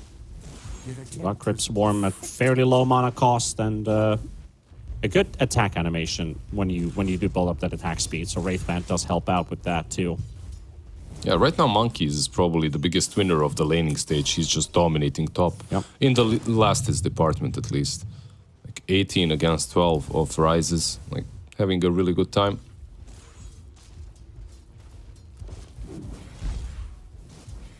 Well, nothing is really going on except Jenkins. Well, top drops the tombstone. FartSJ will be joining in the fray. But that is a tombstone cleared out. Extra gold for Alpha. No real threat coming out of these two heroes. It was a nice attempt, like top lane, they get him, yeah. It was a nice attempt from Jenkins, the way he's the king and he's popping that tombstone to try and bait them into a fight in which maybe they can take it, because he had a lot of strength stolen, but that tombstone just dies way too fast on level 1. I'm not sure this is a fight though. Let's see. Yeah, I'm like, Satoshi and Snap, they go for this. Like, you just don't have strength. Like, he's taking your HP and he's taking your damage because you're strength heroes. So you're like, you push FartSJ back, but the FartSJ bro is tankier than you are at this point. Yeah, it's a bit rough. Rough for Satoshi. Maybe this is one of the weaknesses potentially of the Mars right now. I feel like Snapfire Mars is really good, but is it just because Undying is just too strong as a support? Definitely the one implicating factor here. Jenkins is absolutely loving this laning stage as an Undying. It's like, you're so good against the duos. Yeah, they just gave up on creep skipping too. So, yeah. Rough time. By the way, this Drow Ranger set literally looks like Crystal Maiden. Crystal Maiden, yeah. About to say the same thing. It's like, yeah, you got a support running around. No, wait, that's Drow. That indeed is not a Drow. That is a Satoshi dead and a Tombstone farmed. Yeah, look, I said that these two drafts are very even, but if FartSJ gets all his farm, like, and if he's not pressured in the lane, this is not even. Like, this game is gonna be heavily favored to the Dire. All right, we've got quite a game brewing in our hands in terms of Alpha. This laning stage is not really going in their favor. Potentially top is being somewhat, well, I wouldn't say tied up, like DP's obviously got an edge here. Mid is the, you know, the last frontier, right? Jenkins just denies himself with the tower, nothing to see there. It's the one you expected, though. Like, yeah, mid yeah. lane, you kind of expected to go well for the Storm. And even the mid lane isn't that bad for Annihilate. Like, he's found some farm, he's found the levels. It's just the fact that Storm has been untouched. Like, he can perhaps make the difference. Like, Storm into Spectre is a funky one because early on in the game as Storm, you can always follow her through the trees with Ball Lightning, so... And Soul is making the rotation bottom. Spectre found with the Undying TPing mid. That is going to be a costly move from Fart Studios. Is under attack. Alpha will find a kill on the big core Spectre. Top lane Empyrean also being bullied by Monkeys Forever, but the distance is a bit too far away for the Rubik to catch up. You do have boots though, but Monkeys doesn't want to waste too much time on a kill that probably might not even happen if he gets to the safety of the tier 2 tower. Yeah, Undying TP at mid, wanted to refill Annihilate's bottle. They saw that Storm was already moving to bottom and found the Spectre kill. That was a good move from Alpha. And great timing as well when you consider Storm was already moving there. Satoshi gonna get surrounded. Just gonna get poked away from the lane. Empyrean, however, He's fine. he's really playing with his life here. Multiple attempts to get close and always losing over half of his HP. As long as they're going on him, they're not going on Drow, so he's kind of doing his job. It's fine for him. Building space. Soul at the Ball Lightning to safety to get away from Annihilate. He should just TP bottom now, on Storm probably, and attempt a Spectre kill once again. Like, the thing is, you want to kill the Spectre before she hits 6. Once she hits 6, you can most likely expect a tiny rotation towards the top lane, and then you pop Haunt and you go on Drow. Like, that's something, that's like a 101 play. Ooh, Invis Rune to be yoinked away from the Storm Spirit, who just TP'd back in mid for the 8-minute rune. It's taken away by the Tiny. TP's mid and he's instantly on half HP, half mana. Yeah, that's a rough one. And doesn't get to make a rotation to the side lanes either. Tough situation. Bot lane. Drow also hiding in the tree line, but bottom, yeah, they are diving right now. Joker, Satoshi, they get Fardis J pinned Storm to is the tree. coming. And now, can they make this happen? Rise is also joining the fray. They really want to punish Spectre for his past sins, and they will do so. There's a tombstone on the high ground. They will just ignore it. A lot of zombies running around. Jenkins dropping low, getting speared up and blown away. Maybe even Newsham as well. The cookie, the lift tried to cancel it out, but he's still going to get stunned anyway. Satoshi and Joker are so close to getting this Tiny's kill. coming. But there's the Tiny coming in. Annihilate, double kill on the horizon. He will take it. Yeah, he just saved that whole play. It could have been a disaster for Far Studios just because they dove so hard. Like, everything that they should have done to the Drow does to them. Like, instead of Spectre haunting in on the top, by the way, Monkey popped his ulti, so he's just gonna take the tier 1 tower. Instead of them doing that on top lane, it's the Drow that TP's in because of that over-aggression. But she might die too. Oh yeah, she just got the full health as well. Rises goes down. Maybe Fardis J can tune into the top lane for potential a second kill. Empyrean very low. Soul trying to keep them away. They won't be able to get this one, but they were able to find Rises in bottom. So they first got a double on Annihilate. Then he follows up with a third kill. Wait, are they still looking to fight top? They popped the Mango and Soul. Yeah, they want to go. Arena pop down. Monkeys will be caught. It's the Mars. He rotates in. They get the kill. Like, both of these teams are just playing the right moves more or less, but overstepping. Yeah. And there's the Drow kill. Yeah. Easy. They're just doing a little bit too much in the end. Instead of, like, just being happy with that one kill they get, they pushed a bit too far and they get punished for it. Dire's bottom tower is under attack. 6-6 on the board. Triple net worth lead on the side of Fart Studios. Annihilate is very close to his Blink Dagger. This is going to be his best Blink timing during this series. Out of the 3 games played on Tiny, this is definitely looking like the best. Rotation's paying off, surviving the lane against Storm. All things accounted, also topping net worth, so... This is a hard kill. Like, if he's alone without the haunt... Can you get Joker? Yeah, okay, yeah, he's not gonna get him. It's hard to approach him, even if you You're do... not gonna get us. Even if you do approach him, he's got like 940 they're HP. rotating in for bottom. Monkeys shows himself in the lane. Satoshi from the side. Joker's also there. And here comes Soul. Mortimer's kisses with the spear. That's a dead DP. They can't get to the Tiny. Newsham also teleports in. Bit of poke on the Tiny. He will regenerate. Arena's up in 3. Yeah, they don't They want to could go back. again. They will. Is there a haunt on Spectre? No, 60 seconds away. I'm surprised they didn't go in. Like, there's no haunt, but at the same time, maybe without Mortimer's kisses, you don't have enough damage. Like, you're under the tier 1 tower. They would TP and they would defend it, so... Yeah, I guess it's like the threat of Undying Tombstone to turn around and Storm only having half of his mana. Like, if you go in, there's no way going out. Yeah, probably for the best. Just chill out. Wait a little bit. You're in no rush. Like, you can defend your tier 1 mid. Dire's middle tower I think that's a bigger... Yeah. like, it's of more importance anyway. Tiny goes in the with the blink. Storm. Oh, the cookie. Oh, it's just enough. Soul gets out. The cookie saves him. Didn't get enough right-click hits out, and Satoshi gets to turn around. They've got Monkeys Forever. Exorcism is popped as well. The Tombstone cleared out by the Snapfire. DP in a bit of trouble here. They got the multi-shot from Rises with the haste rune. Just runs on top of Jenkins, looking for the kill. Can't quite get it. Joker's already down. It goes to Rises. Here comes Fartis J. And Rises overextends. The Strow goes down. Satoshi dies to Newsham. Man, They all just got ripped to pieces. BSJ just has to be so sad. He's popping these haunts just as heroes are dying. He's trying to get some last hits, and he never gets any. Like, in the last 2 at least haunts, but at least he has assists. It's good, and he's getting closer to the relic. Did he decide not to? Yeah, he had the Blade Mill queued up, by the way, but instead he just decided to go for Radiance instead. Radiance is in a good spot at the moment. I don't think it's a bad pickup for him. Like, Blade Mill would have been good too, but...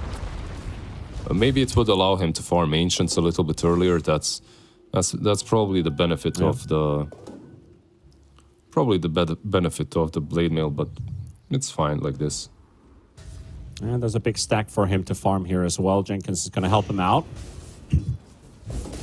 It's plenty of gold, considering he was sitting even after finishing the Relic. Probably going to push him up to like 500 gold, something like that. Be optimistic, okay. Well, Joker goes down at the same time. Just a casual pickoff. Yeah, they left the broom handle. Jenkins gonna pick it up at least. He's gonna find it. He's not going to use it.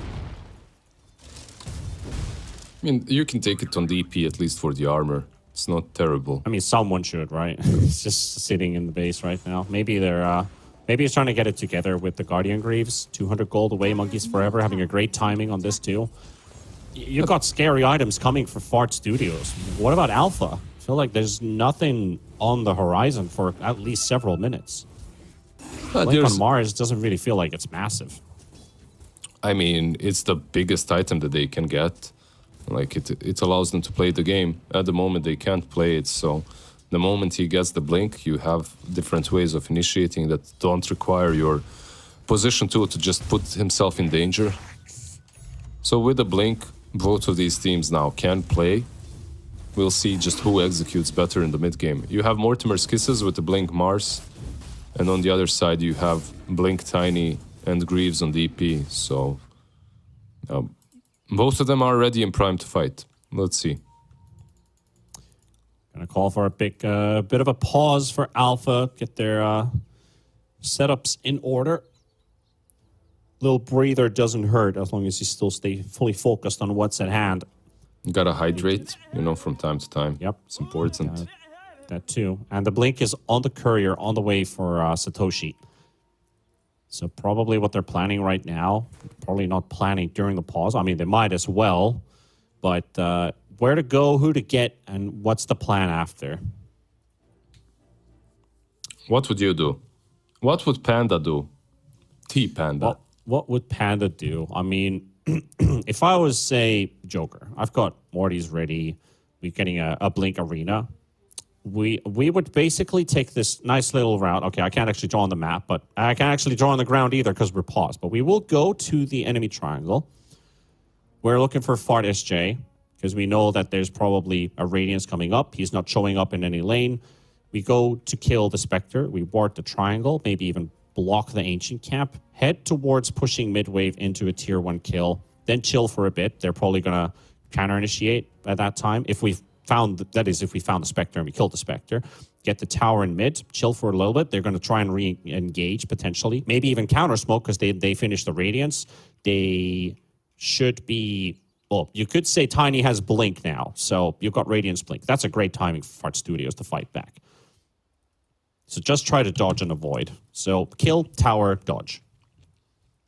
Then, bro, you just made the scenario for the full game.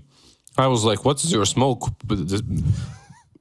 direction?" And he's like, "Yeah, we're gonna do the triangle, take tier 1 mid, then we're gonna take tier 2. You're gonna plan ahead. After that, Aegis is ours. After we take that easy Aegis, the game is gone. That's it. We take the throne. GG, well played." Plan ahead. Got to plan ahead and hope things work out. Well, let's see if anything of that clicks. Yeah, you have They're those. not going triangle. You have those nasty winters in Finland, so I can see why you have to plan. It's understandable. Like they're just going to stand behind Rises for a bit of a bait play. Okay. And, well... Perfect.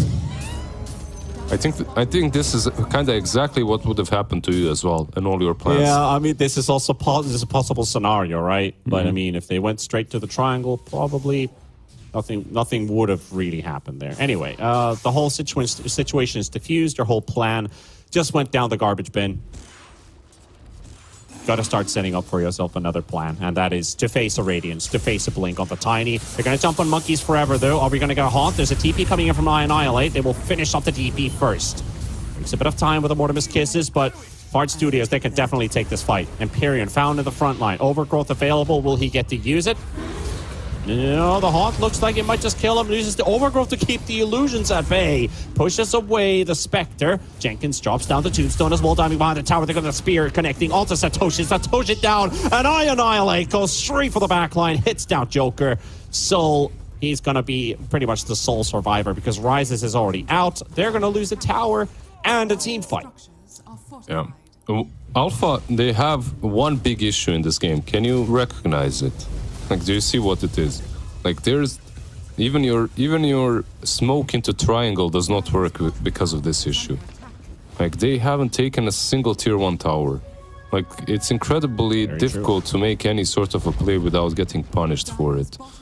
They're moving top with the storm. Maybe they can kill monkeys here. Long zap with the regen. Rune regen actually cancelled out with a Crypt Swarm, but doesn't matter. Monkeys should be dead.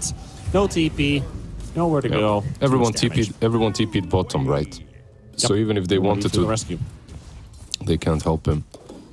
But they really need to take some objectives. If you don't take down these tier 1 towers, like, you can play on your side of the map perhaps, but that's about it. Radiant's top tower is under attack. Well, right now all the Fart Studios fans are ecstatic. Fart Studios winning the opening game of their season at least with the current pace. Just need to not make too many mistakes, not drop the ball, not dive the fountain. But Poshi, stun actually connects on Joker instead. Stolen Spear almost connects, but a 3-man arena comes out. And a stolen arena placed down on the ground as well. Overgrowth onto 3. The Cookie pushes away the Dream Protector, and here comes Soul. He's gonna clean house.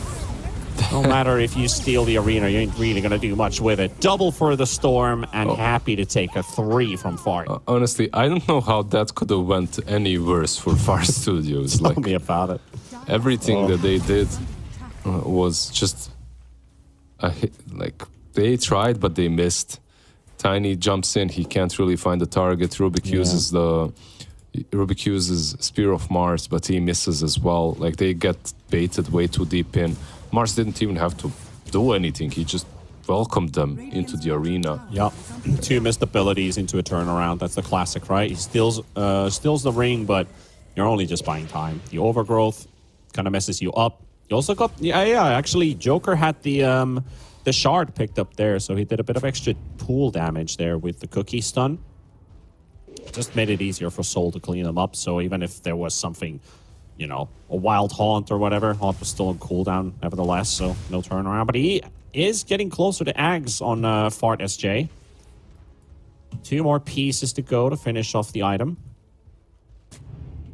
Get those single Haunts out there. Single Farts. Annihilate might get baited here. Yeah, that might exactly be the case, but Rises is dead, and Storm's gonna follow suit as well. It's all calculated. Soul loses his streak. That's the first time he died this game. Absolutely no baits. That was perfect for Far Studios. Yep. And that's a Sometimes- Spectre. Yeah, that's a Spectre with 1,000 gold away from Agrims. Sometimes the trip can be very long, but the moment you run out of the car, you know it's business. You gotta run. That's all calculated. Wait, Just waiting for the moment. what car are we running out of? You know, I'm just making a silly joke out of Fart Studios, you know, taking a long trip. When are we home? Are we finally home? Okay, And, okay, you know, I you're see. just waiting to run to the toilet after a long trip. But yeah, that's done and dusted. I get you it, know. I get it. They are going to go for the jump. However, Soul trying to catch monkeys forever. Jenkins going to drop down the tombstone. They do have backup on the way, but they should be able to clean them out. Soul's taking a hell of a lot of damage from that. Was that an exorcism? It looked like it was, but it's a lot of damage he took there. Rises. What is Rises doing? Oh, no. Oh, that is painful. That is really painful. You just lost your carry for Rises ending up in the wrong place. Just Jenkins debating them. Jebatenkins or something. I don't know. He got him behind the trees. Rises, like, it wasn't really that much of a mistake for him to follow. Can they kill Joker here as well? He's being baited. Like, there's a Tiny with a blink, man. Yep. It's Yeah, not going to okay. end up well. Storm. Never mind. Yeah, One like, after the other. so basically, that's why they tipped Jenkins. Drow went a bit too deep to finish him off, but he didn't know that there's a haste on Tiny. Like, if there's no haste on Tiny, you see him mid, you kind of figure out, okay, I've got this amount of time to finish off the Undying and then I'll fall back, but he pops that haste, he's instantly in the fight. Finishes, rises off. Unfortunate for him. This is really rough for Alpha. Like, it feels like since game 2, they haven't really been able to get themselves together as a team. Like, they're just on the different page. They're like, when they're on those team fights, right? When it's coming through Joker and Satoshi, they've got a clean idea of what they want to execute. Soul sits into the picture, but I feel like Rises is just not quite on, you know, he's not on the same frequency. At least that's what it feels like. In game 2 as well, there were fights where he'd be all by himself on the other side of the river. And it's like, wait, what is he doing here? Like, obviously, he's looking for a kill, but that just makes you a prime target to go for, right? It is. He's got to be careful with it. prime He's, one. he's playing a glass cannon after all. Attempting to set up in mid. Art Studios on one side of the tree line, Alpha on the other. Smoke up. Baiting perhaps a little bit on Rises. It's a dangerous bait because he's most likely gonna die. If they go on him, he doesn't have a BKB, 1500 HP with agile power treads. Partis J. Oh, the jump coming all the way to the back, but they do get the haunt off He's just gonna in kill time, Joker. and they're focusing on an illusion right now. Fartis J is scot-free. Alpha's about to drop. Everyone's getting assimilated, and they've lost 4 into 5. Team-wide Fart Studios take that. Alpha, oh, they just got outplayed 100% there. We are the Borg. Resistance is futile. You will be assimilated. Is that where we were going with it? Yup, all your base are belong to us. Alpha, I don't think there's going to be much of a base left. Look at the replay on that. Yeah, that was really nice from him. The fact that he finds the snap as well, instantly. Good job, DSJ. Very well done. And everyone from the side of Far Studios was fast enough to respond. Yeah, Yeah. that's a like mind blown. Like, oh, that could not have gone worse. That was literally the worst case scenario. You lost everybody in that fight. Got no kills at all, and Fart Studios walks out scot-free. Payday. Yeah, but at the same time, you know, when you're making a move such as that one, it just feels overextended. Like you're a little bit too far with the storm. Even if your teammates manage to follow you up, like what are the... It's a high risk, but the reward is high, but the risk is just way too high. Yep. High risk, high reward. High risk, low reward can also be the case. Empyrean taken down by Fartis J with the Aghanims, and I annihilate. This guy just continues to rip them apart. 3 heroes dropping low from one singular combo. They're looking to hunt down Rises, but they will finish off Satoshi first. He turns around for the multi-shot for a bit of extra damage, but also reveals his location. However, they can't get there. The shard from Mars preventing these blinks from going off. Storm has very low amount of mana and HP, but he does have a TP, so he should be fine. Yeah, he just TPs away from top. Yeah. And you can see that full control of the game is in Fart Studios' hands. Like, you have your farts in control. All right. Yeah, they just need to. Exactly. They have it in control for now. I feel like an easy rush into a push should be the play for them. All this game, or the series in general, like this has been going so far that I honestly would have loved if we had the time to do an interview, but we're already behind the schedule. I'm pretty sure we're not going to get the time to talk with the lads. Hopefully, there's a small chance. I hope we actually do get that, but no promises. You don't get to talk a little about the team and stuff. But Alpha, if they are able to turn this one around, you're looking at a hell of a miracle right now. Like, you've got to pull off some kind of Hail Mary out of your sleeve. What is the win condition here, Lizard? How do you win this game on Alpha? Tons of mistakes. Yes, that can always happen in Division 2, but what else? That's just some BKB on Drow, and you defend the high ground forever. You're at that point of the game. You're 15k behind with the glass cannon. 15k behind with the glass cannon is always the same. You're defending high ground. That's your win condition. Like getting out of the base and actually making stuff happen, probably not gonna work. Good old high ground. Let's see if they can hold it. Kaya Sanj picked up for the Storm Spirit. Needed that extra bit of tankiness. Annihilate. He picks up the DD rune for the Tiny, so if he was already doing a lot of damage, well, he's going to be doing even more, and they're reading Satoshi's movements to the top lane. He just shows up in the lane for Annihilate to just grab him. Easy. BSJ just uses his Shadow Step as well. Helps out a little bit, gets an assist. That's it. And now you can use Haunt, mid lane.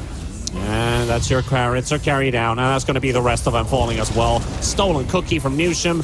Soul trying to do what he can, at least get a kill for himself. Joker trying to run the hell out of there. He's got 4 seconds for Glimmercape, but he's not going to be as lucky to run away from this fight. Alpha losing 4, of which the Mars dropped in the top lane. Their problem is they're being picked off before the high ground push even happens. And I understand that you're trying to get some farm on the map, but the heroes that you have aren't the greatest at creep skipping. Maybe Storm can do it, everyone else is just... And the too sluggish, you know. One Blink Dagger on Mars and that's it. They need to find ways of getting out of the map.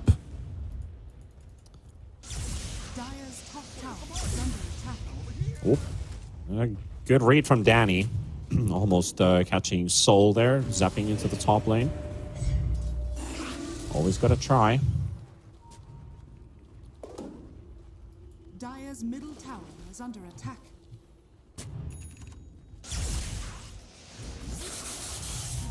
Oh, pick up the jump out on the Undying Jenkins. Trying to survive, healing up. The Soul Rip's going to be just enough. Mortimer's Kiss is doing a lot of work. They really want that Jenkins kill. They will get it. But again, Rise is just being caught on the other side of the fight, and he's almost dead instantly. The cookie save just needs a little bit more. Monkeys forever waiting for the Crypt Swarm opportunity, and he will get it. I think this game, you don't have to call at the moment. You still have your Storm up. Mars has buyback. But it is in the GG range. Like, this is definitely in GG range. This is now unwinnable, yeah. Yeah, 25k behind. everyone is dead on your side. Like, you can wait for another fight if you're Soul. By the way, Soul once again having a pretty positive score. Like, he's 6-2. Only 2 Positive deaths. remarks. Yeah. Like, play the Storm. All right, he had a couple of bad fights, but that's it. Kind of reminds me of Valotka from yesterday. They were able to win the series in the end. Orange Studios just showing the perseverance, just showing them the perks of a stronger team. And they found the Storm Spirit. They're going to punish his KDA right away. Talking about good stats he did.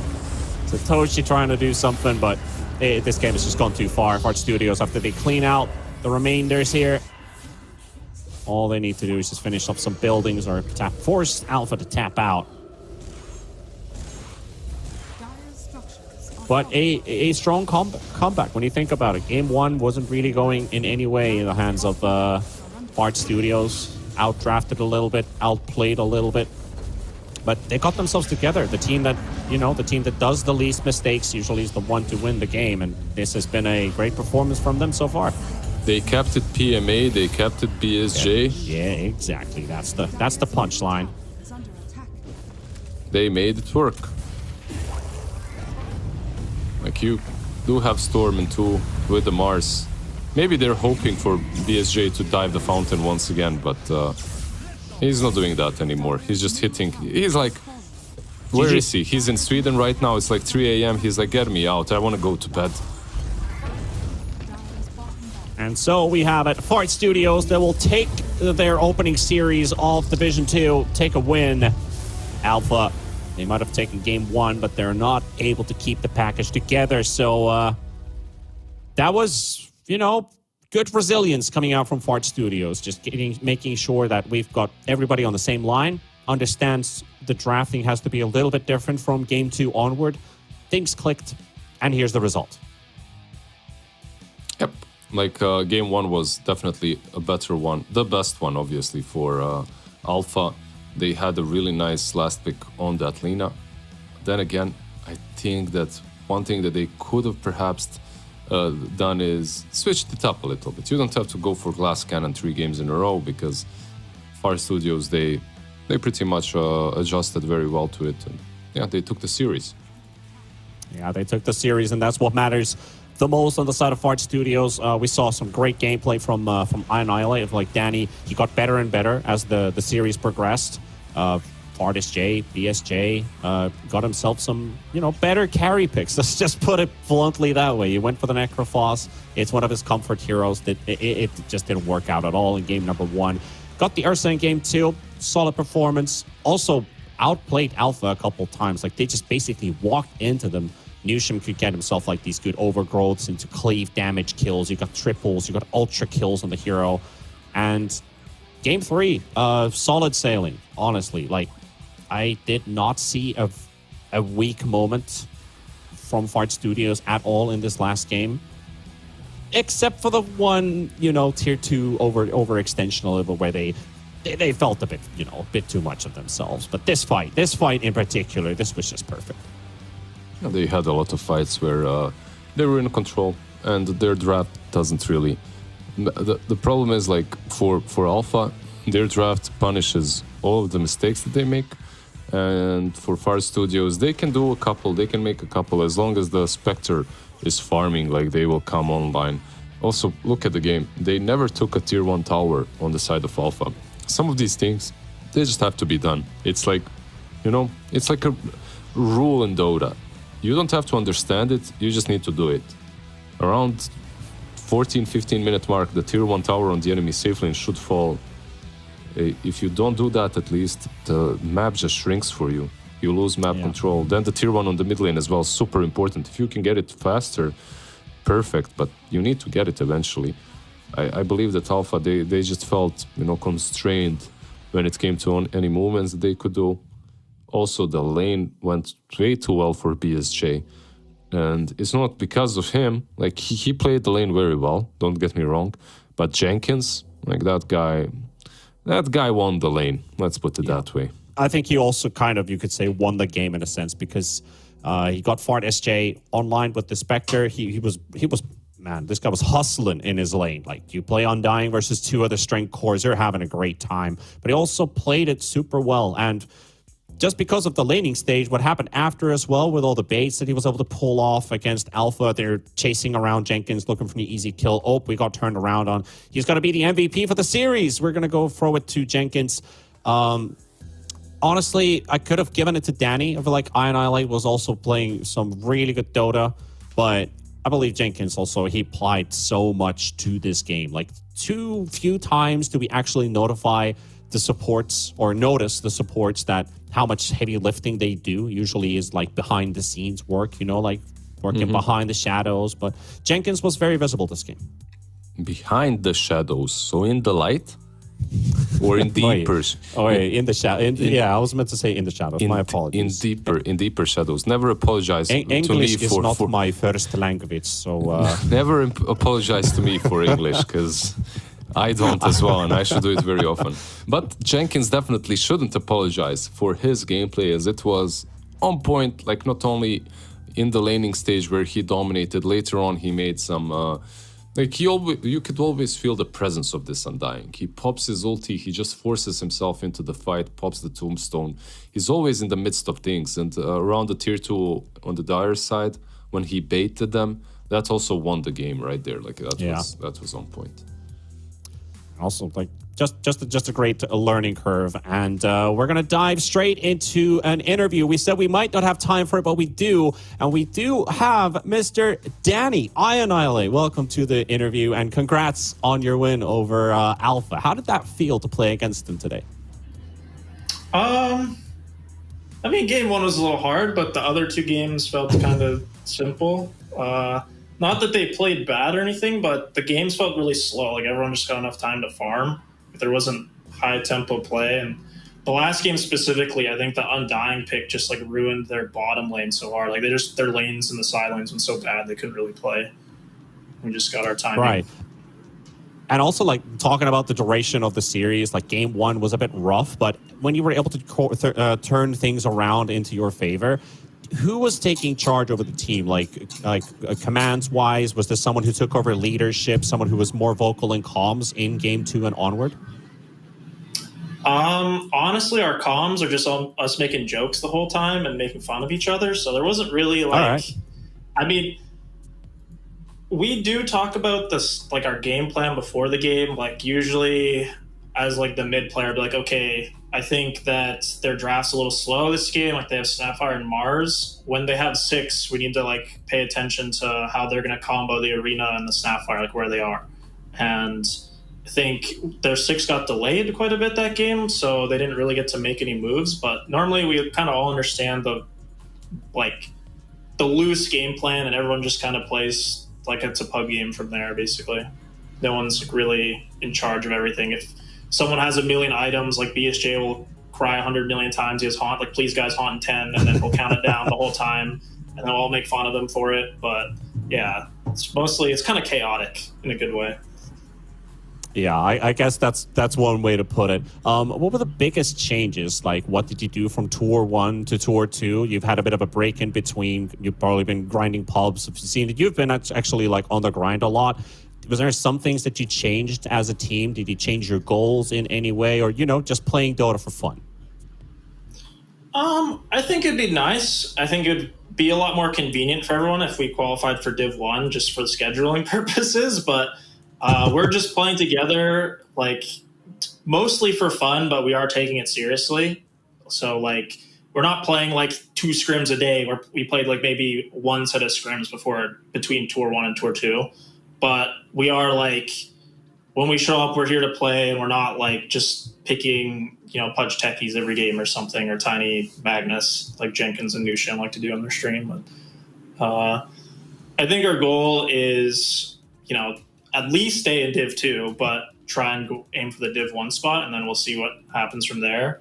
We're all pretty motivated. We're all playing a bunch of games. Like, we all play Dota full time, to my knowledge, so just kind of works out from there. I think, like, if there's anything I've learned from playing Dota, like, I'm 100 years old now, is that regardless of how much your team scrims, if you don't have just like high MMR players, you're just not going to win. Like, you're just going to lose the lanes. Like if an 8K MMR average team just tries to play in Division 2, they're just going to lose their lanes, like regardless of like how cool their come at home strategy is. So there's not like a huge point in trying to aim for the major slot unless like you have like a bunch of top ladder players or something, in my opinion. But I recently won 18 pubs in a row, so who knows? Maybe I'll be 20K MMR soon. So, well, you're off to a great start at least. Lizard? Yeah, congrats on the win, but don't worry, man. You got the green streak going. Now comes the red streak. Oh, yeah. You know, it's always like that. So keep the emotions high, but check. I had a decent red streak like a couple months ago or something. I'm in the clear now. I think someone put a shamanic hex on me to lose all my games for like 6 months straight, and now it's over. Here to win. More green. It happens, right? Like you're in a pub with some dude, you can hear him mumbling something. He curses you. Right? Yeah. It happens. Better be Entire careful. generations of Dota players are just going to lose if you get cursed like that. So exactly. Tell me, like I wasn't here for the first tour. What's up with Fart Studios? Where did that name come from? Jenkins thinks farts are really funny, and we all agreed that we would be okay with the name being Fart Studios, but he had to trick BSJ into being Fartist J. That was like the clause. So he told them we were all going to have fart names, and you can't change it until next year. So he's just Fartist J for the entire TI season, which is pretty funny. So it kind of balances out. That sucks for him. That's actually great. Yeah. So can you now when we're talking about Fartist J, did he call for the necro, or did one of you guys decide for that? What happened? Because for me it looked like such a bad pick. I'll paraphrase a little bit. He just said, "Guys, I don't know. I'm just gonna follow my heart. This is my favorite hero. It's been calling to be," and he just picked Necrophos without even trying to discuss it. So we let him cook. Turns out he can't cook, so we didn't pick it again. But yeah. Okay. Necro, not the greatest. He also cook, blamed the Furion pick in that game, so I don't know. There's some internal issues there. But, well, I'm sure we'll figure it out. We didn't pick either of those heroes in the next few games, so it was a lot easier. All right, well, Danny, thanks for the time here at the interview, and congrats on your first series win. We do have a schedule to catch up, so good luck with your future games and your practice. Thank you. Thanks. See you guys. And there we heard it from Danny. I annihilate the mid player for Fart Studios, but as you heard, we do have a schedule to catch up. So let's take a look what is coming up next in a couple minutes. Well, we'll take a look in it just a second, but we can talk to you at least about what is coming up. So we have, well, I already said it. I think it's one of my favorite names. I know Fart Studios should be like everyone's favorite team name, but Sand King Gomez, I mean, come on. Like, that is literal art. Yeah, it's like there aren't many teams with a name as good as Sand King Gomez, so they already won. In a way, they already won, you know? Like they won my heart, at least. Exactly. And then we also have them going up against another NAT, just another NAT. I always feel like adding the just in front, but it is another NA team that's going to be going up against them in the second series. A team filled with veterans of the North American Dota scene, Ush, the Warden, the boys, RRL. I mean, this team has a bit of everything. But that is after the break. We're going to take a short breather, and we want to see all of you people tune back in for the second series and the last for tonight for the North American Division 2 in the DPC. This is T-Pan and Lizard. Tune in for more.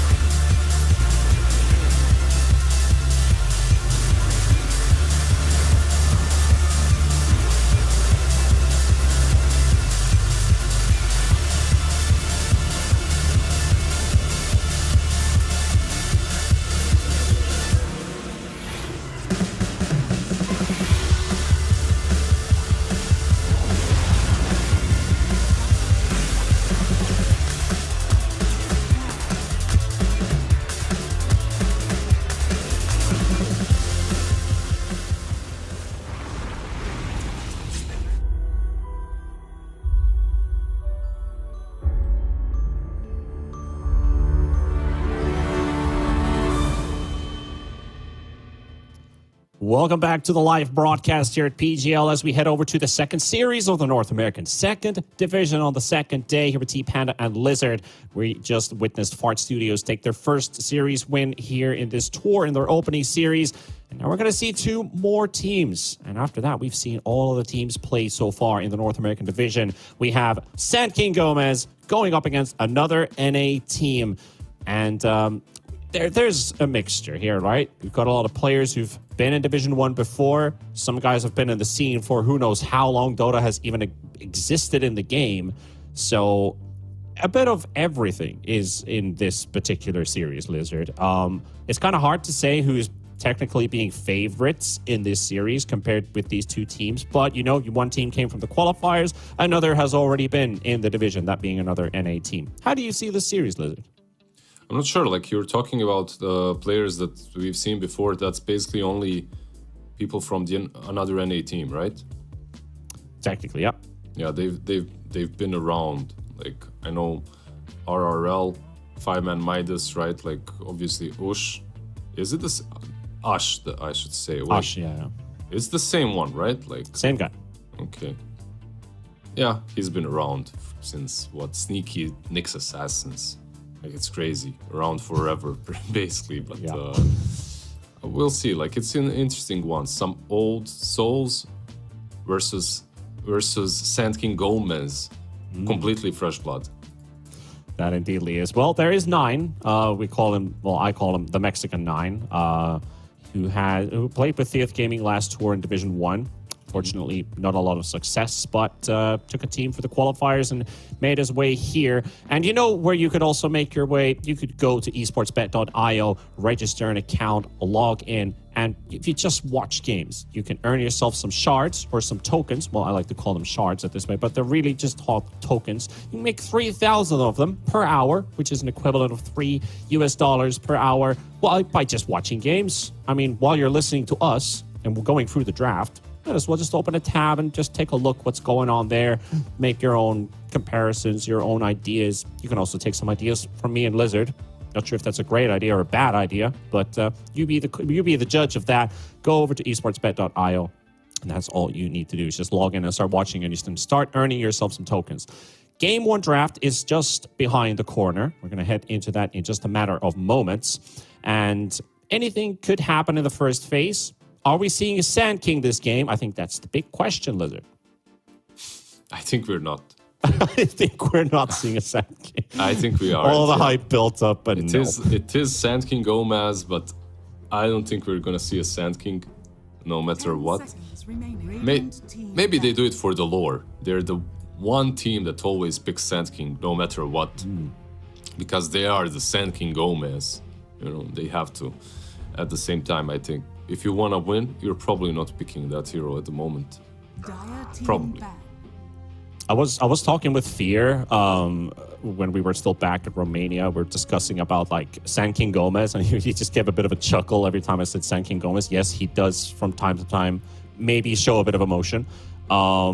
He also talked about another player called was it Leshrak, who always played Leshrak, and then there was some guy who was also called like Sand King or whatever, and he always picked Sand King, and they would just play those heroes. They're not in the scene anymore. But if you'd go way back, I'd tell you a story of a pirate.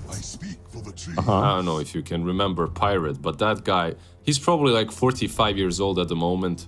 But when I started playing, he was already a legend, and the dude was literally only picking Sand King. He was really good. Like, he was a really nice player in pubs constantly.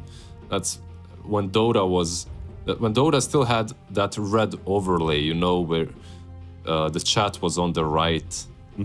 Good old days. But we're in new times. We're in times where Nature's Prophet is still picked first phase, just like he was in Alliance days. They picked this guy up. They're playing into an Ember and the Mirana. I think this is like a better opening probably for another NA team. Like, you see the Ember very early on, so you can answer it.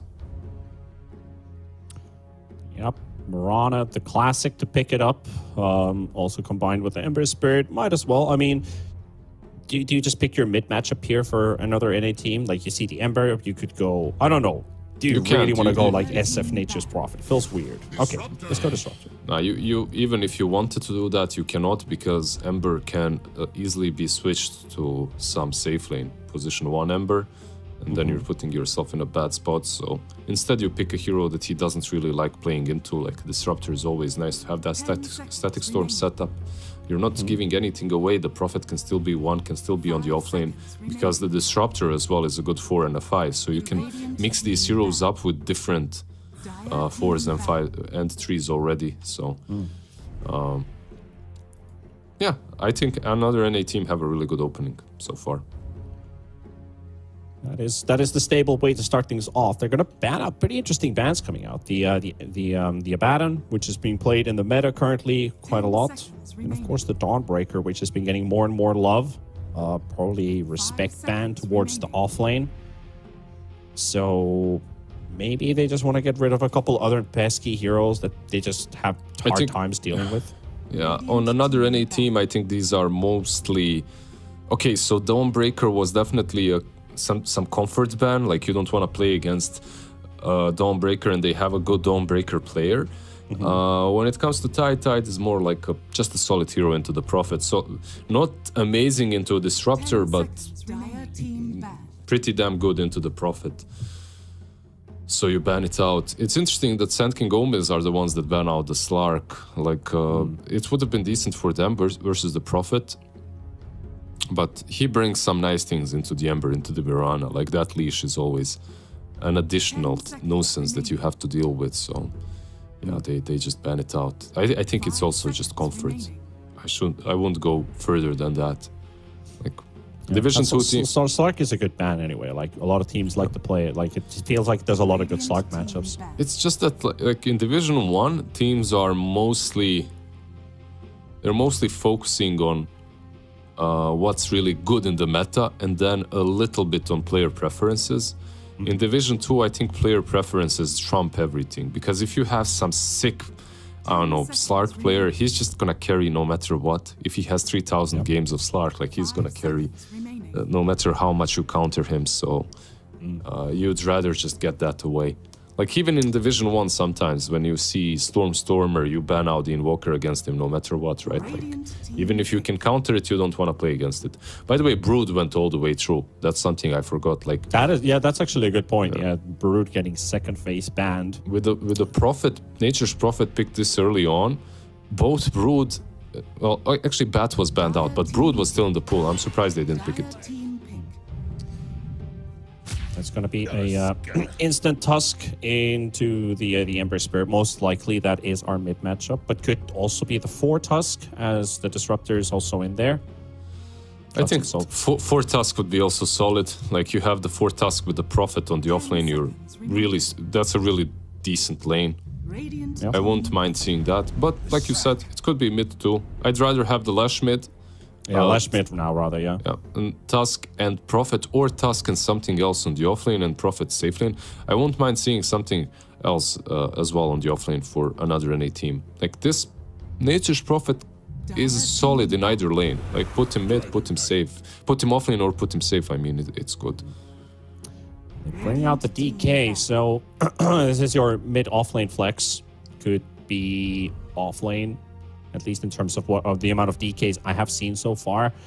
There's the rare occasion you can play carry. Can you indulge me on this? Like, when do you go carry DK? Because I think that's like a West Europe thing.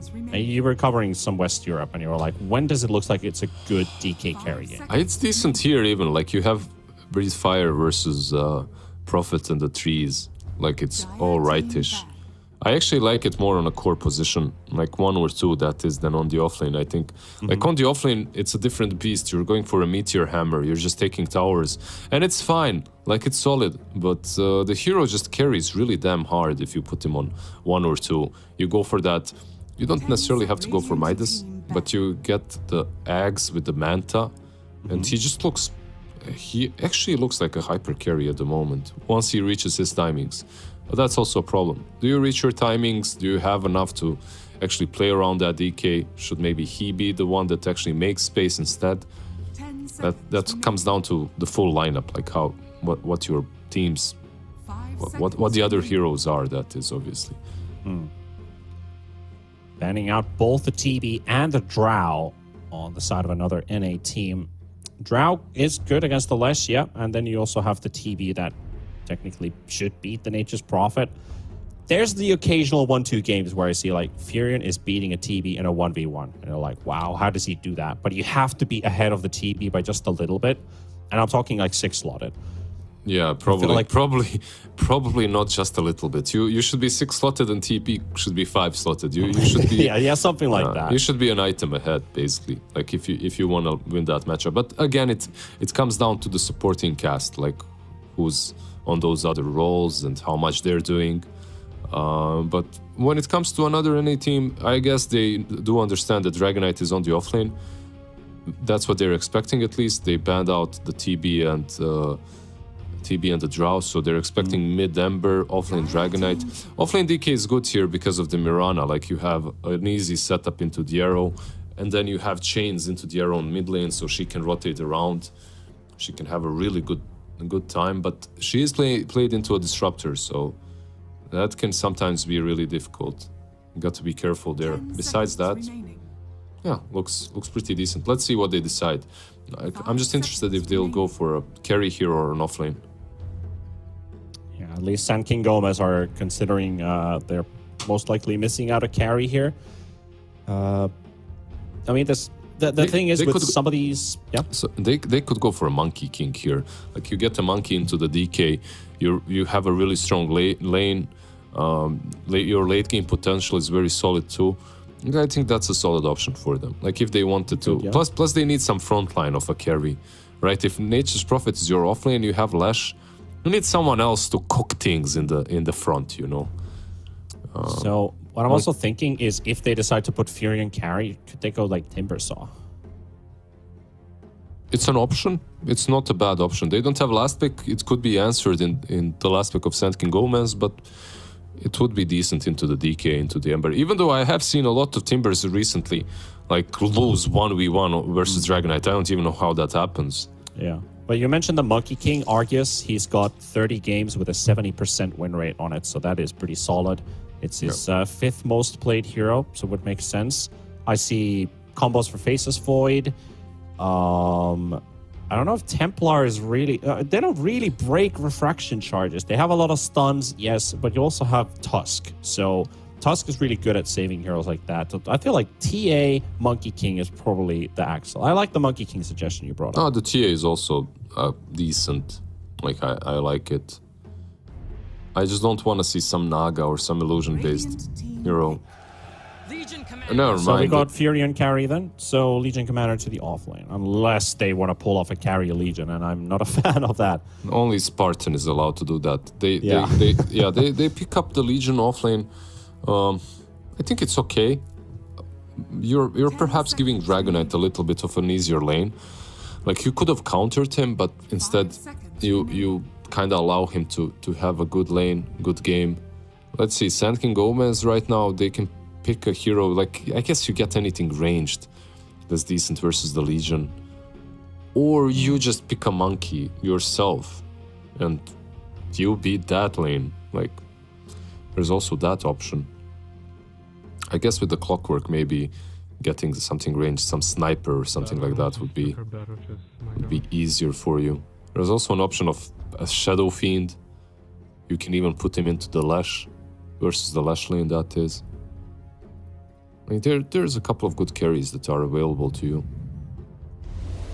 Oh, yeah. We're gonna get the Monkey King on one side. Yeah, I expected it really on another NA team. I think Monkey King would have completed their draft, and it would have made Sand King Gomez's draft a bit harder to execute, because the Dragonite would just not have a good time, and you wouldn't even be able to switch lanes up, right? Because you have Ember on the other side. So how do you actually? Like, Monkey King would certainly have a good lane no matter what. But okay, Sand King Gomez are the ones that get it. I think it's a little bit different for them because it still can be punished a bit, like Legion plus, I don't know if it's the Disruptor or Tusk, can dominate him a little bit early on until he hits level 3. I also agree. Like the Monkey King is definitely abusable to some extent. LC can, of course, fight back, but with the high mobility you get from overwhelming odds, maybe you can avoid Monkey King just picking up the full Jingu stacks and still have a lane for yourself. This was a last pick Monkey King after all, so you do want to make it work or at least secure it to have a good game. But you do have pretty good scaling on the side of Sand King Gomez. Like you consider the DK, you want to go late with this hero. Ember wants to like just create that time and space, sprawl a lot. Monkey King kind of wants to do the same. This could be the ultimate late game carry this game, but you also got to look at Argus. He went for the first phase, Nature's Prophet. That could just be the one to carry the game for another NA team, and potentially this game is a little bit better for the LC compared to the one that we just saw in the previous series. So it can only go better, right? We'll see. Like game We one, will see. We'll see. I don't think that LC can do much worse than in that last game. Like the hero is really hit or miss. I'm not even blaming the player. It's just one of those heroes. If you don't get a good start, if you don't have a good lane, it just feels very bad to play. I think it's a alrightish of a Legion game. I think what it brings to the team is a lot of tempo. Like you have Legion, you have some global damage from the Prophet, you have Lesh. Like all of these heroes really want to play the game as fast as possible. So the tempo is on Ant's side, and the late game, I believe, is on Sand King Gomez's side. Let's see if either of these teams is going to be pulling ahead from each other's, at least during the laning stage. That is going to cost a lot for the other, concerning the snowballing potential on both sides. We've got Lesh on one end, we've got the Ember on another. These mid laners definitely want to establish control early on in the game. Looks like Sand King Gomez and their Obs Ward was scouted out, so they're... well, they didn't quite deny it, but they probably will deny it on the way back to the safe lane. Yeah, it's one hit away, so they're keeping the vision until the rune is maybe taken, and then they can... then they'll probably deny it, because they know that they know, so... unnecessary to keep it there. So we also get the game underway. Bounty runes, at least Sand King Gomez able to snatch the first two, making it 2 for 2. Another NA team. The team that, by the looks of it, also did survive in Tour 1. Let me actually look at the results, because I think this is a team that I didn't get to watch too much. Yeah, so they were third. Above Fart Studios, C-Dub, and The Cut, who all tied at 3 and 4. They went 4 and 3, and they managed to get victories over The Cut, Eternity, Penguin Squad, and Fart Studios as well, who just came out of a win in the last series. So, what about Sand King Gomez? Qualifier team. Qualifier, so, okay. They're basically the contenders here.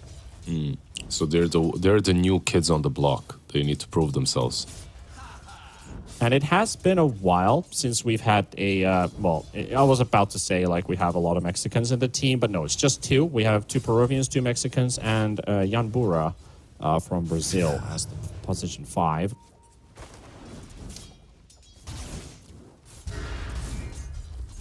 What they also are looking for, basically, as this team is just, establish a foothold, test the waters, maybe they surprise us from time to time. Qualifier team is always a bit of a, wild card in a sense. Like, you don't really know if they're going to beat everybody, unless you've got, like, very known names in the team. Say, well, I'm not going to even mention the West European team that everyone always talks about. Because top lane gets really low. There's that, but can they get the kill? Not really. There is a heal coming out from Ush, but that also means Ush has had to put a point and press the attack. Also cast it early. This guy doesn't exactly have the highest mana pool. Yeah, basically you have mana for 3 spells if you take both of them and you use them. It's kind of rough because you want to be last hitting with overwhelming gods. He does get the heal out. The Breathe Fire is not going to be enough damage to take down the Tusk. Yeah. But another attempt. At the same time, you needed to do this. Like if you aren't taking press the attack, your Tusk is just feeding 24/7. Yeah.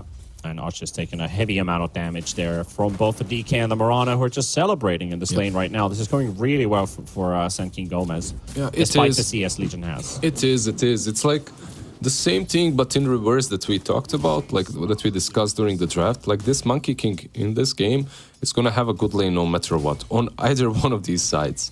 So even though they decided to switch things up and put the Prophet on the offlane, he's still their carry. Just play it from the offlane.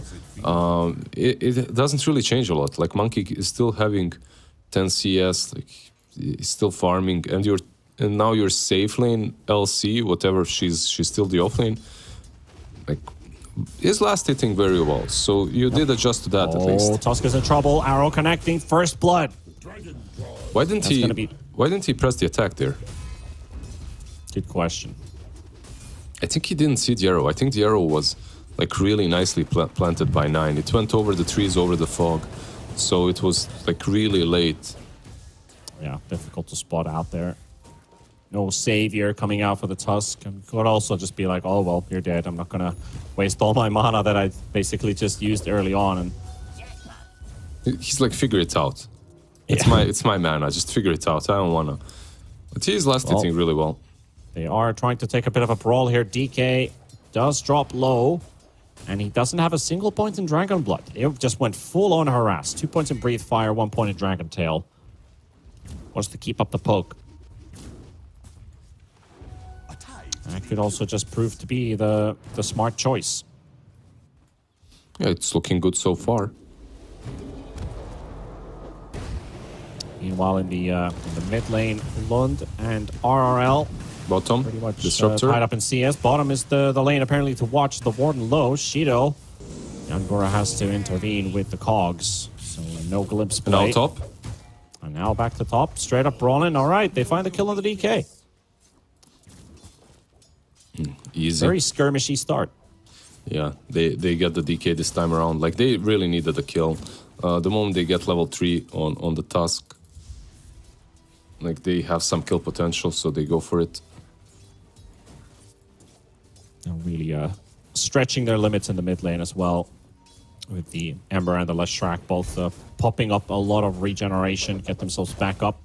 Trading to the last moments. Getting closer to level 6s as well, so the side lanes need to keep their eyes open. This is where the real talk starts, right? Pretty much. Suspecting, mind games, who's going where, who's doing what, do we have vision?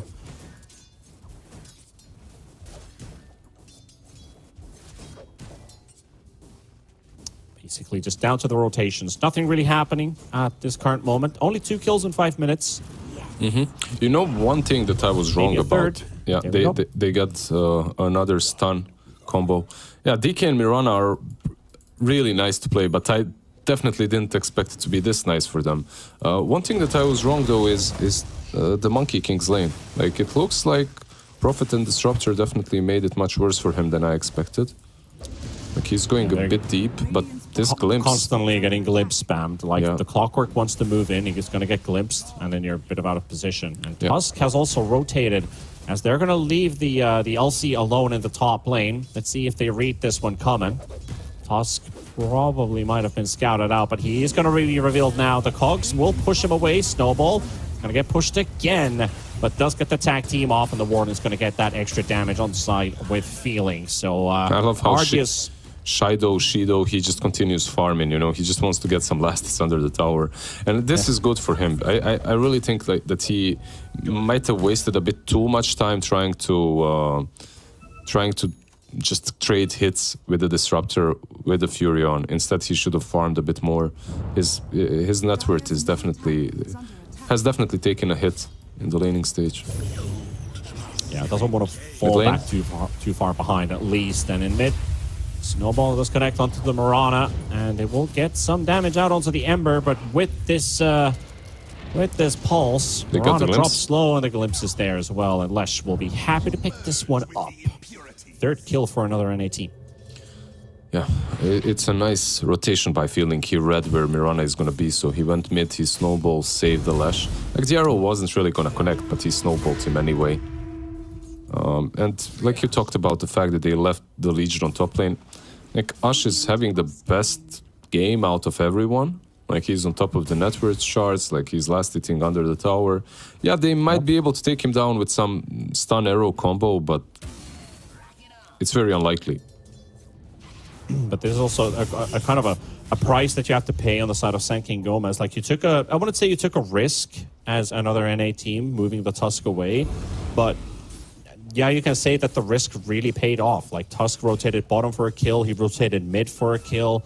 Now he's just backing up in top just in case something were to happen. 3 points in overwhelming odds as well, so it's going to stack up that easy camp, give extra gold for the LC to farm up.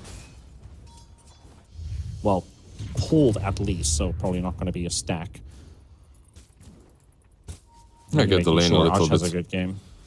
He's already doing just fine. Make sure that maybe DK goes a bit deeper. If he goes deeper, you can perhaps... Glimpse play available in bottom, but Yanbura will force them away. No need for the glimpse for now. Doesn't really do much damage with that 1 point in Thunderstrike. The play probably right now is Fury on TP stop with Wrath of Nature, and they go for a kill, for a Legion kill on the DK. But Monkey is already here. He's kind of reading it. All top lane, though. They're finding the DK here. Rotations coming in. Duel coming out as well. Snowball will finish him off. Duel victory for Ush. Shido trying to get a connection with the Boundless Strike, but he wants multiple targets for it to connect. RRL goes down to Lund. They will kill off the Lund at the same time, but the Monkey still on his run away from these heroes, and he gets just enough lifesteal with that Boundless Strike. And meanwhile, Warden finishes off 9. Yeah, he gets counter kills, so Ember dies as well. And the Monkey still dies. Yeah. Okay, so overall, and like, look, these plays that they've made, I read them. I think Sand King Gomez did as well. That's why they sent Monkey King on top. But maybe they should have done more. Maybe more than a... Like, maybe... Oh, the glimpse play. They okay, he's back to Fountain. He kills the Disruptor, though. He's fine. Yeah, he's happy. Maybe they should have sent more heroes on top lane, defended the DK, instead of trying to go for the Lash mid. I'm not sure. Like, overall, they got some kills on the mid lane, but they... lost the duel on top. It's a costly trade. Yeah, it wasn't the best trade.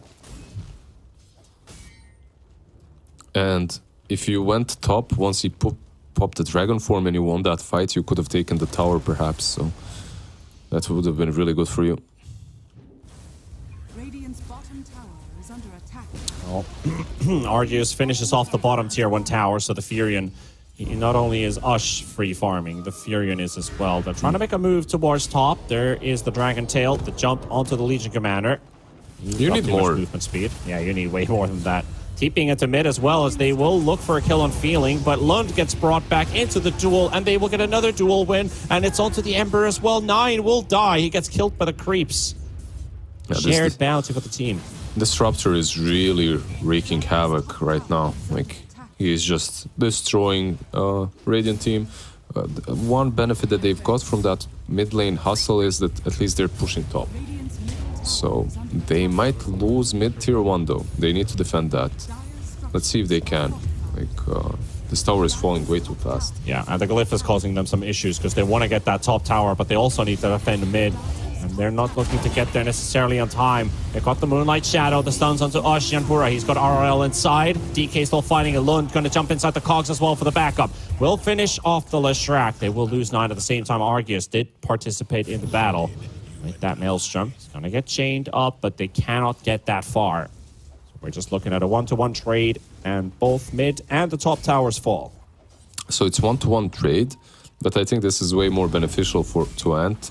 Because they take the tower, they take the mid tier 1, the map is completely open for them, and also they took that fight without any resources, so even getting a single trade in which you kill some position for Mirana is as good as it can get for you.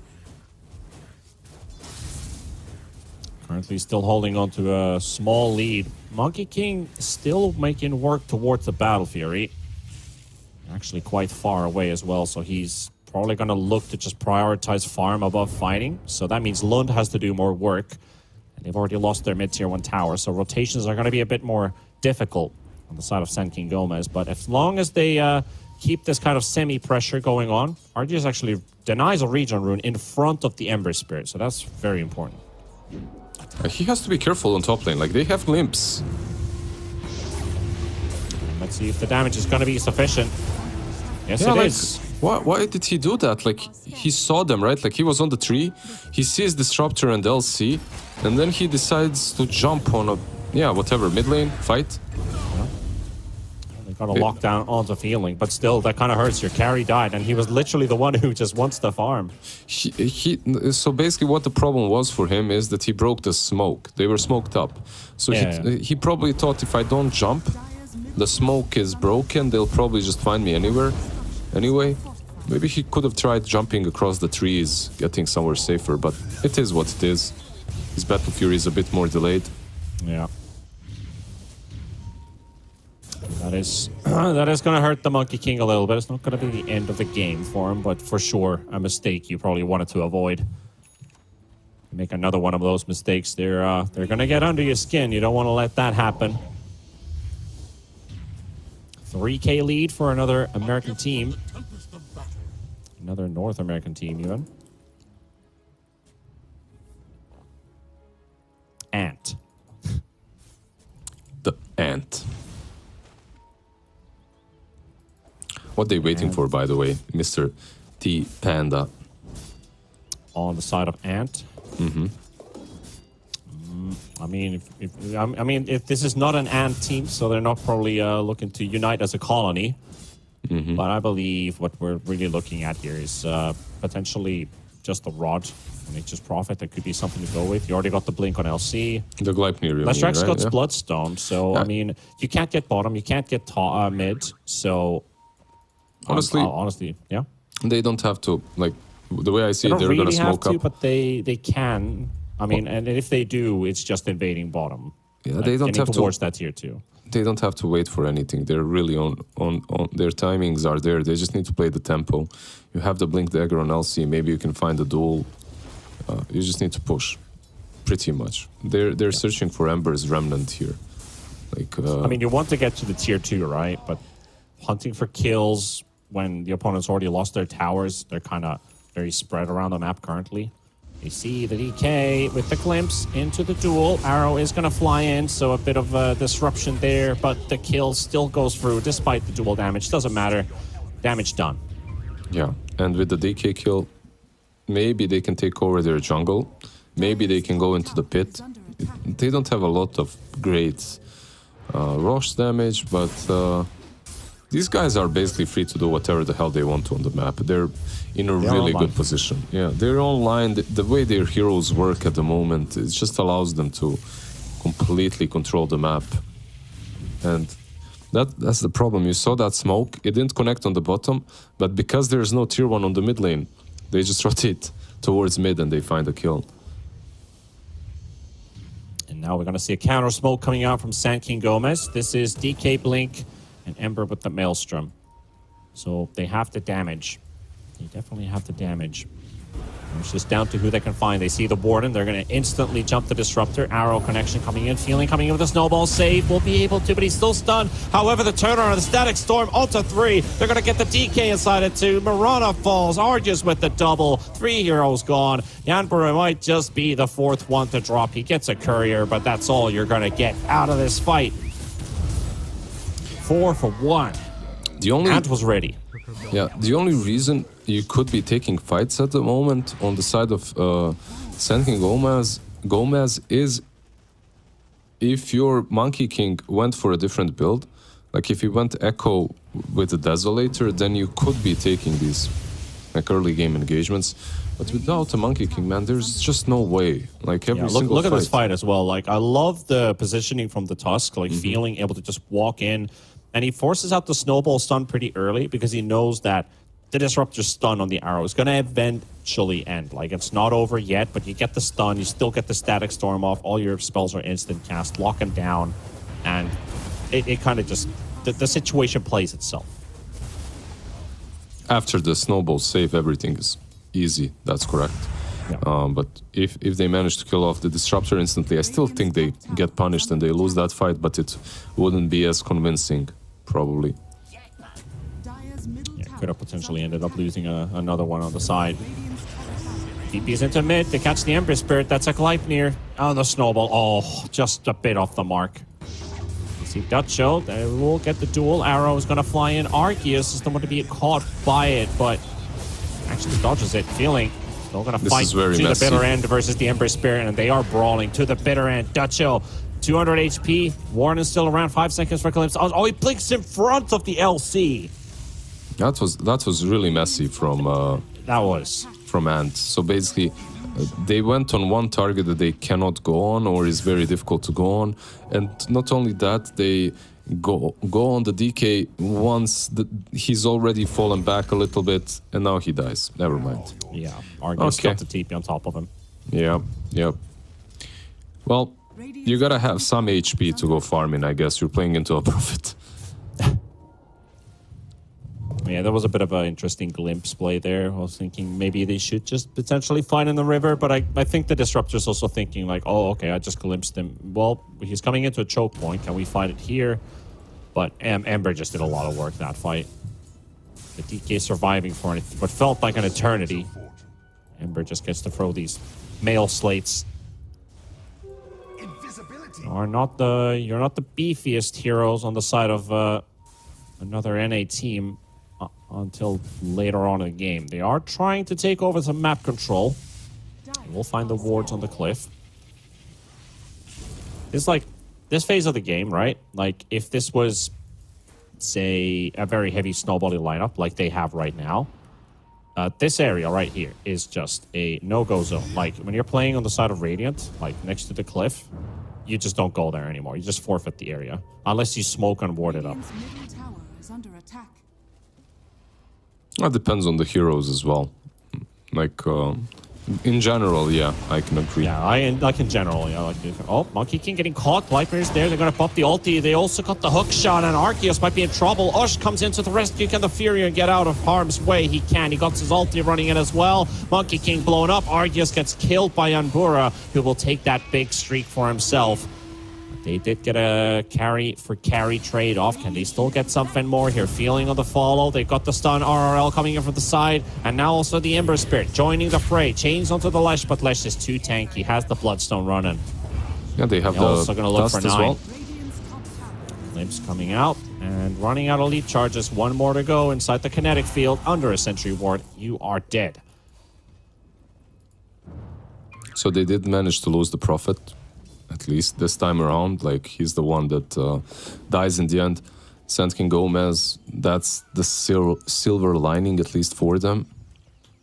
Like, eventually, I still think the monkey is a problem. Like, if he manages to find his farm, if he manages to just farm, literally, I don't think this guy should be fighting ever. Just try to catch up to the cores of Ant. Just by farming, you have that Battle Fury. You are the ultimate win condition of the game, like, if you can get all your items on point. Sometimes all you need is just a little bit of a push.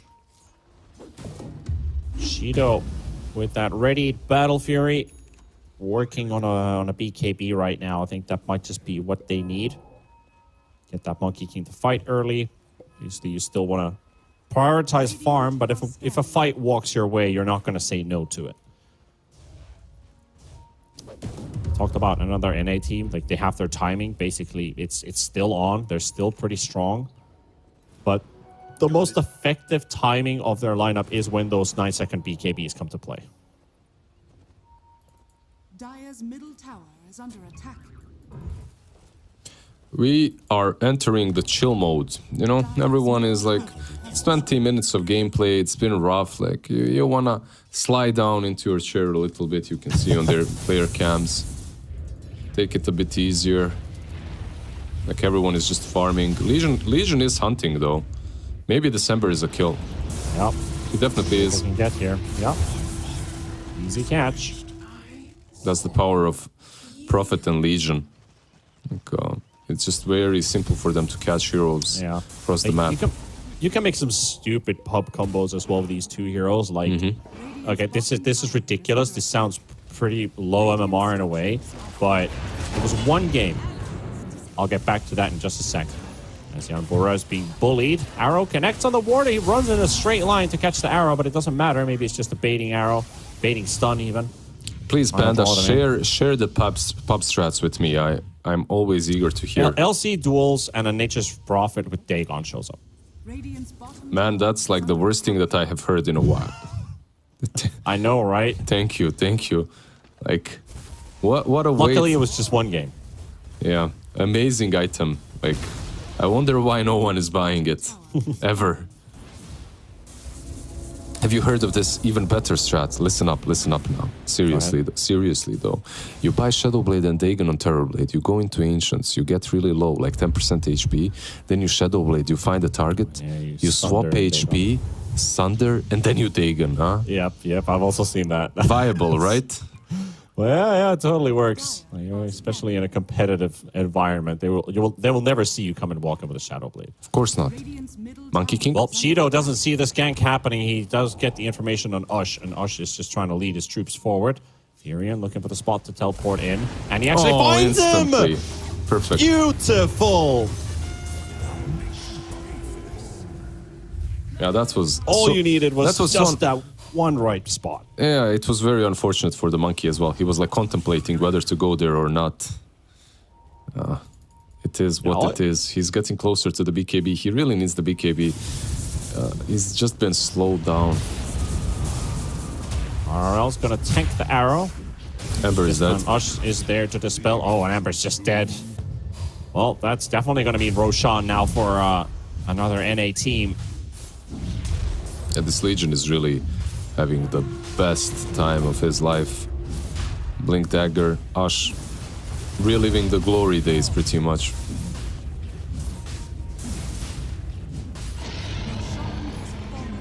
At least it's not a brown boots blink.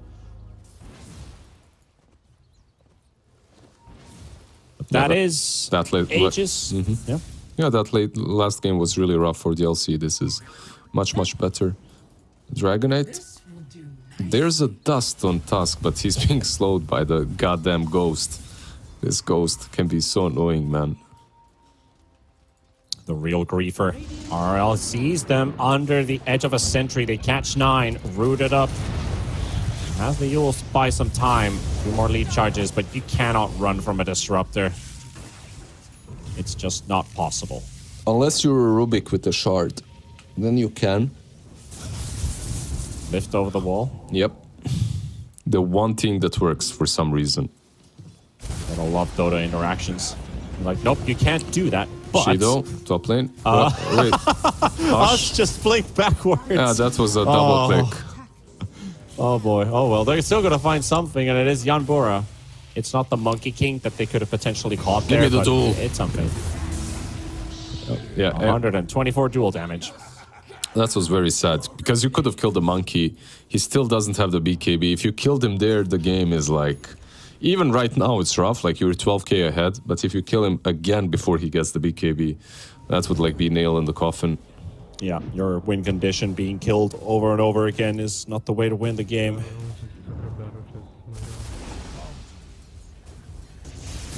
Pushing down the mid lane, Argus, RRL, Diabolic Edict, and the right-click damage from the Furion. More than enough to finish off the objective. has fallen.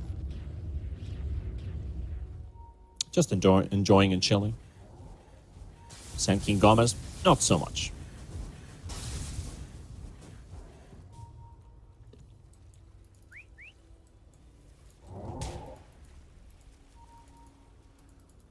See what they want to achieve this game. Sand King Gomez, do they just, you know, stretch it out, see as many portions of the game as they possibly can, farm up a couple more items? At least they're not just like straight up 5-man smoking and looking, okay, never mind. I mean, that's the BKB on Monkey, so it's as good of a time as ever. You smoke up, you try to get like some map control back, because the problem is, the first problem of this smoke is you're not showing anyone on the map. Like Clockwork perhaps just showed himself a little bit, but that's it. So they know the tier 2 on top lane was being pushed in. The smoke didn't really connect. Yeah, they instantly backed away. Nobody was in front of the Roche Pit area. They're still holding on to the Aegis. 4-man push coming in from another NA team in the top lane. Feeling is the only sole hero in the bot lane right now. Yeah, but he has Prophet. He can always TP in. They are baiting a little bit, like Mirana is around, but I don't think that saves the Ember. Radiant's top tower is under Yeah, attack. then again, they don't have enough damage. Like, I don't think Tusk plus Prophet is enough to kill off Lund.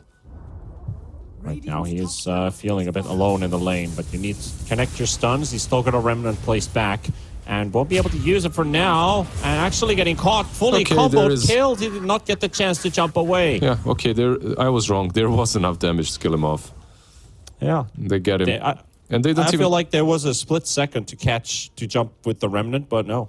Yeah, they don't even have to go back, I feel like. Even though they are retreating from top lane, I feel like you could stick around, like Prophet TP's back in. It would be more on a greedier side, but it's doable. They might smoke with Disruptor instead. Do they have a smoke? They don't. Never mind. Gonna have to be another another smoke attempt then.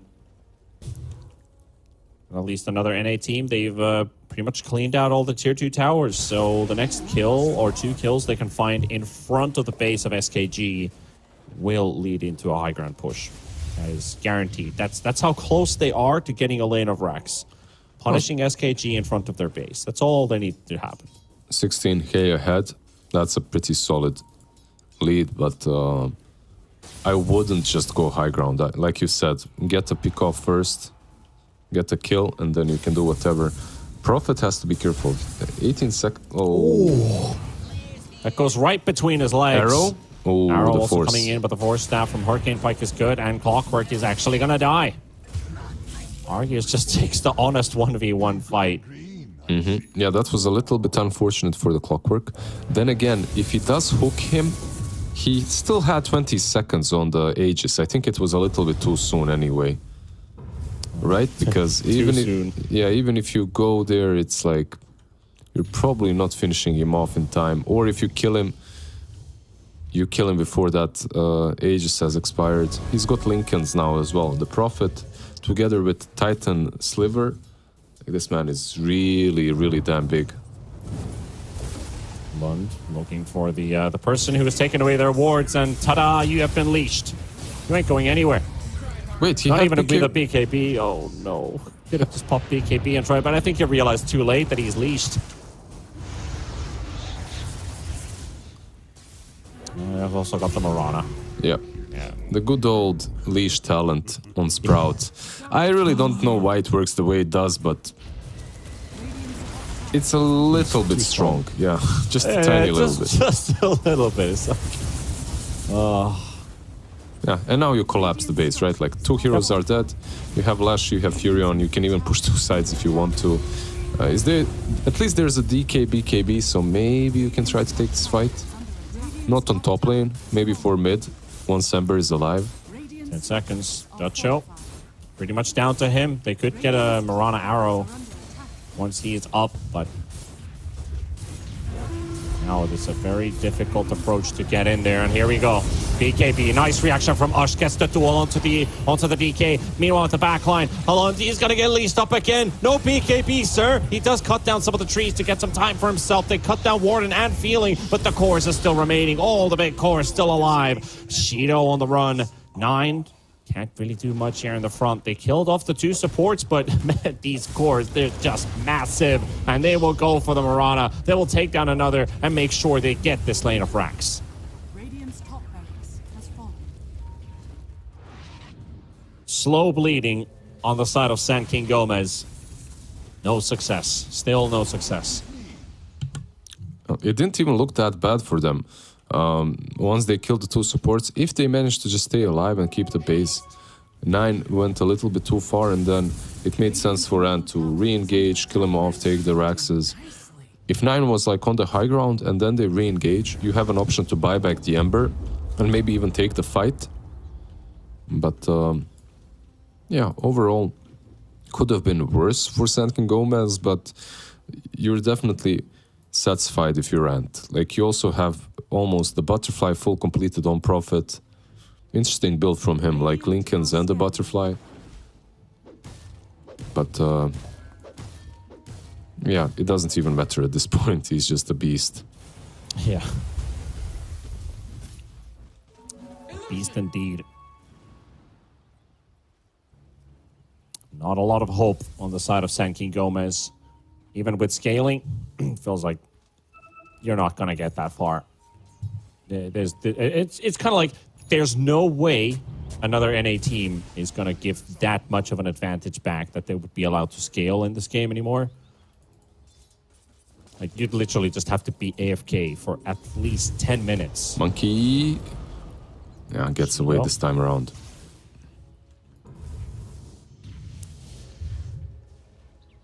All the all the vision tools that they have on SKG, like, they're hard to utilize when you're just playing defensive inside your base. The jetpack vision, the MLS and the arrow vision, like all that stuff, like they become very useful when you play outside of your base. When you're playing inside, you technically got the same vision you already see from these buildings. So They might want to smoke up. they found Yanbura. He's gonna get snowballed.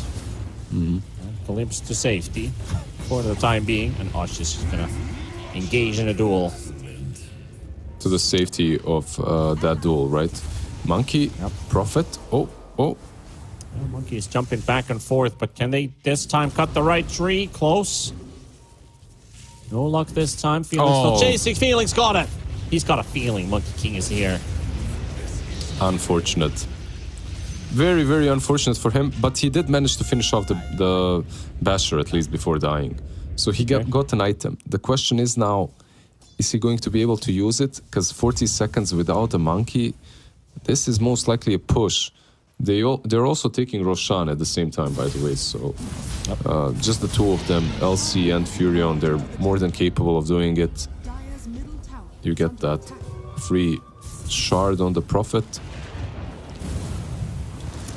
Get the catch onto Lund. They can just force his BKB out. The glimpse saves him. Warden. Yeah, not sure why the glimpse was used. He's very trigger happy with the glimpse today. He's using some glimpses that are saving heroes, 100%. Like, a couple of these glimpses definitely have saved heroes. Smoke up, Monkey is up as well. This is the fight that is gonna be rough, though. Radiant's bottom barracks are Trying to go for the wraparound from the side. Lund. They already got Clockwork in the fight. Disruptor, they're gonna find the Disruptor. Disruptor down. The Shrek also be kited up a bit with the BKB, but Arceus and Osh, they're going to take down Shido. That's Monkey King gone for 50 seconds, and Lund, he's going to get leashed up again. Gets his BKB off, though, as the Force Staff. Don't know who actually Force Staffed him out of there, but it was a save. However, it's still a GG call. There is nothing to salvage in this game. Another NAT. Going with another win. Nicely done. A team effort, I would say. Like, all of them played the map really well. Like, the tempo was definitely on their side, and they executed it really damn well. Like, the Legion Commander with all the duels from the get-go, right? The lane went really, really damn well for us. And then the Prophet was just following up. Like, he had a good laning stage, a pretty decent one. Just continued farming kills together with the duel across the map. Sankin Gomez, they attempted to wait for this, like, Battle Fury BKB timing on Monkey King, but they were a little bit unfortunate as well. Monkey King got picked off too many times, and the rest of them couldn't really make plays without him. Maybe the item build could have been different, like if you go Echo Saber and Dezo, maybe that would have been better, but it's hard to tell. If you're the ultimate win condition, usually you want to have the item that allows you to get there, right? Like, to get to that ultimate late game. You want to have at least some of the steps cleaned out, or at least in your mind, you know, like, I need to get to this phase of the game to be able to get to this phase of the game, but it was just too much to gain for Sankin Gomez. Sometimes too much is, you know, your hands are filled. Too many problems to assess this game. Another NA team, though, pretty clean game, Ush, with the off-lane, safe lane, Legion Commander, 10-0-12 as well. So this LC having a great game, 200 dual damage picked up. And Argus, like, the lane swap. Let's go back to the lane swap, right? They put the LC in the safe lane, they put the Furion off lane. They still got a good matchup, nevertheless, where this Furion is going to be playing. But with LC getting an okay start, like, the first few minutes, they were very, very hard. Like, the Mirana DK, they were punishing him. but they stabilized it just enough that LC could stay alone, Feeling could rotate, help Nature's Prophet get a kill, then rotate to mid to get another kill. And by the time they get back to top with the Tusk, they're like, well, there's no problem here. Everything's all right. We're just chilling. Yeah, it was still better than if she played against the Monkey King. Like, the Monkey King would have definitely done better in that lane. So, yeah, it made a lot of sense for them to, you know, swap things up a little bit, put the Ashe on the safe lane, and it worked out really well for them. It did. A couple good reads as well from Ashe and Arceus. They found the Monkey King a couple of times. Shido felt like he was numbered this game. Like, he did not get a breather. This is not the game where the enemy carry goes uncontested and has free farm. He was definitely contested throughout this entire game. Like, no moments to breathe as the Monkey King this game. So Ashe and Arceus with a couple of good reads with the Sprout plays, cutting down the trees, and, you know, Feeling and Ashe always sometimes blinking on top. Warden also going with some interesting glimpses and some really good glimpses, but they were also from some of the mistakes made by Sun King Gomez. Like Shido, once he, like you said, he jumped in back to the lane from the tree after he popped the smokes and decided to jump, and then he just got glimpsed and got killed. So there was like, well, you know, the patience sometimes runs out. But MVP, I believe we can go with Ashe on this one. I think Ashe is a very fair assessment of an MVP, yeah.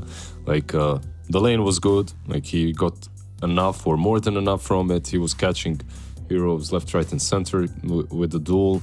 Like, he had a really good game sense together with the Prophet to catch the Ember a couple of times. Like, yeah, like overall, really nicely done by Ashe. The itemization as well. Nothing like Art of the Ordinary, but still solid. Yep, you got the items exactly what you need to win the game. And another NA team definitely taking the win. The first map goes their way. We are going to take a small breather, though, and I think the teams are also going to plan something different potentially for the next game. Let's see how Sun King Gomez assesses the situation. Was there a ban they need to address?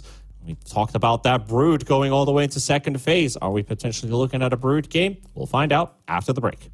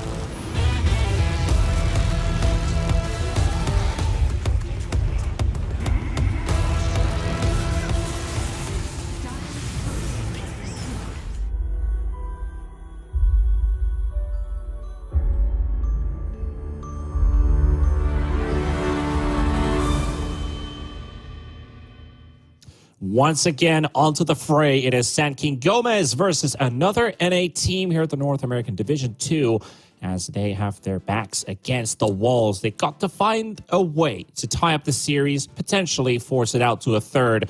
But another NA team, Lizard, they looked solid in this game one. No mistakes, good gameplay, good communication, good drafting, good execution. What could go wrong? The draft can always go wrong. Like, that's something that you can mess up.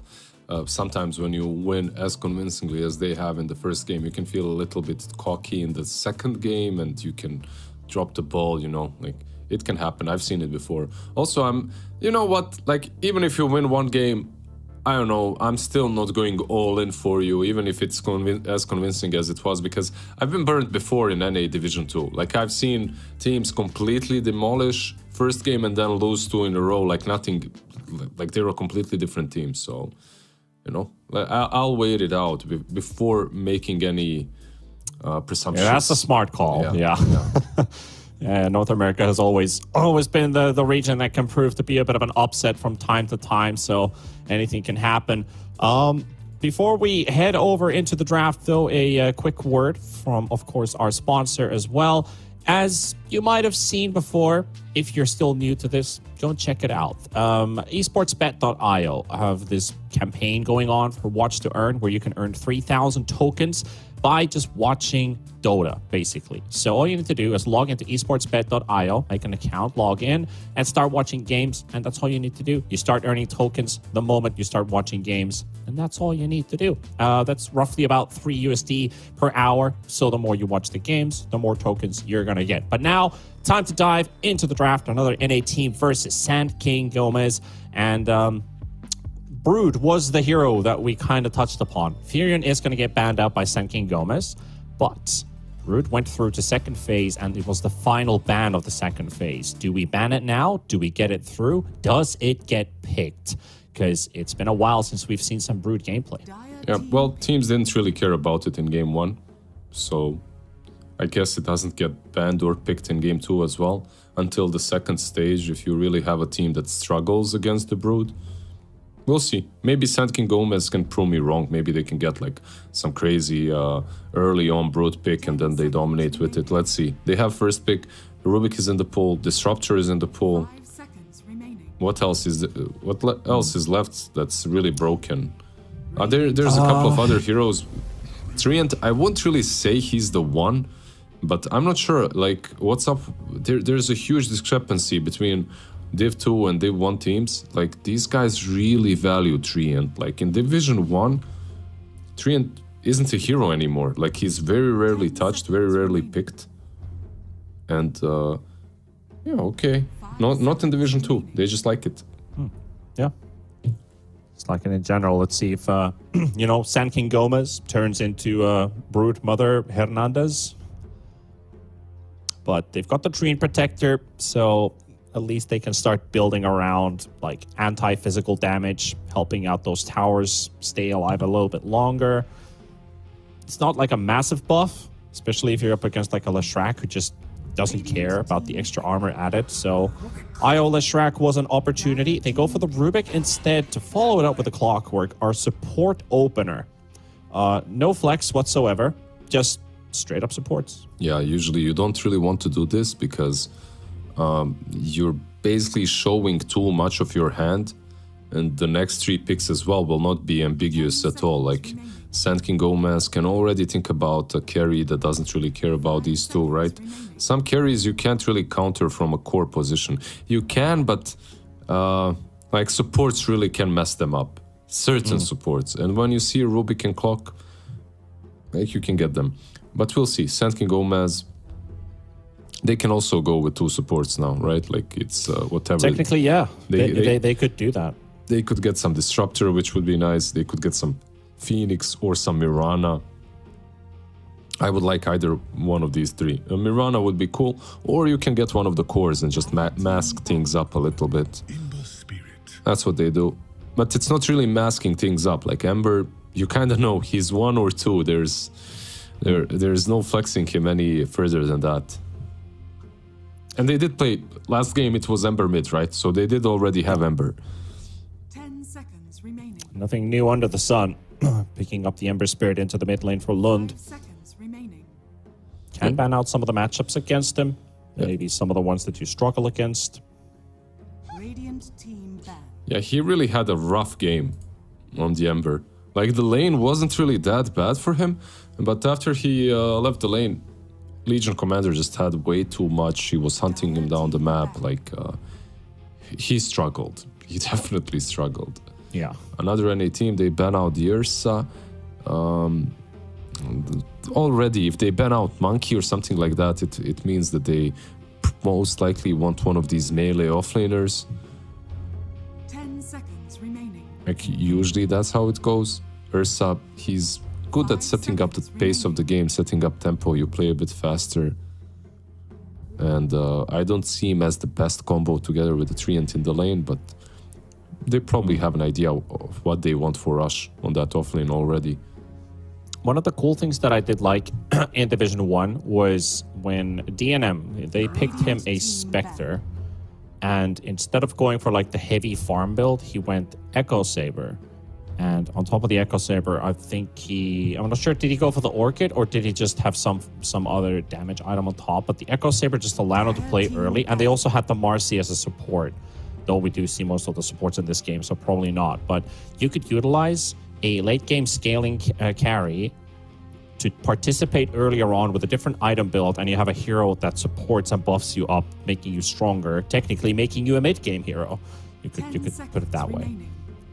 Or it's doable. Like, you can definitely do that with some cores, but there's always there's always that question: will I ever make it to the late game if I buy these shitty items and I don't use them? That's always a small problem. But yeah, I can see that working for many. Like, it's same like with the Monkey King that we were talking about in that last game, right? Like Echo Saber, Desolator, and maybe you can fight all the time. But if you or even just the Deso, and you fight all the time, right? But if you go for Battle Fury, your team might be too weak by the time you get to your items. If the tempo on the opposing side is too fast, by the time you get all your items, the game is already kind of over. And it's always this difficult decision to make on a carry position. Do I want to fight early? Are you guys going to be able to carry me until the late game? Do I just go for the farming build? That's why some of these cores are so nice. Like Lina, why was she broken? All you needed was a Maelstrom. Falcon Blade Maelstrom, right? And these two items are already kind of decent for fights. Plus they pump up your farming speed heavily. Same for the Prophet, same for the Drow. All you need is like a pike and you're already activated. Ush, representing the North American flag there at the back of his camera. Always got to have that representation added in, of course, since we are in the North American division. We do see the Terrorblade being banned out, and last time I think we saw Drow also come out into the banned list when you have this TB already taken out. Though there's no Leshrac, there's no IO draft coming up. They haven't really experimented this Witch Doctor. Only one team did, and then they paired it up with the IO and the offlane, and that. Well, we if you saw that game, you know it didn't go pretty well. So might as well go and dive into the VODs of this channel. Look at what happened in the first day of the North American Division 2. It was an interesting attempt, but didn't quite work out. We're going to get the DK for NA team. Okay. A little bit of a slower pace this time around, but it's a hero that can do well into the Ember on the mid lane. Like, you have a decent lane there. You get some tower cape, like some objective taking. The Rubik and Clock, they don't give you that T-Panda. Can you believe it? Like, they can't take towers. Battery Assault does not work on towers, so you get that dragon form to play with. It's understandable. Oh, did you see the Ducho has 1-0 and 1-0 at the end? And he's also wearing a wife beater. Really nice. Interesting. Do you wear those in Finland, by the way, like the undershirts? Do we wear those? Yeah. Yeah, it's pretty cold up there, right? Like, you have it's cold up here, but it doesn't look like it's not a bad option for clothing, especially during the summer. I feel like it's either the utmost cold countries or the warmest ones that wear those. Yeah. Yeah. I was thinking this Morphling pick in the first phase, 10 seconds because I was like, when you were talking about like heroes that can be, that can get a somewhat good game based off like second phase bans to secure the hero a good game. I felt like Morphling could have been the hero pick to go for. Ban out a couple pesky ones you kind of, I wouldn't say struggle against, but something that you don't like to play against. You're very happy picking it up against Rubik and the Clockwork.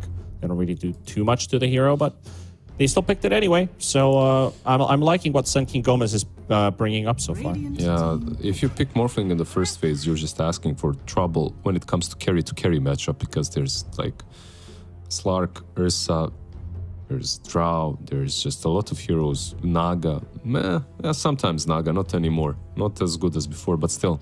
Like there's a lot of them that can deal with you. I think one thing that Morphling is giving Sand King Gomez right now is you took it away from Ant. Like they can't pick it into you, because Morphling would have been decent for them, like into the Ember as well. dire team back. Okay, they just go with Invoker. So this could be a DK offlane as well. Like you could be, or DK safe lane, doesn't matter.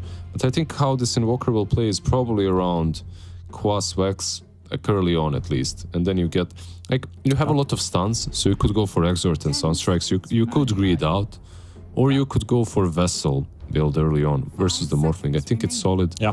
You can go for Meteor Hammer as well. That's also fine. Radiant We'll see. team ban. Plenty of options to go for. But yeah, I do like the idea of Quaswex above Exhort. I mean, Exhort with the DK, yeah, I can see the reasoning with it. You've got Dragon Tail, Sunstrike. Easy combo, right? Talking about those Fury, Dagon Furians. Dagon TPs. But yeah, you got Sunstrike with Dragon Tail, which works. But still, I think the Quaswex is a better approach, considering like reinitiation or like counter initiation terms. Like you've got the Hoodwinks and the Train Protectors, like Hoodwink, Morphling most especially. You got the counter to the Morph with the Vessel. You got the Cold Snap tick damage and the mini stuns, and then Hoodwink, who loves to like kind of catch people off guard. If Invoker is awake, you can get a good counter initiation with Tornado. Throw some meatballs into the mix. 10 seconds remaining. And the matchup is decent versus the Ember too. Like Ember will be struggling with his mana usage and doesn't really kill the Invoker necessarily in the mid lane if you go Coswex because of the increased HP regeneration. You should like this is a skill-based matchup to some extent. Dire team pick. Pretty much, yep. Let's look at the last two picks. Like or Sand King Gomez, you need an offlane.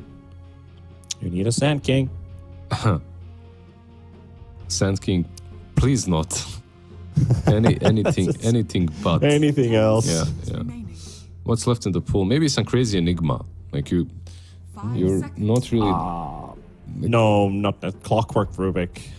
I Okay, guess like some no, crazy I can- Enigma, I can- literally. You're right. Don't justify my call. Like it's pretty bad. Yeah, Into but if you Clock, say into crazy Enigma, literally crazy Enigma could have worked. That's for sure. No, Like you no, just no. surprised them You're- that the you're hero right. works against the counters. You're But right, the you're right. Mars, you talked about this. Bit of anti-synergy with the Hoodwink, but also same time they have a bit of synergy.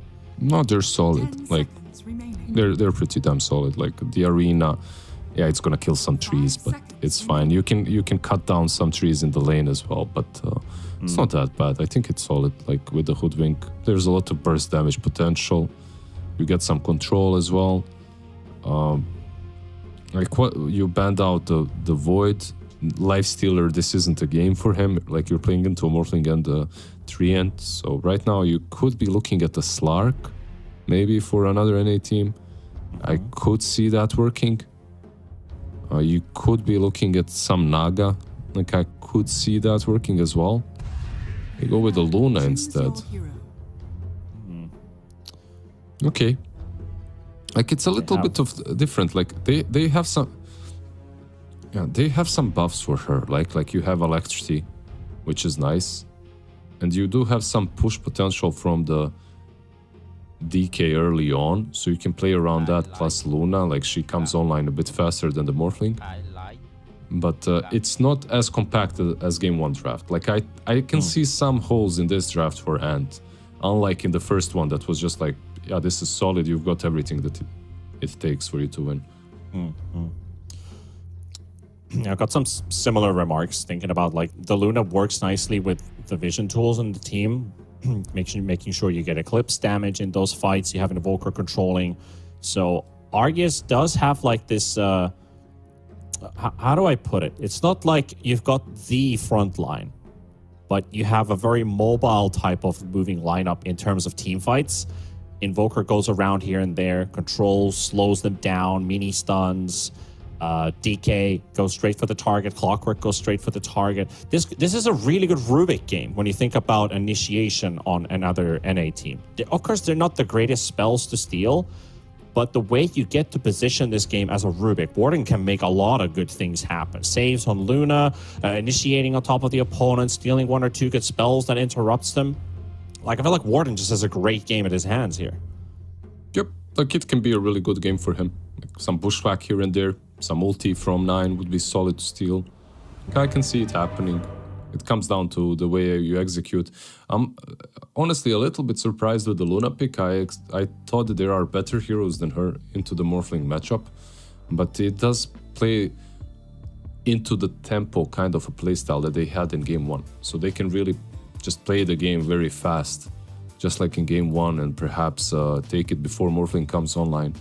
But if they mess things up earlier on, once again, I think that Sand King Gomez perhaps in the late game could be the stronger team.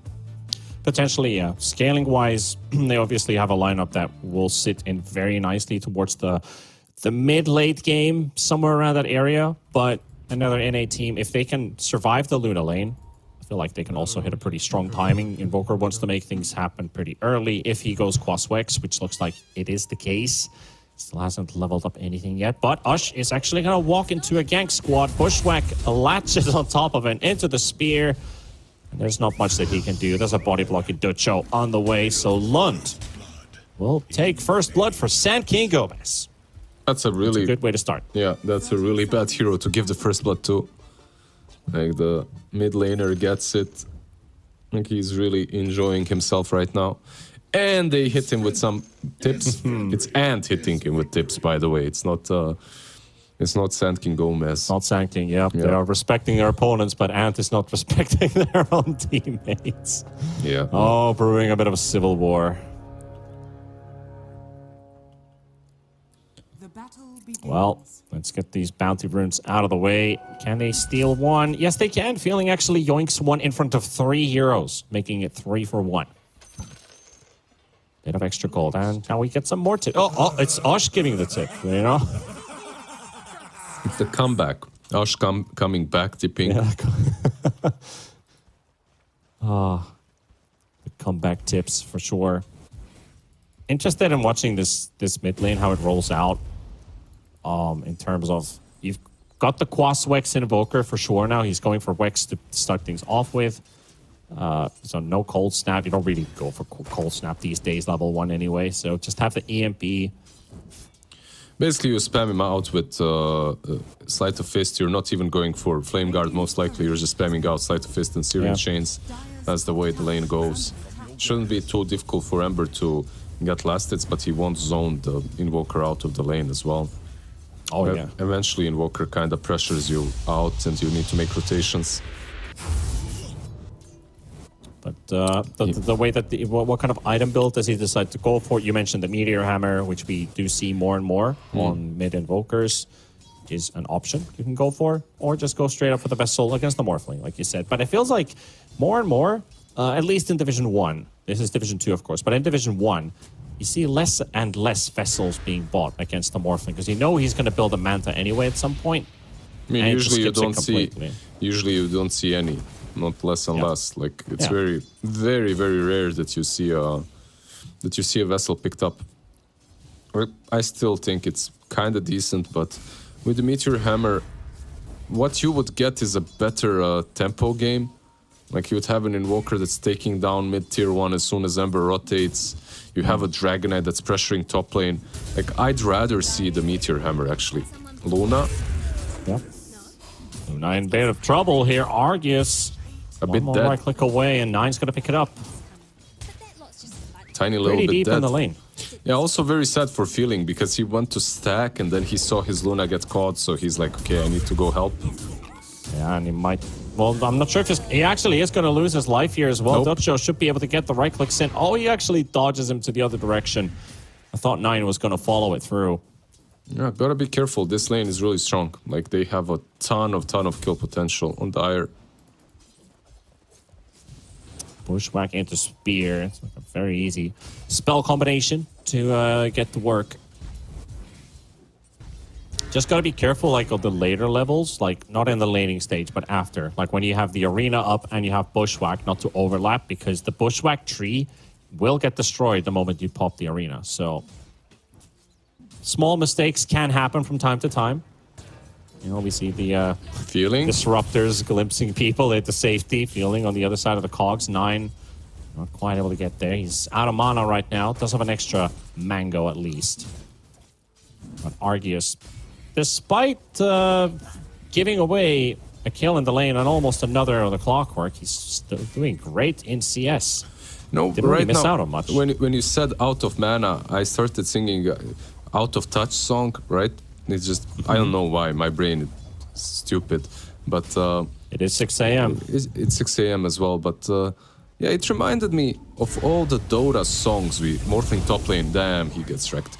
Yeah, like it reminded me of all these like Dota songs that we were getting before, right? Where are they? I haven't heard That's the new a very Dota. good question. Yeah, I haven't heard someone get on it. Like I haven't seen or heard a good Dota song in a while. Well, I did. I might have given a bit of a sneak peek in the China broadcast. We were talking with Snare. He was kind of talking about like, yeah, you're talking about music and stuff. Like you got something coming up, and I was like, well, you kind of pushed me to the point where I have to say like, yep, I am working on something later on this year. Maybe I'll Is end it up with Dota some kind song? of Dota song. I mean, I could make one. I mean, I technically have a lot of stuff ready, so just needs to be renamed. That's all. Did you Come up with some lyrics. did you just hijack my Dota song story to promote your new EP or something? Is that what just happened? No, of course I wouldn't. No, I mean, I was thinking about that same thing for quite some time because in rival MOBA games, we see like actual bands and artists making like music videos and stuff. I probably would never be able to make up a Feeling? music video. Feeling is not having a good time, however. But yeah, I mean, you're asking for it. I'm delivering it to you right now. I'm not stealing your idea. Okay. I can also not make one. If that's the approach you have for all the artists, why aren't you making any? Are you stealing my idea? So- What idea, man? I never told you you're stealing anything. Just hijacking the space. That's all. But you meant it that way. I thought you were like every artist you approach, they always get Of course not. scared because course you not. start threatening them. What the hell, man? No, but I'd love that. I'd love if you'd make a Dota song. But there is one condition: like you have to create voice lines for heroes. The song Voice should lines be for like heroes. yeah, the song should be like voice lines of Dota heroes, and you sing them as you play a guitar or something. I don't know what you Finnish people play, ukulele or something like that. RRL. Yep, a lot of battling in the mid lane. He does get a nice one charge for himself. Tornado on 2. It's not Ghost looking walk. like it's going to be enough. Invis detection. Nobody has detection. Is this Nobody guy has a god? anything. He's actually going to survive. Feeling also moves in. Hastrun does get taken away by 9. And now battling against a Treant Protector. A Courier gets sniped on the way out. There's everything. There's chaos going on right now. 9 still trying to fend off Feeling, but Feeling will live. Dude, this Invo, this MF, like he forced the Hoodwink to take the haste, and now he's gonna kill the Ember maybe even. But okay, he misses the tornado. Not as amazing, but still amazing. He Oh, still still gets got the him. last hit, yeah. Like, good job to him, really. Like, he forces the Hoodwink to take the haste, so Ember cannot refill the bottle, and then he ghost walks only afterwards, even though he's on like 1 HP. Really nicely done. By the way, he's not going for Meteor, he bought an urn, so most likely some vessel. Maybe a Meteor after the urn, but I doubt it. Well, that also means that you have to play the tempo. You gotta start ganking side lanes. Invoker's first rotation is going to be very important because you need to pick up those this Morphling is really charges. They killed off Feeling bottom, but they also got the Morphling top. Yeah, this is not a great start at all for Shido. Yeah, he's really getting picked off on very low amount of HP, and all it takes is one Breathe Fire plus Fade Bolt. They take him down. He needs to be just a tiny bit more careful about that. They have a lot of nuke damage. You got to be constantly watching out for 9. Trying to get some information, but no wards available right now, so can't put any deep wards down.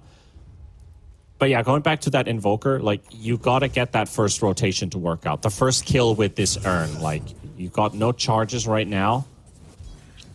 You need to get some in stock. He's the one who's going to get jumped on in mid, and he might just die. Tornado is available. The EMP coming down as well. Lund with the jump of the Remnant has his mana burnt a bit, but the turnaround, the survival, the kill, who takes it? Lund gets it in the end before RRL. And 9 might just be another casualty in the mix. Rockets available for Feeling, and this Hoodwink is surviving with 10 HP, but the vision for the Fade Bolt. Warden takes it. I feel like Warden could have played that a little bit different. Like, he could have thrown the Ember into the cogs, and then he most certainly dies before he kills the Invoker. But then again, Invoker, like, he could have moved a little bit back out of the melee range. So it wasn't necessary for Invoker to die regardless. It's just that he was a little bit complacent. He stood his ground, didn't want to move. Now fighting in mid, maybe they can get a kill onto Yanbura. He is being cold snapped right now. And there we got some urn charges for RRL, which he did not get from that Ember kill because Ember killed him first. Now he's the Ember is rotating down bottom. But and they see Argus, they see Feeling. 2 versus 3. Arena popped down, no Eclipse. They're taking some time to get there, but they finally do. Bushwhack is there, but the roots, actually the Ember Remnant does end up destroying the tree. Does not matter, they will still take both. It's interesting that Argus decided to go back. Like, he left the lane long time ago. Yeah, I think he has no business on the bottom lane anymore, and this is like one of the main reasons why. So easy to rotate on you, and they will rotate on you to take the tower anyway, so... Are they making stacks for the Luna? They made no stacks in the triangle, by the way. Yeah, that's kind of... They've really been stuck with these lane fights, and now Warden, well, he's doing exactly what you want him to do. A bit late, but better late than ever, right? Yep. Never say never. Yep. Yeah, that's a song I don't want to get stuck in my head. Invoker mid lane. Misses. Invoker God getting surrounded from all angles, and now he's dusted up. Now there's no way he's getting out. Well, they don't have mana on Ember at all. But, okay, he gets the sticks. He's just enough. Yeah, he got 4 stick charges. Just gets enough for Slight. That will work. That will do it. Cheeto's been farming jungle, meanwhile, to catch up into the game. But Luna is doing so much worse. Argus is actually 500 gold behind the Morphling right now. Yeah, Luna died. They both died the same amount of times, right? It's just that Argus hasn't been really farming, which is weird because Luna earlier on can farm a bit faster. Yep. But he spent a lot of time going back towards the tier 1 down bottom, and then he fed afterwards. So rough start for him. Now we see a Witchblade coming up for RRL. Actually catches Lund. He will have half of his mana burnt away. Warden steals Slate. Slate battle. Throw him with the stick. Oh. Doesn't actually get... Oh, the trees are broken. Never mind. Doesn't matter. There's the Take out dust. Warden, but TP rotations are coming in. Feeling. Can he get the hookshot of a lifetime? He's going to get rooted up by the chains, and they're all spreading in several directions. Sand King Gomez to find a kill. Yeah, they're really not playing the map as fast as they did in that game 1. And now it makes me wonder if they only play the map as fast as they did in game 1 because of the Prophet pick. Like, they had Nature's Prophet, so the hero just allows them naturally to feel free and do whatever they want to. But Ash, he was the Legion in last game. Now he's the DK. He already has enough gold for a blink. And he's rotating mid, so he's the one that's setting the pace of the game for Ant. Yep. Poor Clockwork. He's gonna get ambushed in the river. Death number 4 for the Clockwork. 0-4 clock, 1-1-5 Rubik. Definitely not that great for the clock. And like, you have this Blink on Ash now, right? He's in dragon form too, but it's not like you have a kill. Like, you need more heroes. You need an Invoker with you at least. And he's just chilling on the top lane, farming. He needs the Witchblade though, it's understandable. Like, this guy, Yeah. he is not having the best games, so getting at least that one item would be cool. Yeah, and he also feels like he's got a lot of pressure on him too. Like, this Invoker needs to work this game. You've basically been the one ganked twice or thrice in a row now. And it's not like you're getting too many openings for yourself. Instead, you're just being hunted. And Mars with Blink. Mars is probably just going to follow around where the next fight's going to happen. Yep, they smoke up. They might... Let's see, and they might break this smoke. Ash, he breaks it. So does the Warden. We'll scout them out too. Raindrop charge burnt off of the DK, sitting duck in the river. Yeah, I'm surprised he didn't jump with Mars. Like, he could have jumped in Arena at that. Or maybe you jump Arena and then you have the Hoodwink following up with Sharpshooter. But he decided not to, maybe. Oh, they're pinging the Hoodwink right now. And he turns around in panic, trying to juke around. Not going to work out. Cogs push there as well. And finishes off the Hoodwink kill. Goes for feeling. Support's able to clean this one out. I think Invoker just walked close enough to get a charge on his urn. Mm-hmm. So that's one extra in the bank. You really like current charges, don't you? I know how important they are. Like, they're going to fall off eventually. But as a Quaswex Invoker, like, if you just don't get that kill, right, even participating in a kill to get those stacks, Oh, like, he it's might just a get wasted killed item. instead. It does look like it for sure. He's just being rooted up. He can't even right-click back. He's going to get broken by the Sharpshooter. It's the disarm on 2. Backup is on its Burn way, them. but he is going to get the stun onto the Ember Spirit. He's still going to die anyway. And Yanbura going to make a run for it. He's going to die to the tick damage, but still a support for a mid. If he And earned Gomez them, happy with the trade. if he earned the Ember, I think he could have killed him. I'm just messing with you, but yeah, like, they get him on top. Hookshot misses. They get the Invoker. It's a big pick off. Like, Treant was setting that up for, I swear, like 3 minutes. He was waiting for the right moment to kill the Invoker. He was really damn patient.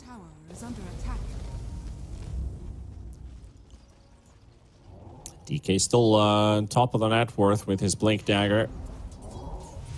There's something else on the courier? Oh, he just got the shard. Okay, so extra pushing power. And meanwhile, in the mid lane, Invoker getting jumped again. RRL is literally public enemy number 1. They're just going straight up to him again. Take him away. Sand King Gomez, they have the initiative, and they get to make the plays that lead into kills. And there are no saves on Ant, and Invoker is always a little bit out of position. He gets punished very often. Healing. Well, he got the D ward. Yep. Morphling turns into him. Punishes That's the him for that. Lincoln's reveal. What did he use to pop that Lincoln's? I'm thinking the same thing. Guess it's my shout. What popped the Lincolns? What the hell popped that Lincoln's? Was I'm not Rubik sure if it around? was... Yeah, Rubik or Luna either were close enough for it, but... I'm very curious about that. I love that Luna has absolutely no levels in Eclipse. Like level 12. You know, just full farming farm. potential. Yeah, pretty much. Mid lane, Ember. Shot into the mid lane. They can catch the Ember Spirit. Bushwhack did not connect. Oh, he dodges the tornado. Very important dodge for Lund. Otherwise, he would have surely died. 4 heroes around him. Awkward. He's stuck in the river. Spear comes out. He is very close to dying. Osh comes in with the blink stun. Bushwhack again from 9. Overgrowth coming out as well from Yanbura. They will hold him down for the bit. Meatball coming down from the sky, take damage onto the Ember Spirit, and RRL dead again. Shido cleaning house potentially. Ush is dead, and the Arena comes out just off cooldown. Perfect timing. Arceus, what are you gonna do? No Eclipse, just right clicks, just raw right clicks. It's gonna be a team wipe. Sand King Gomez. They take them all. It's a comeback. It's a comeback for sure. It's a comeback. We're gonna see a game 3 once again, it looks like. Fourth in a row. Yeah, like, interesting. Division 2, it always surprises. But yeah, like, Luna without an Eclipse joining in just to say hi to everyone. I think if you have decided to go this route, just continue farming, man. Don't join, you know? It's like, what you gonna do? You don't have enough items to actually make a difference. And look at Luna on the minimap. She is literally farming a camp right now. They're like, they're just chilling, fighting a fight. Luna's turning around like, okay, I think I need to join the fight. And the fight's not going too great, but man, that Morphling did so much damage with that waveform and just annihilated that Invoker. They follow up with the DK kill, and they're like, guys, I just got an Arena. Oh, the Luna's here. That's the difference. Extra reward. Yeah, that's the difference, right? Like the Morphling actually does something with this Linkens. He can join the fights, he can actually be active. Luna at this point could have been active if the team was doing all right, but Invoker is really struggling. And there is no one to play with. Like, if Dragonite has a BKB, easily you can take fights, but he went for Blink first, so I don't blame him. Like, they needed some sort of initiation. Blink is good on him. But And he recognizes the situation too, like, I have to go Midas. Who? Like, there's no way I'm going to farm Invoker. He was like, no way I can get any farm this game, so I just have to get the Midas to back it up a little bit. Ush gets the DK form. Ember, there's the Sunstrike. Not going to do a lot of damage, but the hookshot's going to be there as well. The Cogs don't push him. He's already on the move. Roots on 2. They have the wall down on the ground, and they do get the break onto the DK. But Yanabura, oh, he tried to chase for the kill. Okay. Morphling is here. Mind yourself. It is Shido with no vision. I have to fight the Clockwork. Feeling he wants to get. He's right. Oh, he hits the wrong Cog. Yeah. Cog blocked. He also didn't Cog the Morphling away. He cogged a little bit too far. But it's not what Morphling came for. He came for either the DK or the Invoker. He didn't get either of them, so... yeah, if you're Radiant, if you Rant, I think you're decently satisfied with what happened, because you did manage to kill the Ember. Yep. But man, that Ember is very tanky, and now he has Sange in his inventory too. Like, this guy is hard to kill. Yeah. They might smoke up. Do they have a smoke? They don't, never mind. Now they do. They might smoke up, the 3 of them, yeah. And guess who's mid? And it's the Invoker walking down the mid lane. Yep, I've seen this movie before. I tell you, it was a pretty good movie when you look at it from the Senkin Gomez perspective. And he has 6 stats on the Invoker. And he bought that Midas and he didn't use it as well, by the way. That's massive Midas right there. Yeah. At least he got to buy it, so... You could say that he didn't get penalized for losing gold. He didn't get what? Penalized. Okay, they go into the pit. Straight into the pit. Can they contest this? Maybe Clockwork with some Rocket Flare and Snatch. Let's see. Let's go feeling. Feel it. Feel the rush happening. Come on. Yeah. Nah, he's not gonna feel it. He's just chilling on top. Yeah. Arceus is just pushing bottom, wanting to finish the Manta style. Roshan dropping right now. No contesting happening whatsoever. No Clockwork attempt either. It is what it is. He was chilling in the dire jungle. Not sure what he is doing actually. He's just walking around. Not sure who he's waiting for, trying to set up. He doesn't have a prophet or anything like that. He's just gonna... I guess he's just gonna die in the end. Let's see. He's got a TP, but does he get to use it? Oh, nope. the ult for it. Okay, might as well. For good measure. I guess it's not great. He died, but he did force Ember top, Mars top, Treant top. You know, like he made a bit of space. It's nice. Yeah. At least they got info. The enemy is here. I found them. Tank squad Look at approaching the Invo. mid lane, and Yeah. Invoker is again in perilous waters. They see him, by the way. Yeah. Just caught him too. Right under the tower. He's got the tower, extra armor. Is it going to save him? No. No. It's Yeah. not that strong. Dragon form as well used. I don't know if you want to take this fight. Like, you don't have Invoker. You just use Dragon form. Man, like, RRL. Yeah, that, exactly that. Mosquito That buzz. sound. Ugh. Yeah. I get shivers every time I hear that. Like, I think he's been more dead than alive in the last 5 minutes. Yep. Radiant's bottom tower is under Certainly making a interesting number when you look at the end of the game. Like, how much time did you spend dead? His death time is 46 seconds. You could say that he's been around 40 to 46 for the last few levels, where he's died like 4 times. Maybe even 5. So technically, he's been like dead for 5-6 minutes. Radiant's bottom tower is under attack. It's rough. But, like, it's a problem, right? Because no one really wants to frontline on their side. Now that Ash has completed the BKB, he will be able to be the one that's frontlining for his teammates and starting things off. So, from this point onwards, maybe they can take a fight. Radiant's bottom tower is under attack. The problem is, I didn't check on this Morphling for a bit. What, just one problem? Yeah, one problem is this Morphling has a Skadi completed with the Lincolns. Got another problem? Yeah. Probably be the Ember Spirit also popping off this game. Like, Lund 7-3 and 11. Enjoying this game so much more than the last one. They might catch. Sitting up for top. Ember's actually going to TP in as well. Arceus is here. He already used Somebody Manta, moved so away. they need to bail. Right under a scan. Radiant's Hostiles on their turret way. has been Ducho killed. snipes the courier. There's a Luna illusion that they could potentially use as a bait. Arena. Oh, he stopped it. Oh, if he stayed on the move, he might have actually gone for the attempt, but that's a no, sir.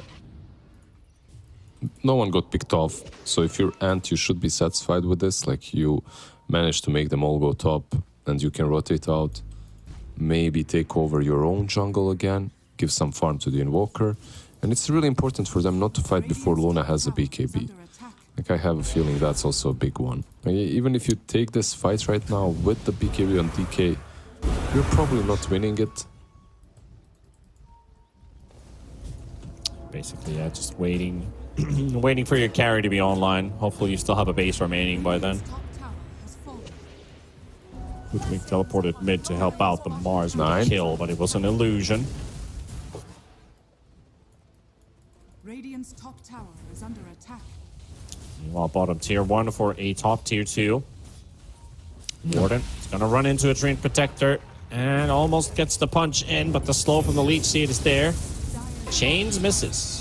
It's on the Flag Bearer creep. Radiant's top tower has fallen. Trading a bit. Stone of Dire's Blameguard. bottom tower has fallen. Rubik will live longer for just a little bit more.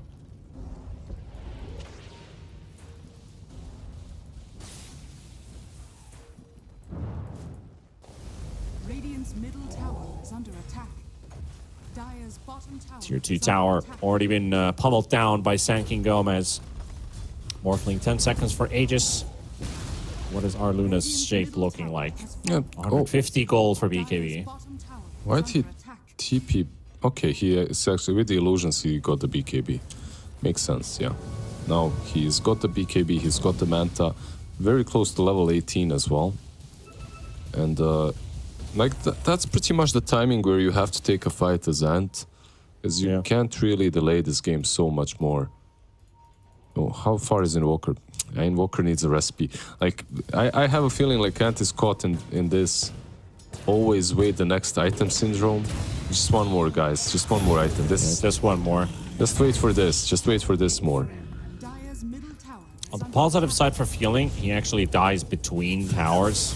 Getting information on the enemy. Now your team can spread out around the map. Be like, hey, you can at least farm one more set of creeps somewhere. No, that is actually very intelligent. Like, it's not that bad. Yeah. I mean, that's what I'm saying. Like, yeah, you get there, you open up the map because you just gave away your support when the wave was not pushing in your base. Like, you're either cutting a wave or so far away that it forces your opponents to rotate there, and from there, wherever they lead into next, it's going to take some time. So that's just space. That's just literal space. Harry he always talks about the good deaths.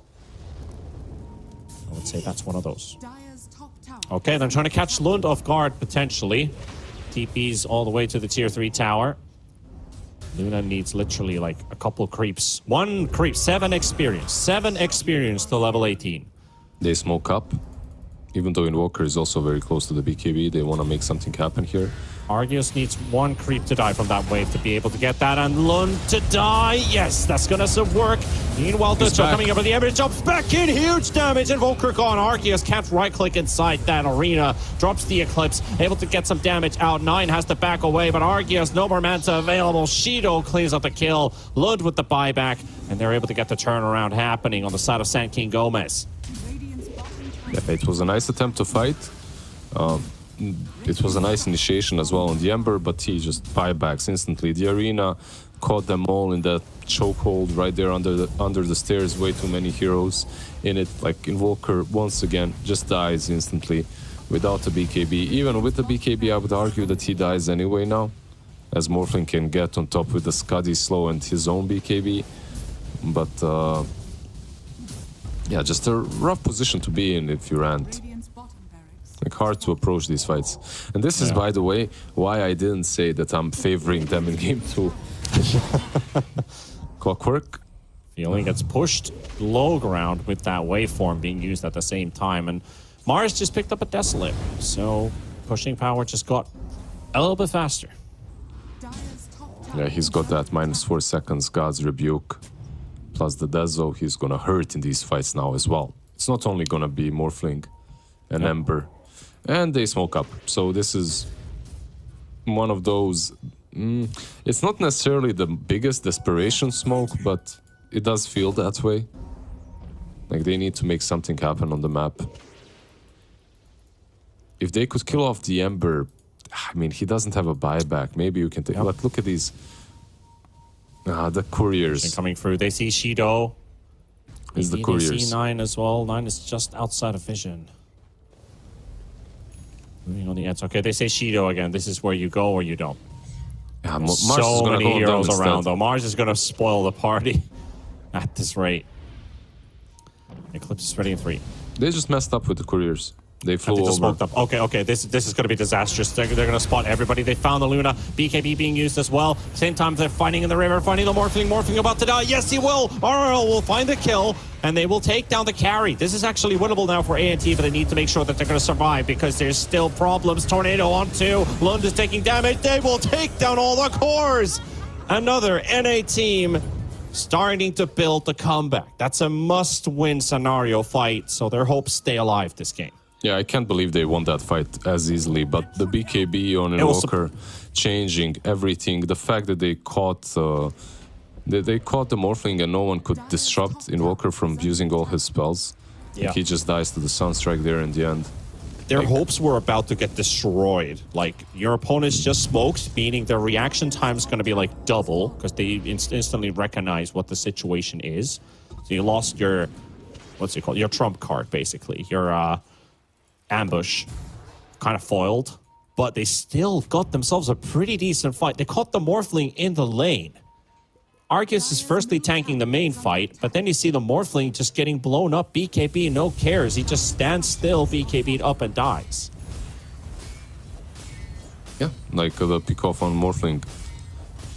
I don't think I expected that, and I don't see it repeating. That's the problem for Ant. Like, let's see, maybe.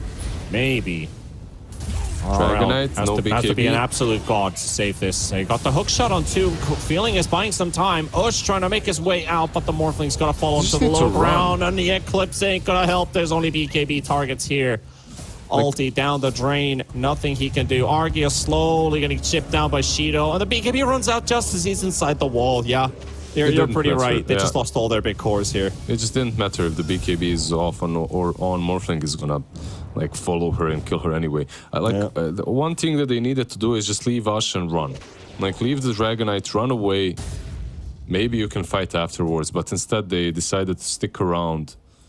So the fight is certainly lost, and now there's Aegis too.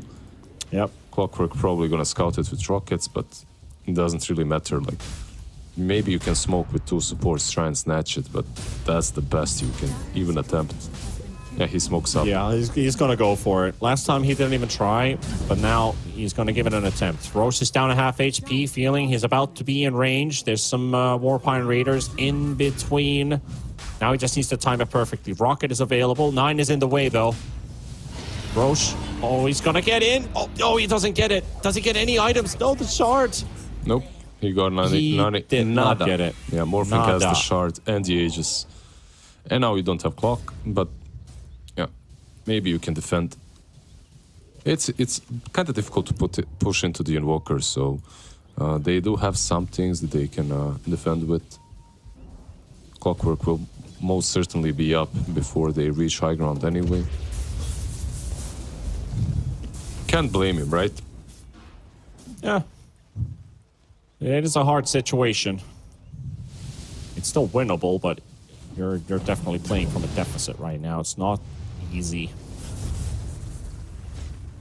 Guess if they can still stretch this game out, like the scaling from this Dragon Knight can still provide them with a lot. Level 20 talent, level 25 talent even. AoE Dragon Tail. That is spicy. Plenty of good items as well to still pick up on this hero, but it is a base defense right now. I'd say the biggest issue that Sand King Gomez now have to... The biggest hurdle... Oh, high ground push on Invoker. Straight inside the base, might as well. Invoker is the target, does get the BKB off, but the fight looking really rough for them right now. Morphling diving to the back line, going for the Warden. Hookshot comes out as well. Does not have a BKB for his second life, but doesn't matter. Osh is about to die. Luna also right behind his throne. Can't get the Morphling's Aegis to pop either. Radiant's top tower is under attack. Radiant structures are fortified. High back from the Rubik, but now defense just became a whole lot harder without the DK, without the Invoker. I was just gonna say that it's gonna be kind of difficult for them to push in, and Mars just YOLOs in, catches that Invoker. He's like, yeah, I'm going in, boys. Problem Whoever solved. follows, I don't care. Radiant's top barracks. Problem solved, exactly. Radiant's top barracks has fallen. Just go for it. The classic. Radiant's middle tower is under attack. He forced out the buyback off of RRL as well, which is a really big buyback. Shido is baiting in mid. It's gonna go. Oh, that's 1,000 damage onto the Luna instantly. No BKB, nowhere to go. Arceus down. Wrap That's it up. surely game. Yep. Lunt's just gonna chase them all the way down to the base, and there we go. GG call yet again. This is the 4th series in a row. We are going to a game number 3, NA Division 2, baby. Continues to be what it is. Very, very tight battle between all the teams that have played so far. Sand King Gomez. They were in a difficult situation coming into this game too, but execution-wise, drafting-wise, yeah, who would have thought? Who would have thought? Yeah, the draft changed, and so did their execution instantly.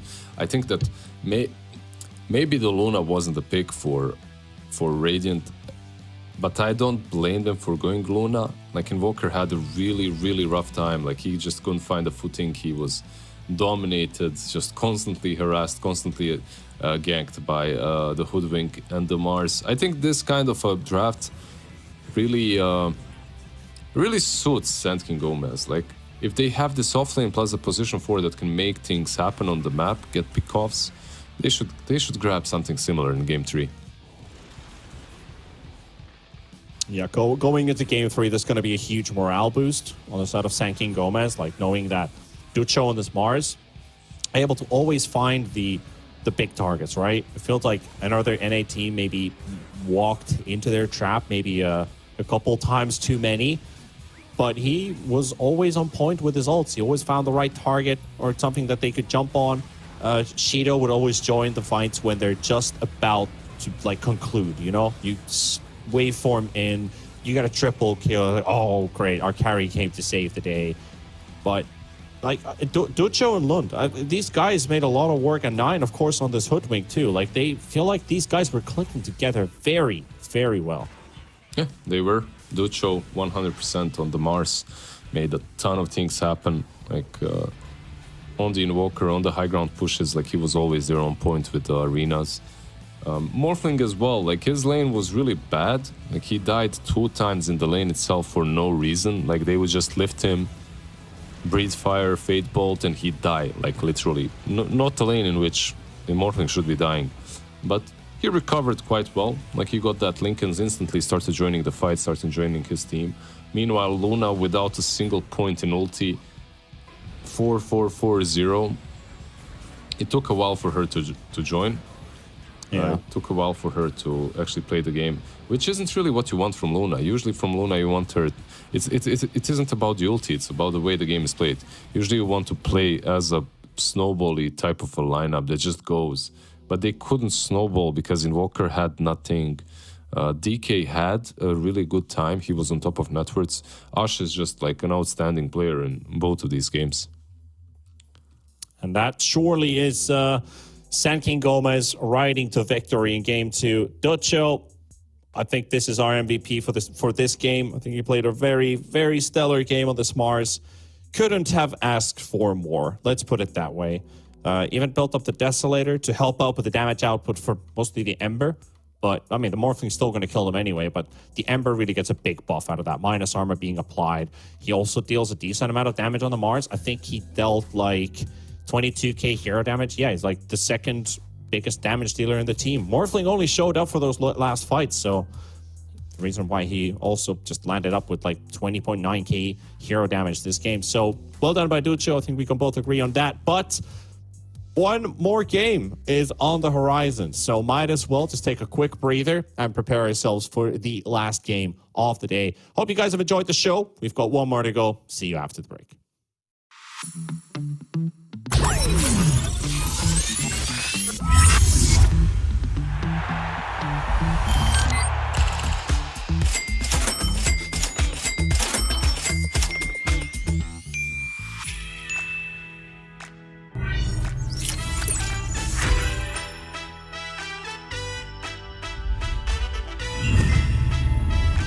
Watch more. Earn more. Full TV. It's not even my birthday.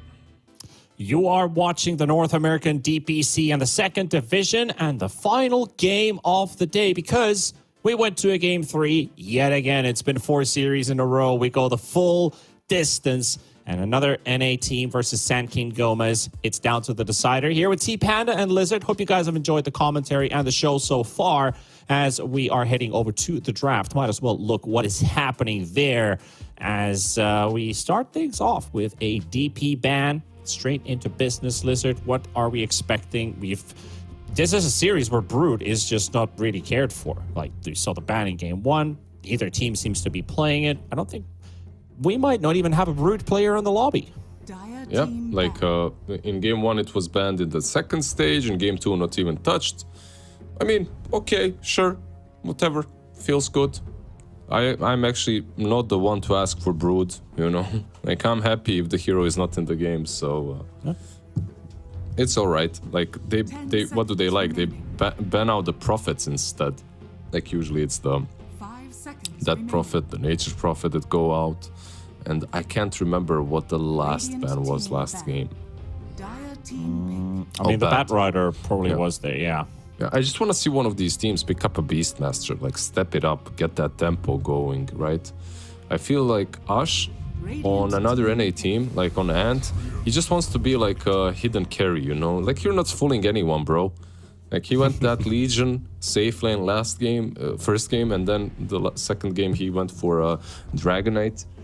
Like, to be honest, he is farming really damn well. Like, he is usually on top of the net worth charts of his team early on, so it does make sense.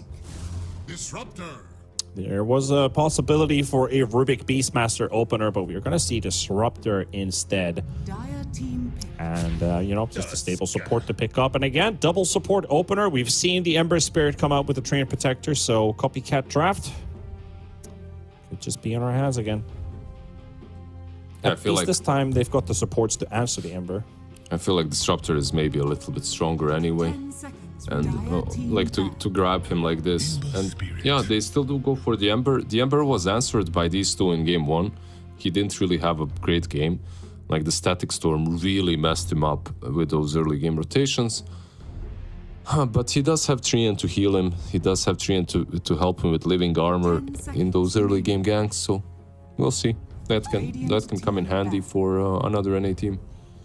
Yeah, and at least it nerfs the damage dealt by the tag team because you have that extra armor. So it is an equivalent to the Sven Warcry, which was something that we saw a lot of a couple patches ago, where you see Tusk, they go Sven, and they just play it as a support just to counter the tag team. But now it's just been more about maxing the first 2 spells, just getting that magical burst. 5 seconds remaining.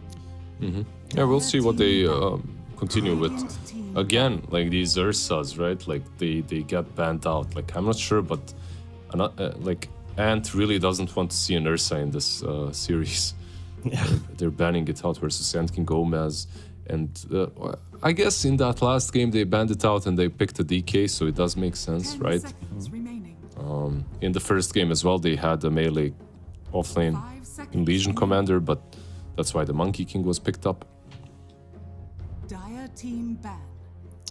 And out the Mirana as well. I mean, Ursa's a good 17th pick, right? You usually go for the double pick. You have, say, a support, or you just go like off lane and carry in your second phase. Save your mid for last. But now that you have the Ember Spirit, probably, 10 seconds remaining. kind of makes sense if they just ban out the Ursa. Can be tricky to deal with. 5 If you're remaining. Ant, you don't necessarily have to wait for the Radiant ultimate team last ban. pick to pick your mid, because you already see the Ember. So you could pick something that's strong against him already, or decent at least, and then like save that last pick for your carry. I think that's doable. You could pick mid and offlane right now. Remaining. Oh, they ban out the Puck. You could go for a Storm Spirit 15th, 5 for seconds example. remaining. I mean, Sand King wasn't gonna pick Storm anyway, right? Even if they have Storm, they're probably not... sorry, Puck. Even if they have Puck in the pool, they're probably not gonna pick it. Like, you can go for Storm, but the Storm Ember matchup is a little bit... it's not that straightforward. You know, it doesn't go completely in one favor or the other. Yeah. I think DK is still in the pool. That's maybe Sure. That's a hero that does destroy the Ember Spirit, right? So even if it is played as a carry, which you have the option for, looking at Sand King Gomez. Do you destroy him on the mid lane though? Like, can't Ember lane that? You can, like, some Embers can lane it for sure, but at least what we 5 talked seconds remaining. with a couple people, they basically said like Shadow Fiend should destroy the matchup, but a good Ember Spirit player can find some vulnerabilities against the Shadow Fiend. You got the Slate dodges versus the races for sure. That's like your main tool, and it is a kind of soft hero to play against. So if you can harass with Slate, keep up your farm, you're going to be good. But Shadow Fiend just has the advantage. I'm surprised that they went for SF. Honestly, I think that the pick right here, when it can be answered by 2 heroes, is maybe a little bit weak. Can be exploited. Like, obviously, and can put him on mid or on safe lane. Oh, Right. the Skyrat, goddamn. What are they gonna do? Like, Skyrat plus something? They need lockdown now. Yeah, they need a lockdown. Yeah. Some Sky Beast, maybe? I'm not sure, but out of these 6 games that we've watched, not a single beast ban or a pick. Like, what's happening? 5 seconds remaining. One of the better offlane heroes as well. So it is curious that they're completely just offlane has the lowest priority in this matchup, which is very weird. Yeah, NA just doesn't Or like... untraditional, at least. They don't like Lycans, they don't like Beastmaster, it looks like... But It's just the Mars series. But Mars is like amazing, you know? Like, Mars is the go-to hero. Even though in every other region, like in Division 1, like Mars is just ignored, literally. Yeah. Even when the game is like perfect Mars game, it still gets ignored for something else. Like an Underlord is picked more than a Mars in Division 1, but okay, sure. They get the Mars and Sky, obvious combo, right? Like, you have the Arena into Spear into Super strong lane. Mystic Flare. Yeah, super strong lane. You've got the ulti to combine with the spear, and you will most likely go for a Slark this game. Yep, so SF versus the Ember, Slark versus the Mars. And the last phase will reveal our final matchup, which is going to be the carry from Gomez and the offlaner from NA team. We also have the last pick for the offlane. Interesting, like, I thought that Slark was good for Ant a couple of games now, but not this one necessarily as good. It's still okay. Like, there's nothing that he can't Dark Pact off and just run away, so that's nice. And there isn't really a way for Sand King Gomez, I guess, to really punish the Slark now in the last pick. Like, Bloodseeker would have been actually a good one. That's probably the main Slark counter. Another decent one, if you have a good lane, is AM, but this overall doesn't strike me as the greatest AM game. You can get some illusions like TBs or Nagas, but it also doesn't feel that amazing. You can play the tempo perhaps with the TA. Like, one problem for Ant right now is they have SF and Slark, right? Like, both of these heroes, like, there are players like Abed, they make SF mid work. Like, they buy Blink on him and they just wreak havoc on the map. They're really strong playmakers, so they know how to utilize SF in that role. But I don't know, RRL, he doesn't fill me with confidence after the Invoker game. And SF is even easier to kill. Yeah, it is the glass cannon mid. You have to be very, very careful of. BKB is a must-have this game, and earlier the better. So much control on the side of Gomez, and burst damage. You just get blown apart. You get caught once. You don't have any saves on another NA team either. Like, the snowball. That's the only thing you have. A Tusk literally has to be on top of you to save you, unless he's going for a blink rush. The blink would be nice, right? Anyways, on Tusk. Get that blink together with SF, make things happen. Slark gets an early Ags, just jumps in with you. Like, it could be nice. Like, they have some follow-up from the Disruptor. I'm just interested in what carry they have in mind. What did they play in game 1? Monkey King, right? Monkey King, yeah. Yeah. And it's not that amazing here. And you don't see your matchup. Like, they could pick some stupid Venomancer last pick, right? And Yeah, your I game is see done. some. I'm looking at the offlaners. Another NA team has been playing. I see there's a lot of DKs. There's a lot of Night Stalkers, Vipers, Pangos. So anything, pretty much, yeah. Yeah. Okay, TB. And there's a TB. They get that illusion, bro, that we were asking for. It's solid. Like you have some frontline to protect you in Mars. Can another NA team pick something on the offlane that counters him hard? I don't see 10 it. seconds They- remaining. You need a duo to counter it because like the experience I have on TB, the worst matchup in lane is Rubik Sand King because they just blow you up. You have plus 500 HP and they do pretty much the same amount of damage. You just die. They could get some Kotl, right? Like, and then your game is ruined. You have Tusk Kotl, like you're not gonna be able to lane that. But Total 3. yeah, True. sure, like a lot of sustain. But then you don't have proper initiation besides the Tusk, so that wouldn't be that great. Saw. I mean, I looked at the talking about Sand King. They've played 11 games of Sand King on this team. They have 9% win rate with the hero, so that's very grim. I don't know why anyone would play Sand King. Yeah. It can work in your bracket or in my bracket, T-Panda, you know, but I don't Not think here. Yeah, not here. I mean, it shouldn't work anywhere realistically, but Yeah. Timber Saw. Enigma. Wait, Enigma. This is actually a decent Enigma game. I agree. Yeah, I think Enigma actually wins this. It would be pretty solid. Like you have Overgrowth though. Like that's kind of annoying later It's on. kind of the only thing, yeah. They're You taking their rely time. on burst damage.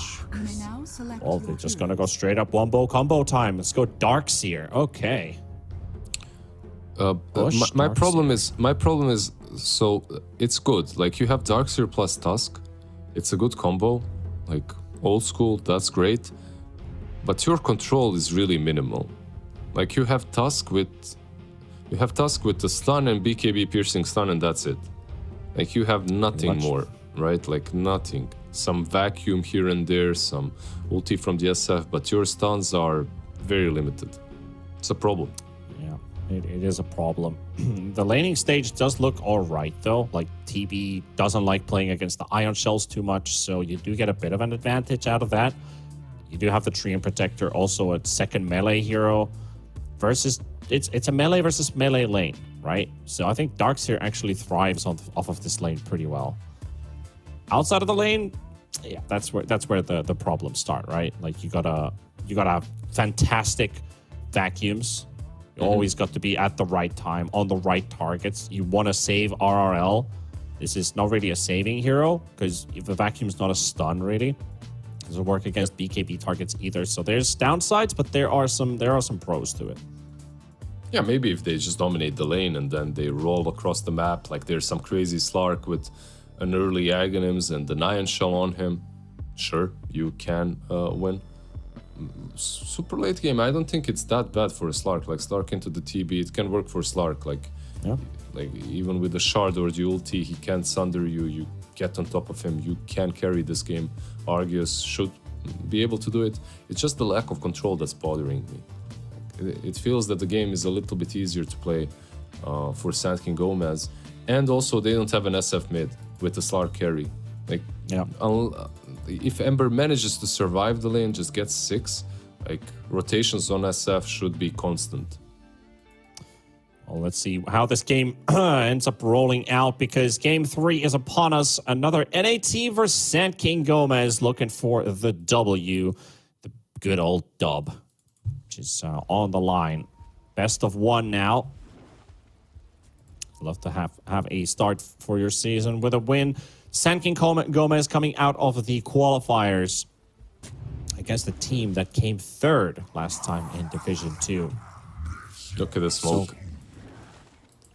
Look at the Warden as well, just breaking trees, you know? He's like, I know what's happening.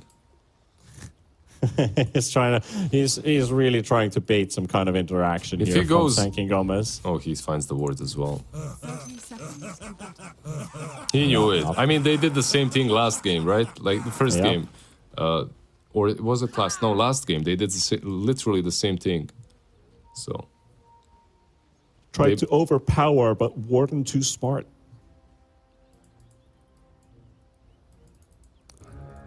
It's going to be a missed opportunity. So Senkin Gomez is going to have to suffice with the double bounties without a kill. Unless Dutcho is able to push Disruptor away from this. Yes, he is. Make it 3.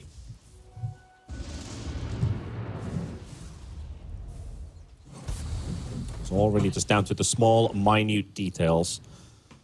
Oh, it is currently 7 a.m. for me and Lizard. You know, early morning builds. It's 6 a.m. for me. Not Okay, 7. it's 6 a.m. for you, so it's 7 for me, 6 for you. Also, shout out to our observer, Aosin, who is doing the camera work for us. Has also been a good bro, staying up all night, watching some quality Division 2 Dota here in North America. Double Ion Shell's really hurting the Treant, but they are only level 1, so it took half of his HP, but no kill potential there just yet. See what they can establish with this lane. They'd love to punish the Terrorblade early. Or at least keep the Treant Protector at bay. And as you can see, like, this lane is going to be somewhat passive to start things off with for another NA team. So you just start off with Reflection. You don't even need to go for Metamorph. But talking about passive, Yambura actually takes a lot of damage there as he got trapped by the shards by the Warden. Yeah, I don't think anyone on top lane should be dying until level 3. Maybe if Treant is really out of position, but no one should die until Darkseer hits 3. I was also surprised about the aggression there. Like, are they actually going to get a kill? Yeah, once Darkseer hits it, then perhaps, but not before that.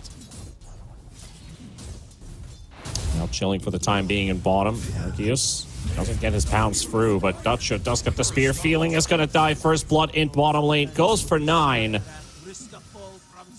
We'll get the first kill off the game, off the support, and Arceus forced away. This off-lane duo of Dutcho and 9 has worked wonders so far in this series. Yeah, they've made the most amount of kills in that second game as well. Here, once more, feeling really damn good. But Slark at least is free farming, right? He's not really being super contested. Yeah. Triple raises from Shadow Fiend. Oh, gets the Slate dodge, and he was actually pump faking the Shadow Raise there. Didn't go all the way through. Could have potentially been a kill. Metamorph now also used in the top lane. I think you mentioned that. Back to the normal shenanigans.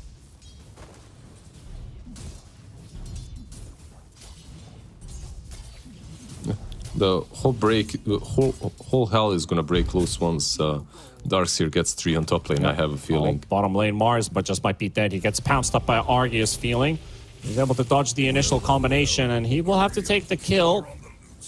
There is no stack to be given for the Slark. Yeah, feels bad, man, for him. Missing out on that easy. Like, of course, like, you consider early stats. You get a kill at 3 minutes. Yeah, you're happy. It's small stats, but it's a start of something beautiful. Almost poetic. You do have an artist in you. I can see it, Panda. 7 a.m. artist. Thankfully, it's with an R. London RRL still brawling it out in the mid lane. Yeah, Ember actually, you see, like, doing quite all right. He's doing pretty well this lane. Like, you can tell from Lund that he's not getting stomped. If he did, this would be difficult. Yeah, they will hit now level 3. So level 2 Iron Shell will be up on Ash. Oh, Arceus, did he just go too far? Ooh, close for the kill. 9 can't quite get another Arcane Bolt. Slark flies too far away. That was very close to actually killing the Slark, almost by accident.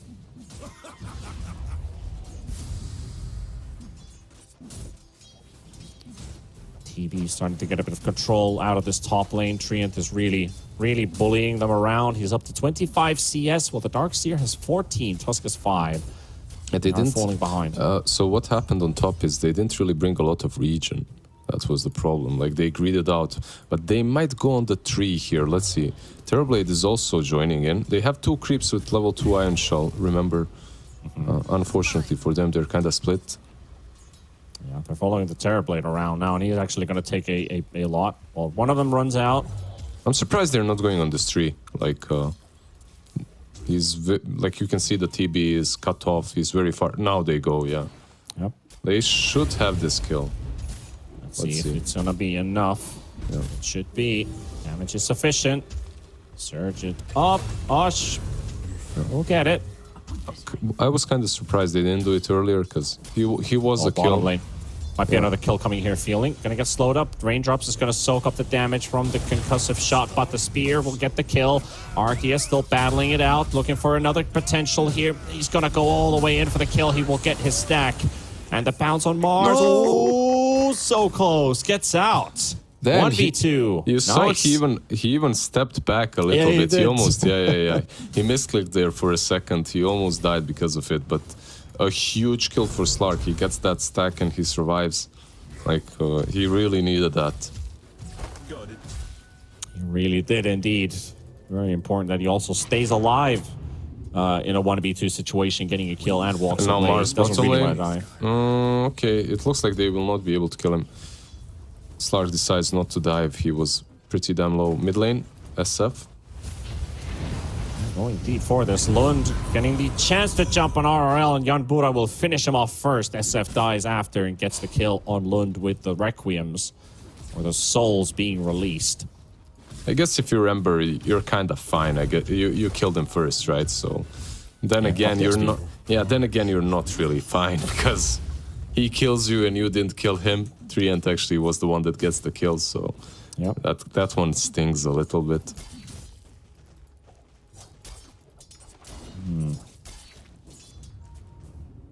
7 kills in the first 6.5 minutes. Terribly 23 to Nice. SF, A welcome lot taken back. away from the Darkseer, and SF in trouble. Yeah, Warden is going to be there to help out, but it's not going to be enough. Warden left to his own tools. RRL is really having a rough couple of games. Like game 2, he had like this is literally a repeat, right? Go into the lane, instantly die. Go into the lane, die again. Like the difference though is like I feel like SF is way easier to punish. Like if you're an SF and you have this kind of a bad start, like 3 or 4 deaths in a row, he's not there yet, but I hope he doesn't get there because your game just feels abysmal as an SF. Yeah. Bit of a battle going in bottom. They were looking for the Mars, but they're going to walk into the Skyrath instead and leave the kill for this. Nope. Warden takes Darkseer top as well. Yeah, they get him. Dire's top tower a trade-off. is under attack. Darkseer is not having a game. Shadow Fiend is having a rough time. He will be able to at least kind of flash farm himself back into the game. Yeah, but One of the positives of playing SF, but still, the Ember is getting way too much out of this. I'm just not sure that you need like a Dragonlance SF as well. You know, like we'll see. Like he's going for the right click kind of an approach. Probably Dragonlance into something like a BKB, I guess. Yeah. I think that's the build that Shadow Fiends really want to go for, but Yes, Dragonlance for sure. It does feel like it's a bit out of place. It's like if you're a safe lane SF, sure, but you're a mid lane SF that's dying, that's being caught. Yeah. And he does get the souls off in time, but still will lose his life in the process. 9 to take it. And Lund with a DD rune. He's going to battle off Feeling. Look at those slices. Cuts this Disruptor in a million different pieces. At least the Disruptor did get Sky, sadly, after he died. But he got something out of that. But This Ember is getting big. yeah, Lund is getting really big, and it's a problem. Like it's a bigger problem that SF is dying, I would say. Like that's like SF has power treads and a magic wand at the moment. Like 3k net worth versus 3.6k on Ember. Warden's scouted out under this ward as well. Ush, he's trying to catch up with Farm, but look at the difference. 24 on Darkseer, 67 on Terrorblade, and 36 denies in the laning stage. Like, Shido has been, really just taking benefit out of that lane. Yeah, he farmed really damn well, mostly because Treant just really zoned them out. Like they didn't find a way to deal with the tree. So the TV was just free farming the whole time. They greeded out a little bit when it comes to resources. Like they didn't bring enough region, I believe. Top lane region. Can come back to haunt you. Dire's top tower is under Oh, he's That actually will going force for him the away. disruptor. Yeah, diving under the mid tower. There is a Shadow Fiend. There's a Tusk coming in. They don't have Requiem, but they have the damage to punish this Ember Spirit, allowing the Shadow Fiend to have a bit of free time to farm. Yeah, that probably wasn't worth it, right? Like, but he did glimpse him away from the region, and December is like, yeah, I'll get you for that. Like you prevent me from taking a rune, I'm diving you, you little shit. You know, like I'm gonna come in. Meanwhile, bottom's just a farm fest between the Mars and the Slark. Nothing special happening there. It's going for the Diffusal Blade, and a Blink is also on the works for Dutcho. Probably a smoke. Oh, he actually moved his Blink away. He's going for Soul Ring now. Okay, just swapped it out. Smoke up. They're gonna find an SF, and they have Mystic Flare. This is one dead Shadow Fiend. Probably. Mystic Flare on top. Oh, Snowball nice. save. A bit of time, but they need to get everything to work out. Dodges the stun as well and gets the kill. Beautiful. Yeah, that was perfect. Really, Just a really. small move. Yeah. I mean, that was a beautiful move. Like, Yeah. really nicely done by him. Snowball save was there, but yeah, it didn't really help too much. They need to set up a perimeter around this SF. As this lane, Dire's top you know, tower like the is worst under lane to attack. lose this hard is mid. Like, offlane comes second, I feel like. Yeah.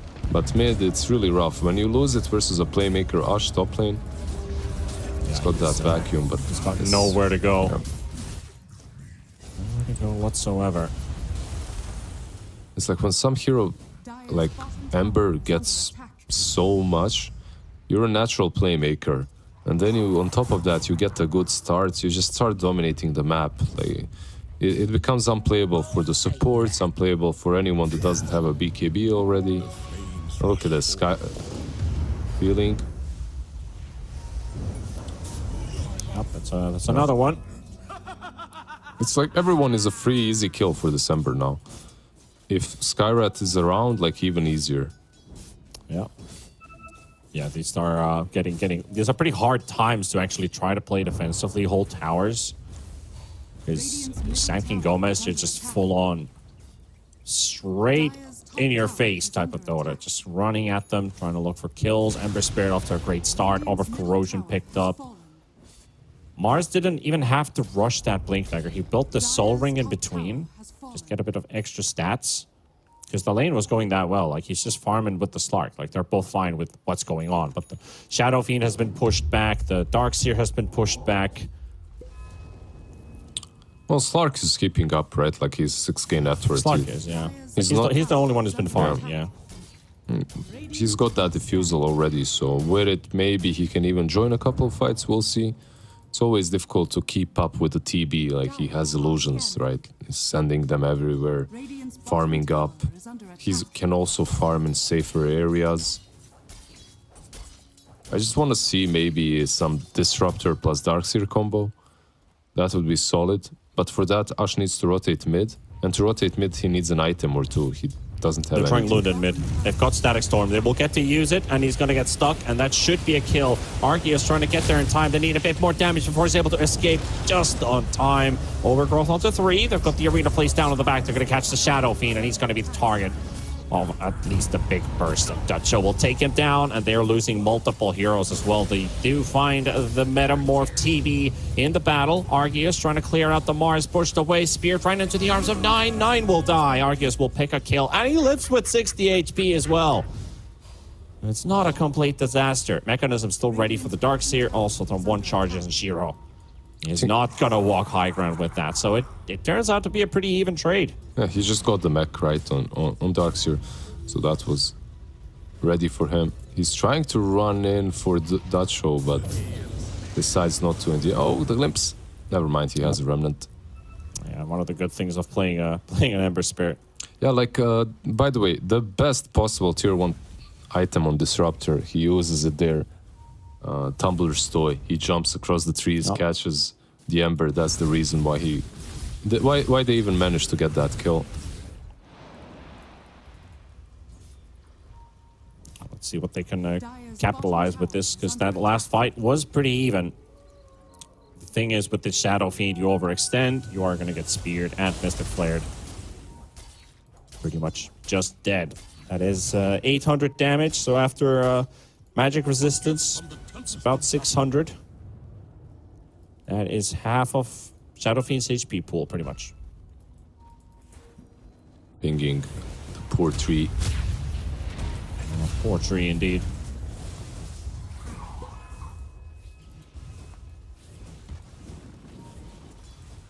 TB is just farming, just chilling, enjoying in the jungle. Nobody is contesting him right now. They're trying to push this tier 1 on bot, and they should be able to. It doesn't look like anyone will contest them. They don't have the treant, so maybe they don't want to even try. We'll see. Yep. Yeah, he's just healing it up. That's it. It's not like they're trading it for anything. They're just chilling. They like to get the... Just being bullied by the Slark right now. The pounce does connect. He's got his ulti ready. 300 HP. Just a few more hits, but he's scared of the turnaround. And as he should be. Like Skyrat was really close. Yeah. He's got that silence almost maxed out. 5-second silence is no joke. Got it. Yeah, wasn't too far to being caught there. Pretty even game in terms of net worth, at least. Mars, Darkseer both having a bit of a rough time. Outside of that, all the other cores are, pretty much enjoying the game as it is. See a Veil of Discord coming up with a Skywrath Mage. Don't get to see that item too often, but it's a pretty good game for it. It's probably the only hero that you see it on, right? Yeah. Like literally no one else buys the Veil, but it's pretty good on Sky still. Like, the only thing that this hero does is magic damage and a little bit of silence, so getting that Veil on him is pretty good. Dire are scanning. Let's see what they can establish. Focusing on the bottom lane, Sanking Gomez forcing out Ush. Won't be able to stay here longer. It's interesting just how much of an advantage Ember had on the mid lane, and now he's fallen behind SF. Yep. Like, this hero does farm fast, right? And he's got some space. Like, Slark gave him a lot of these. Like, one thing that's really nice about the Slark is you can farm where other heroes can't, and you can be safe to just Shadow Dance TP out or something like that. So RRL was confined to the triangle, farming it up. Now he almost has a BKB too. Also have their supports pushing tier 2 towers in the top lane with this Tusk, but this smoke gank, it is looking like it might just connect. Feeling standing in a good position. He sees some Ember Spirit illusions running around. Slark. Meanwhile, Slark has been spotted and inside the arena too. Mystic Flare, he's so dead. There's nowhere to run. Disruptor as catching well. the Disruptor as well in the river. Yeah, make that 2.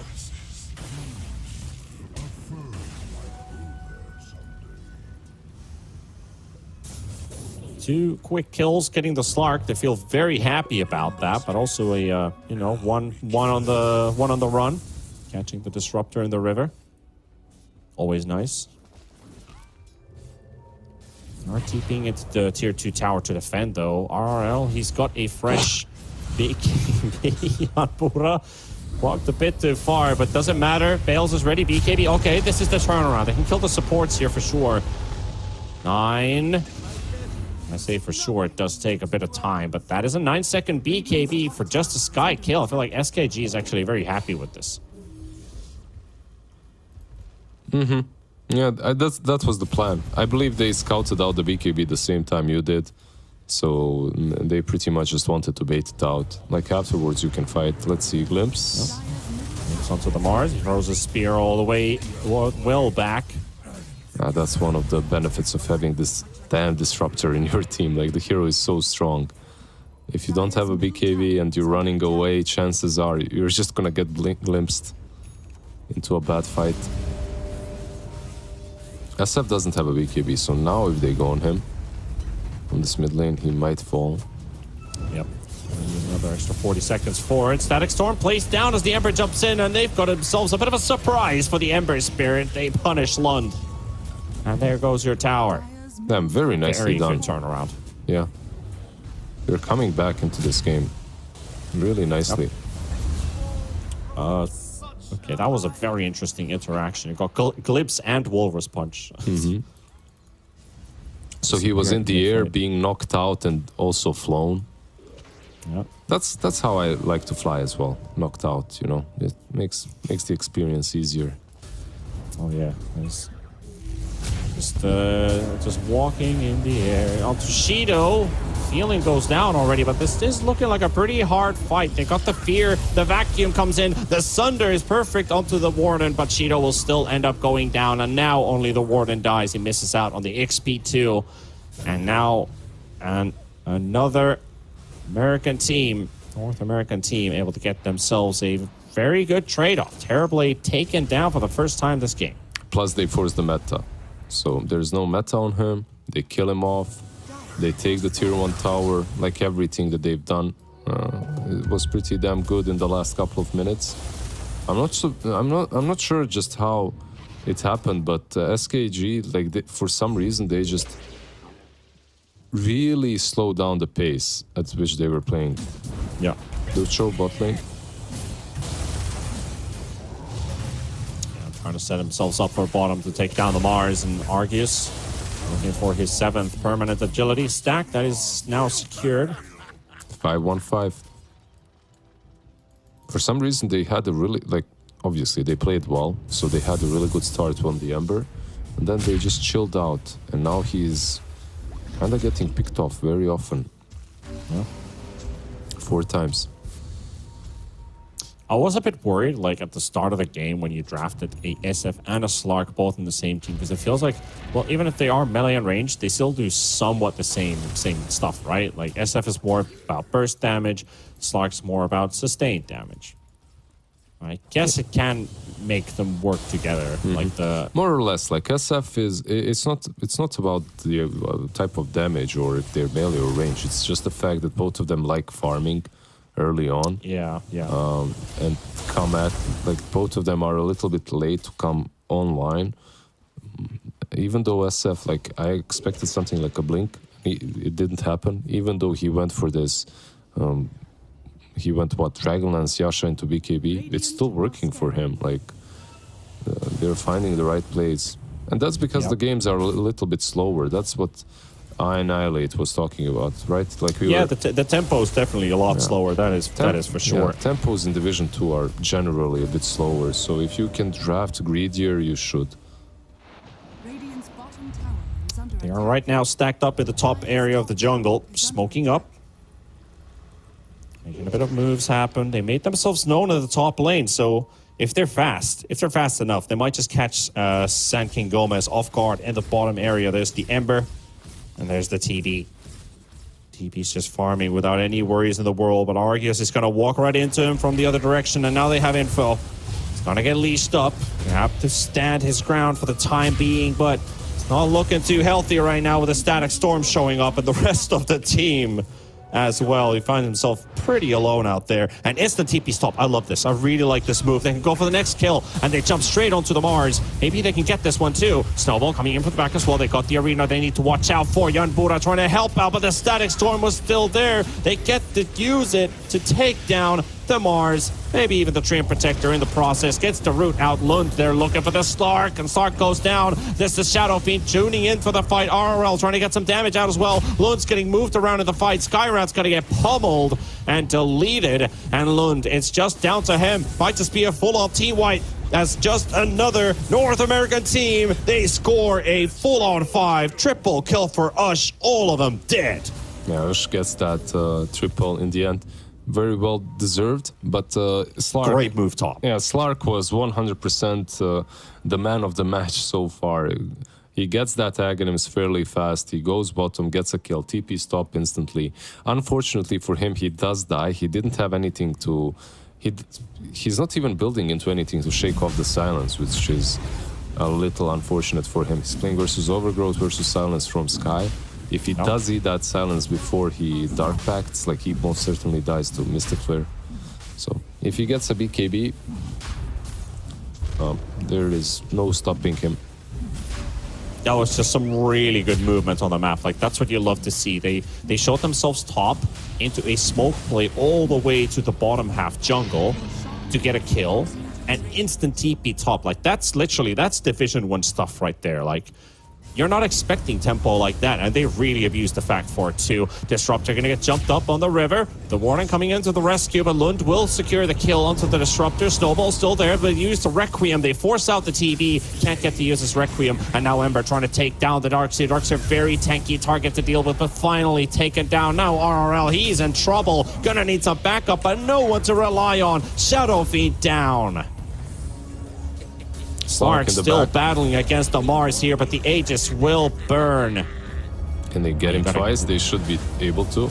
He's alone. Silence is there. He's gone as well. And San King Gomez returned the favor instantly. They got team wipe, but they take 4 this time. This game is just crazy, man. Like, this is crazy. yeah. Oh, some of that 7 a.m. Dota right there. I mean, it's not 7 a.m. for them. They don't have excuses. Like, you go on one side, you just completely dominate, you get one pick off after another, you instantly feed all 5 kills back, like 24 to 24, 26 minutes in, only 1k or almost no advantage for either one of these two teams. Yeah, that's just crazy. It is really crazy for sure. Like, this is hard to predict what the direction of this game is going to be, because it's so back and forth again. That might actually just be it, you know, back and forth Dota. But that being said, the graphs were bouncing around all over the place. It was 82% for another NA team. 82%, 83% even at the highest. So that took a bit of a swing. That's a lot of percents. That's a lot of percents. Fine, delete it. Arceus, another pounce is available. Can he connect on the Ember? Oh, he just gets the little move to the trees. Yeah, but he's not far. Ush is going to be there. Has to force the BKB, and they can load up some stacks on the Slark. Well, he only gets up to 5, but something. He's queuing up the Basher and the BKB. These 2 items are super necessary for him. Like the Basher to deal with all these BKB TPs, and just the BKBs in general. And a BKB of his own to not get silenced and killed off by a single Skyrat. We're going to move towards the top half jungle as well, as the Slark would just like to scout out some information. His teammates are getting jumped on. Both of the supports in trouble.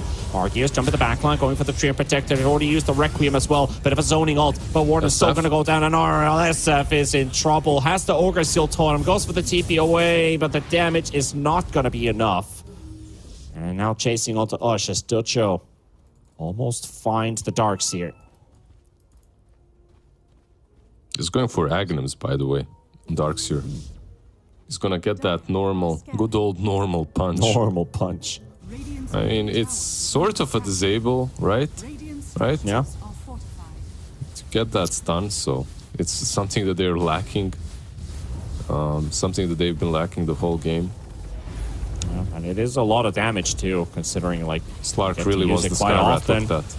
There, they jump onto the Ember Spirit BKB in 5 seconds. Just needs a couple more Mystic Flare placed down. 9 will get the hit on him. He's got the debuff of the Mage Slayer, but oh, Slark, oh no. Oh, that's not how they wanted to fight that at all. He found himself all by himself. Is this one of those team where? Team? Where? And now starts the allies chat. I mean, he really went ham. He went alone. They weren't really ready to follow up. She's gonna have to Take a couple hits here. They try to play with the glimpse, force out the BKB from Mars. Oh, that's a turns good around arena. for a 3-man arena. 10 seconds for the Requiem. Can RRL get the chance to even use it? I don't think he will. the Snowball saves some time here. Warden in trouble. Warden down. RRL down. Feeling dead. And on to Ush they go. But he will get to blink out just before the Rebuke connects. So Darkseer makes his way out of this fight. Yeah, that really wasn't a great fight, like, at all. Not at all. The fact that their Slark is dead and they're still going for it, like, they have BKBs even. They didn't use them in the last fight. So they had BKBs to use against you, against 4 of you. Just take that fight easily. It's a pretty easy Dota on the side of Senkin Gomez. You see another NA team winning 1 fight, but they've won 2 to 3 in a row now. That's a pretty good streak to start building off of. 30 minutes into this game 3. Seen a lot of action, a lot of Dota today. And it's certainly not over yet.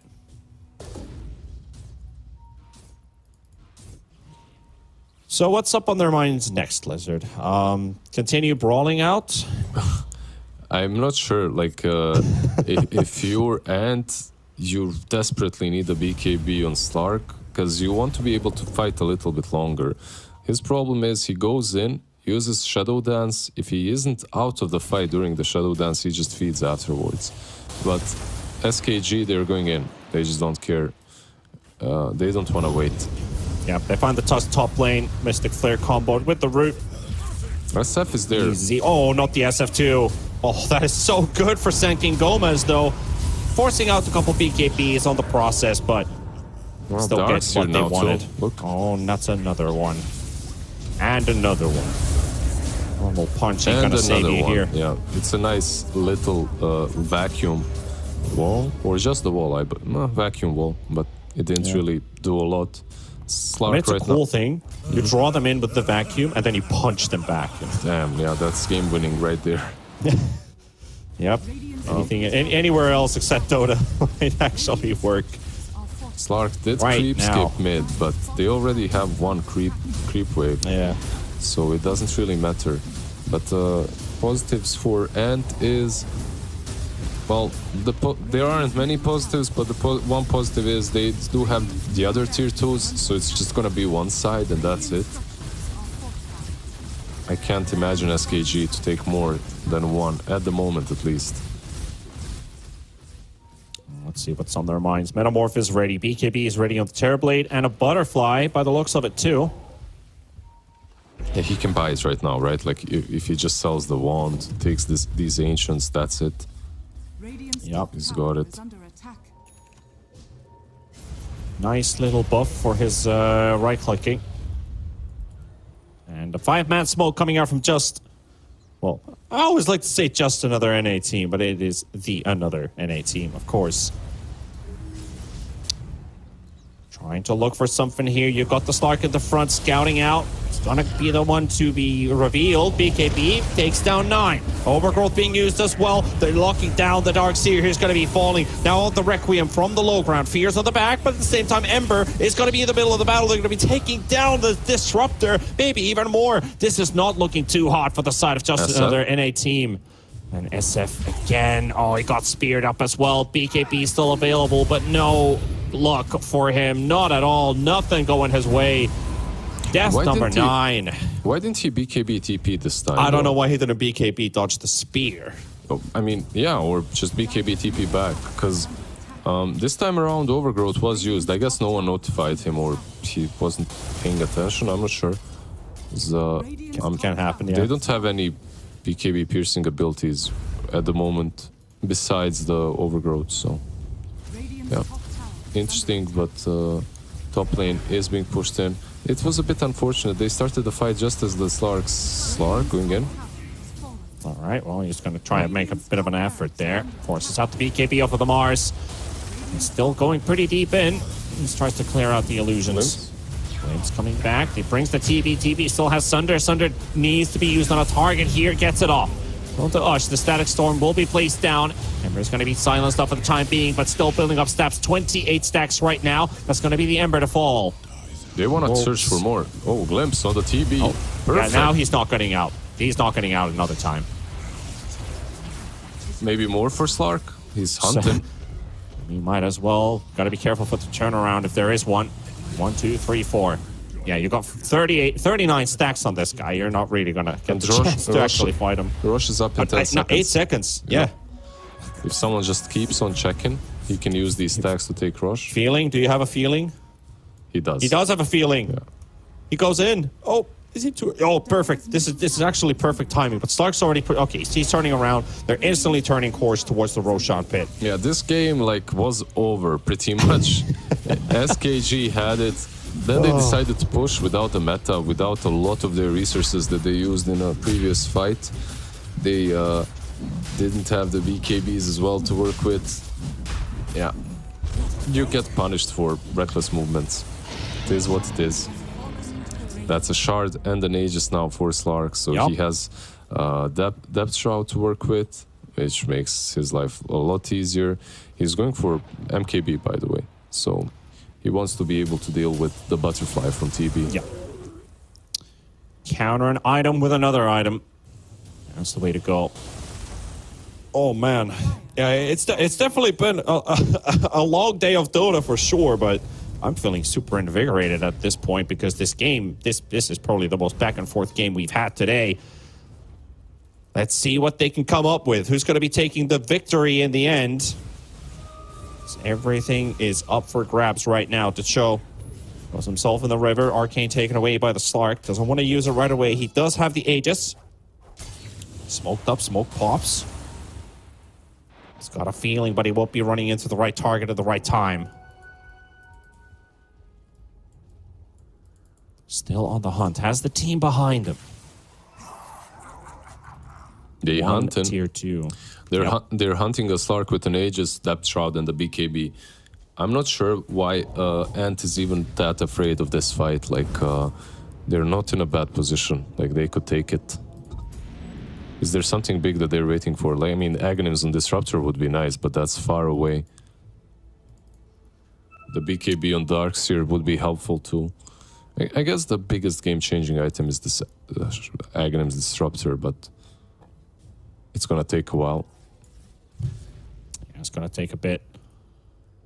But once you do have it, it can be a huge game changer, especially if the Ember doesn't get to use his BKB during a Remnant jump. Radiant's bottom tower is under attack. The final tier 2 tower on the side of another NA team getting pummeled in the bottom lane. That's going to leave your base open. If you get wiped one time, you're getting mega creeped. Might as well just end the game at that point. Radiant's bottom tower has fallen. Buyback status is also not looking too hot. Only the Shadow Fiend. Dire's top tower is under attack.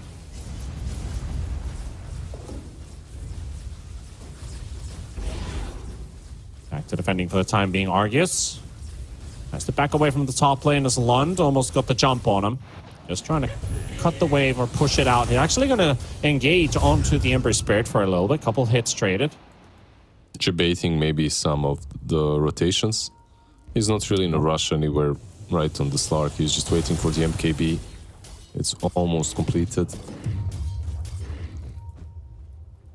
Nice little Trickster's Cloak. Man, this item is so good. Like, It is. it's like, it doesn't give you any offensive abilities, right? But bonuses, but still every single carry takes it. That's Yeah. That's how the you funny know, thing. That's yeah. how you know that the item is really strong. Yeah. And the funny thing is, like you say, it doesn't give offensive capabilities. Not at least in pure numbers or stats, but it literally gives you another way to approach fights, right? It's like a short Shadow Blade in a way. And Arceus is very deep right now. 9 almost dies straight away to the Slark.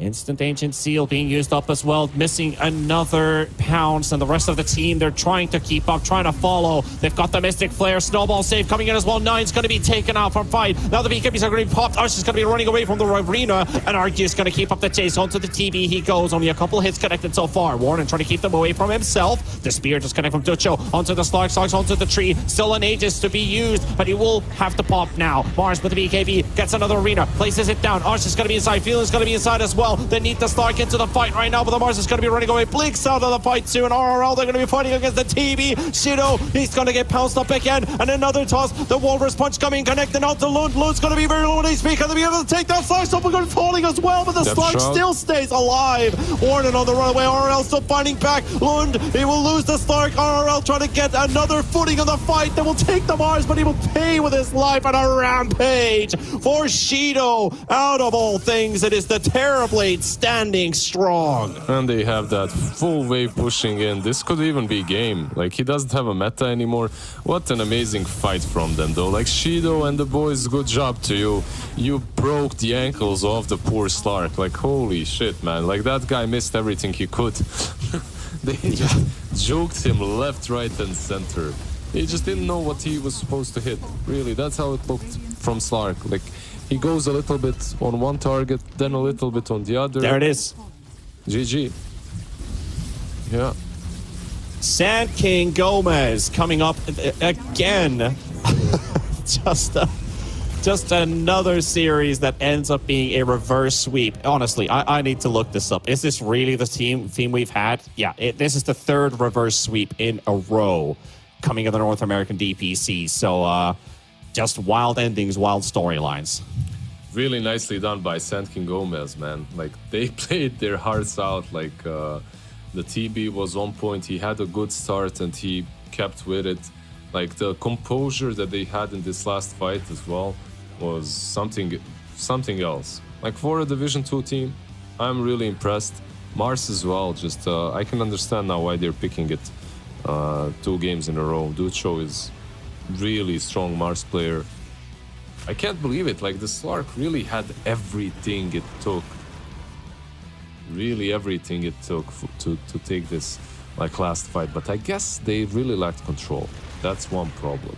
Like, on their side, they really lacked control. They had the vacuums, they had the walls, sure, but you had no real disables. It's literally only the Tusk with the Walrus Punch. And if you maybe Slark should have bought a Basher instead. Like, sell the Mage Slayer or something and buy a Basher so that you can actually stay on top of your targets. Everyone he goes on just walks away from him, moves away, gets 4-staffed or something. And it really hurts from the perspective of feeling as well, playing the Disruptor. Some of these static storms in some of the most crucial fights, it feels like he didn't catch anyone, or it was on cores that could be just BKBing themselves out. Why he needed that Aghanims so badly. Because, like, even in here, like, every time you catch someone, they already have a BKB available, or they're just running out from it and ends up being like 3 heroes into 0. So couldn't really get much benefit out of the Disruptor in these later part team fights, but this last fight, this was just super hectic.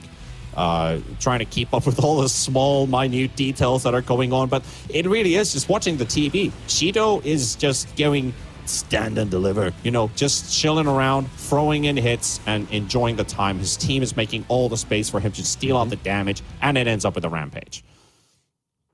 Yeah, like a story of the game, really. Like, he just gets to play his game. Meanwhile, Slark has to, I don't know, make magic happen, you know? Reinvent the wheel, make some... I still think maybe the Basher would have helped him. Like, that could have been the thing, but unfortunately for him, he doesn't go for that. RRL as well, in game 1, he was so on fire. Game 2 and game 3, I don't know what happened. It's like a different player. They found a way to deal with him, and they just dominated him, slowed him down in that mid-game. And of course, if we do look for an MVP in this series, it is tough to find one when the stats are all over the board. You could say Shido carried it in the end, but there was one guy who pushed the limit. It has to be, it's either Ducho on the Mars or Lund on Ember Spear. What do you say? I think it's Lund. Like, he...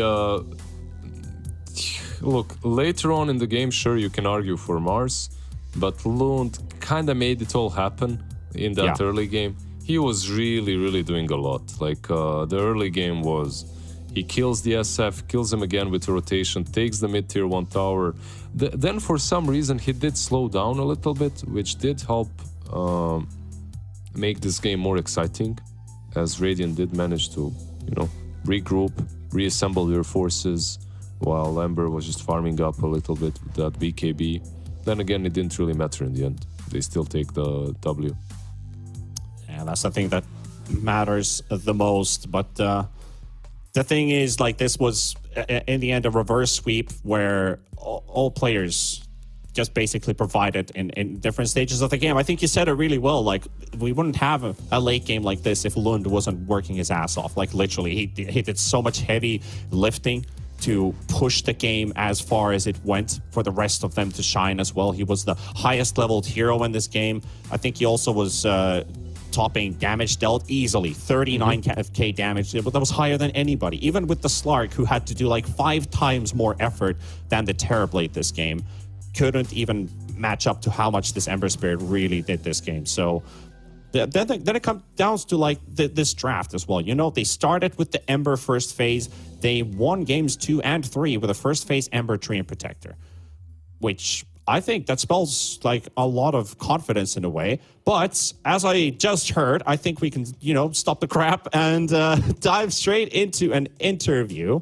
So we get to talk with one of the members on the side of Sand King Gomez. And I've been saying, man, I love your team name. Where did you come up with Sand King Gomez? I think that's actually from the manager. He used to play with a stack, and they used to be called Sand King Gomez because there's a voice line that Sand King says Sand King cometh, and it kind of sounds like Sand King Gomez. So that's where the name comes from. Awesome. That's a nice wordplay of words. Hey, you guys, this was a absolutely crazy series, like coming into the end. Another reverse sweep in the NA division. You guys, you took games 2 and game 3, but going all the way to the start of the series, how did that first game really feel? How was it like to play that one? I actually think we were planning to win that one, so it was kind of rough. We didn't expect the Mater's pick. We actually were planning to pick it ourselves, but it didn't work out. So at the middle of the game, we just kind of knew we were gonna lose. So personally, I was preparing for the next ones. I think if we just played chill and did our normal stuff, we would win. So there's that, I guess. Yeah, I mean, the confidence definitely shows. And talking about confidence, you guys went Treant Protector and Ember Spirit in games 2 and game 3. And you did a lot of heavy lifting, especially in this last game. You had a lot of impact with the Ember Spirit. Did you kind of, with your plays, did your teammates also kind of go like, oh, like, to get that feeling of like, oh, Lund is carrying this game, let's go, boys? Did you have that kind of good vibe going on in the comms? Yeah, definitely. It's actually kind of an inside joke that I can only play Ember because even in the open qualifiers and the closed qualifiers, that's kind of all I played. So, I mean, if it works, it works. Don't fix what's not broken. So yeah, we were vibing. That is a great way to put it. Lizard, what's on your mind? Yeah, man, good job, by the way. Your Ember is great. Like, no reason. If it works, right? Like, what about the Mars? Is it one of those as well? Like, he can only play Mars given the Mars, or is there a bigger hero pool? For Ducho, I think he has a great hero pool, but we wanted to stick to something that kind of could do decently in lane and then transition into mid game to make plays. But yeah, they always first baseman, his bad rider, and his other heroes. So yeah, he also has a great hero pool, I would say. And what kind of a player are you? Are you like not necessarily your hero, but when it comes to like team compositions, do you like to experiment more with more heroes, or just play the same thing all over again? Like practice one thing? For me personally, I like to experiment a bit more, but with this team we've been running a lot of Amber, maybe some Pangolier. So we're kind of just sticking to what works for us right now. And maybe we can practice some other lineups in scrims.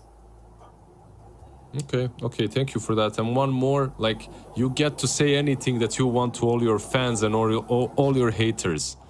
Go. Thanks to everyone supporting Sam King Gomez. Shout out to my team, I guess. They did some heavy lifting. And I don't really think we have haters yet. Not sure. Maybe we do. But we love them, so it's fine. A lot of love for everyone. Yeah, thank you. Thank you so much. And root for Sand King Gomez. They take the first series. Thank you so much for the time here, Lund. And, wish you best of luck for the future games here in the Division 2. Thank you. And there we heard from Thank you. Lund, the mid player from Sand King Gomez. If it's not broken, don't fix it. That's something that I actually say a lot. So I really felt that for a moment. But, very laid back, even though he'd just come out of the game where he did so much work. So, love to see the good vibes. And apparently they have that throughout the team, not just him. Yeah, it's, look, they have Sand King Gomez as their team name. Like, you have to have good vibes with that. I don't know. It's like, what was it?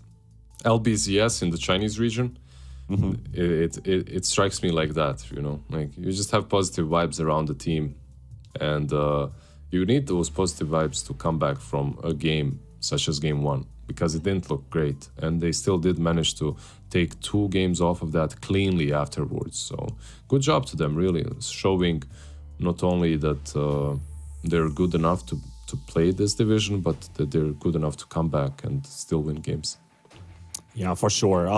Today ended up being a very grueling day. 6 games of Dota, just like day 1. So what's in store for the next day in the North American Dota, I say? Well, we've got some interesting matchups coming up once again. Tilted Boys taking on Alpha, which is going to be our first series of the day. Tilted Boys with a win.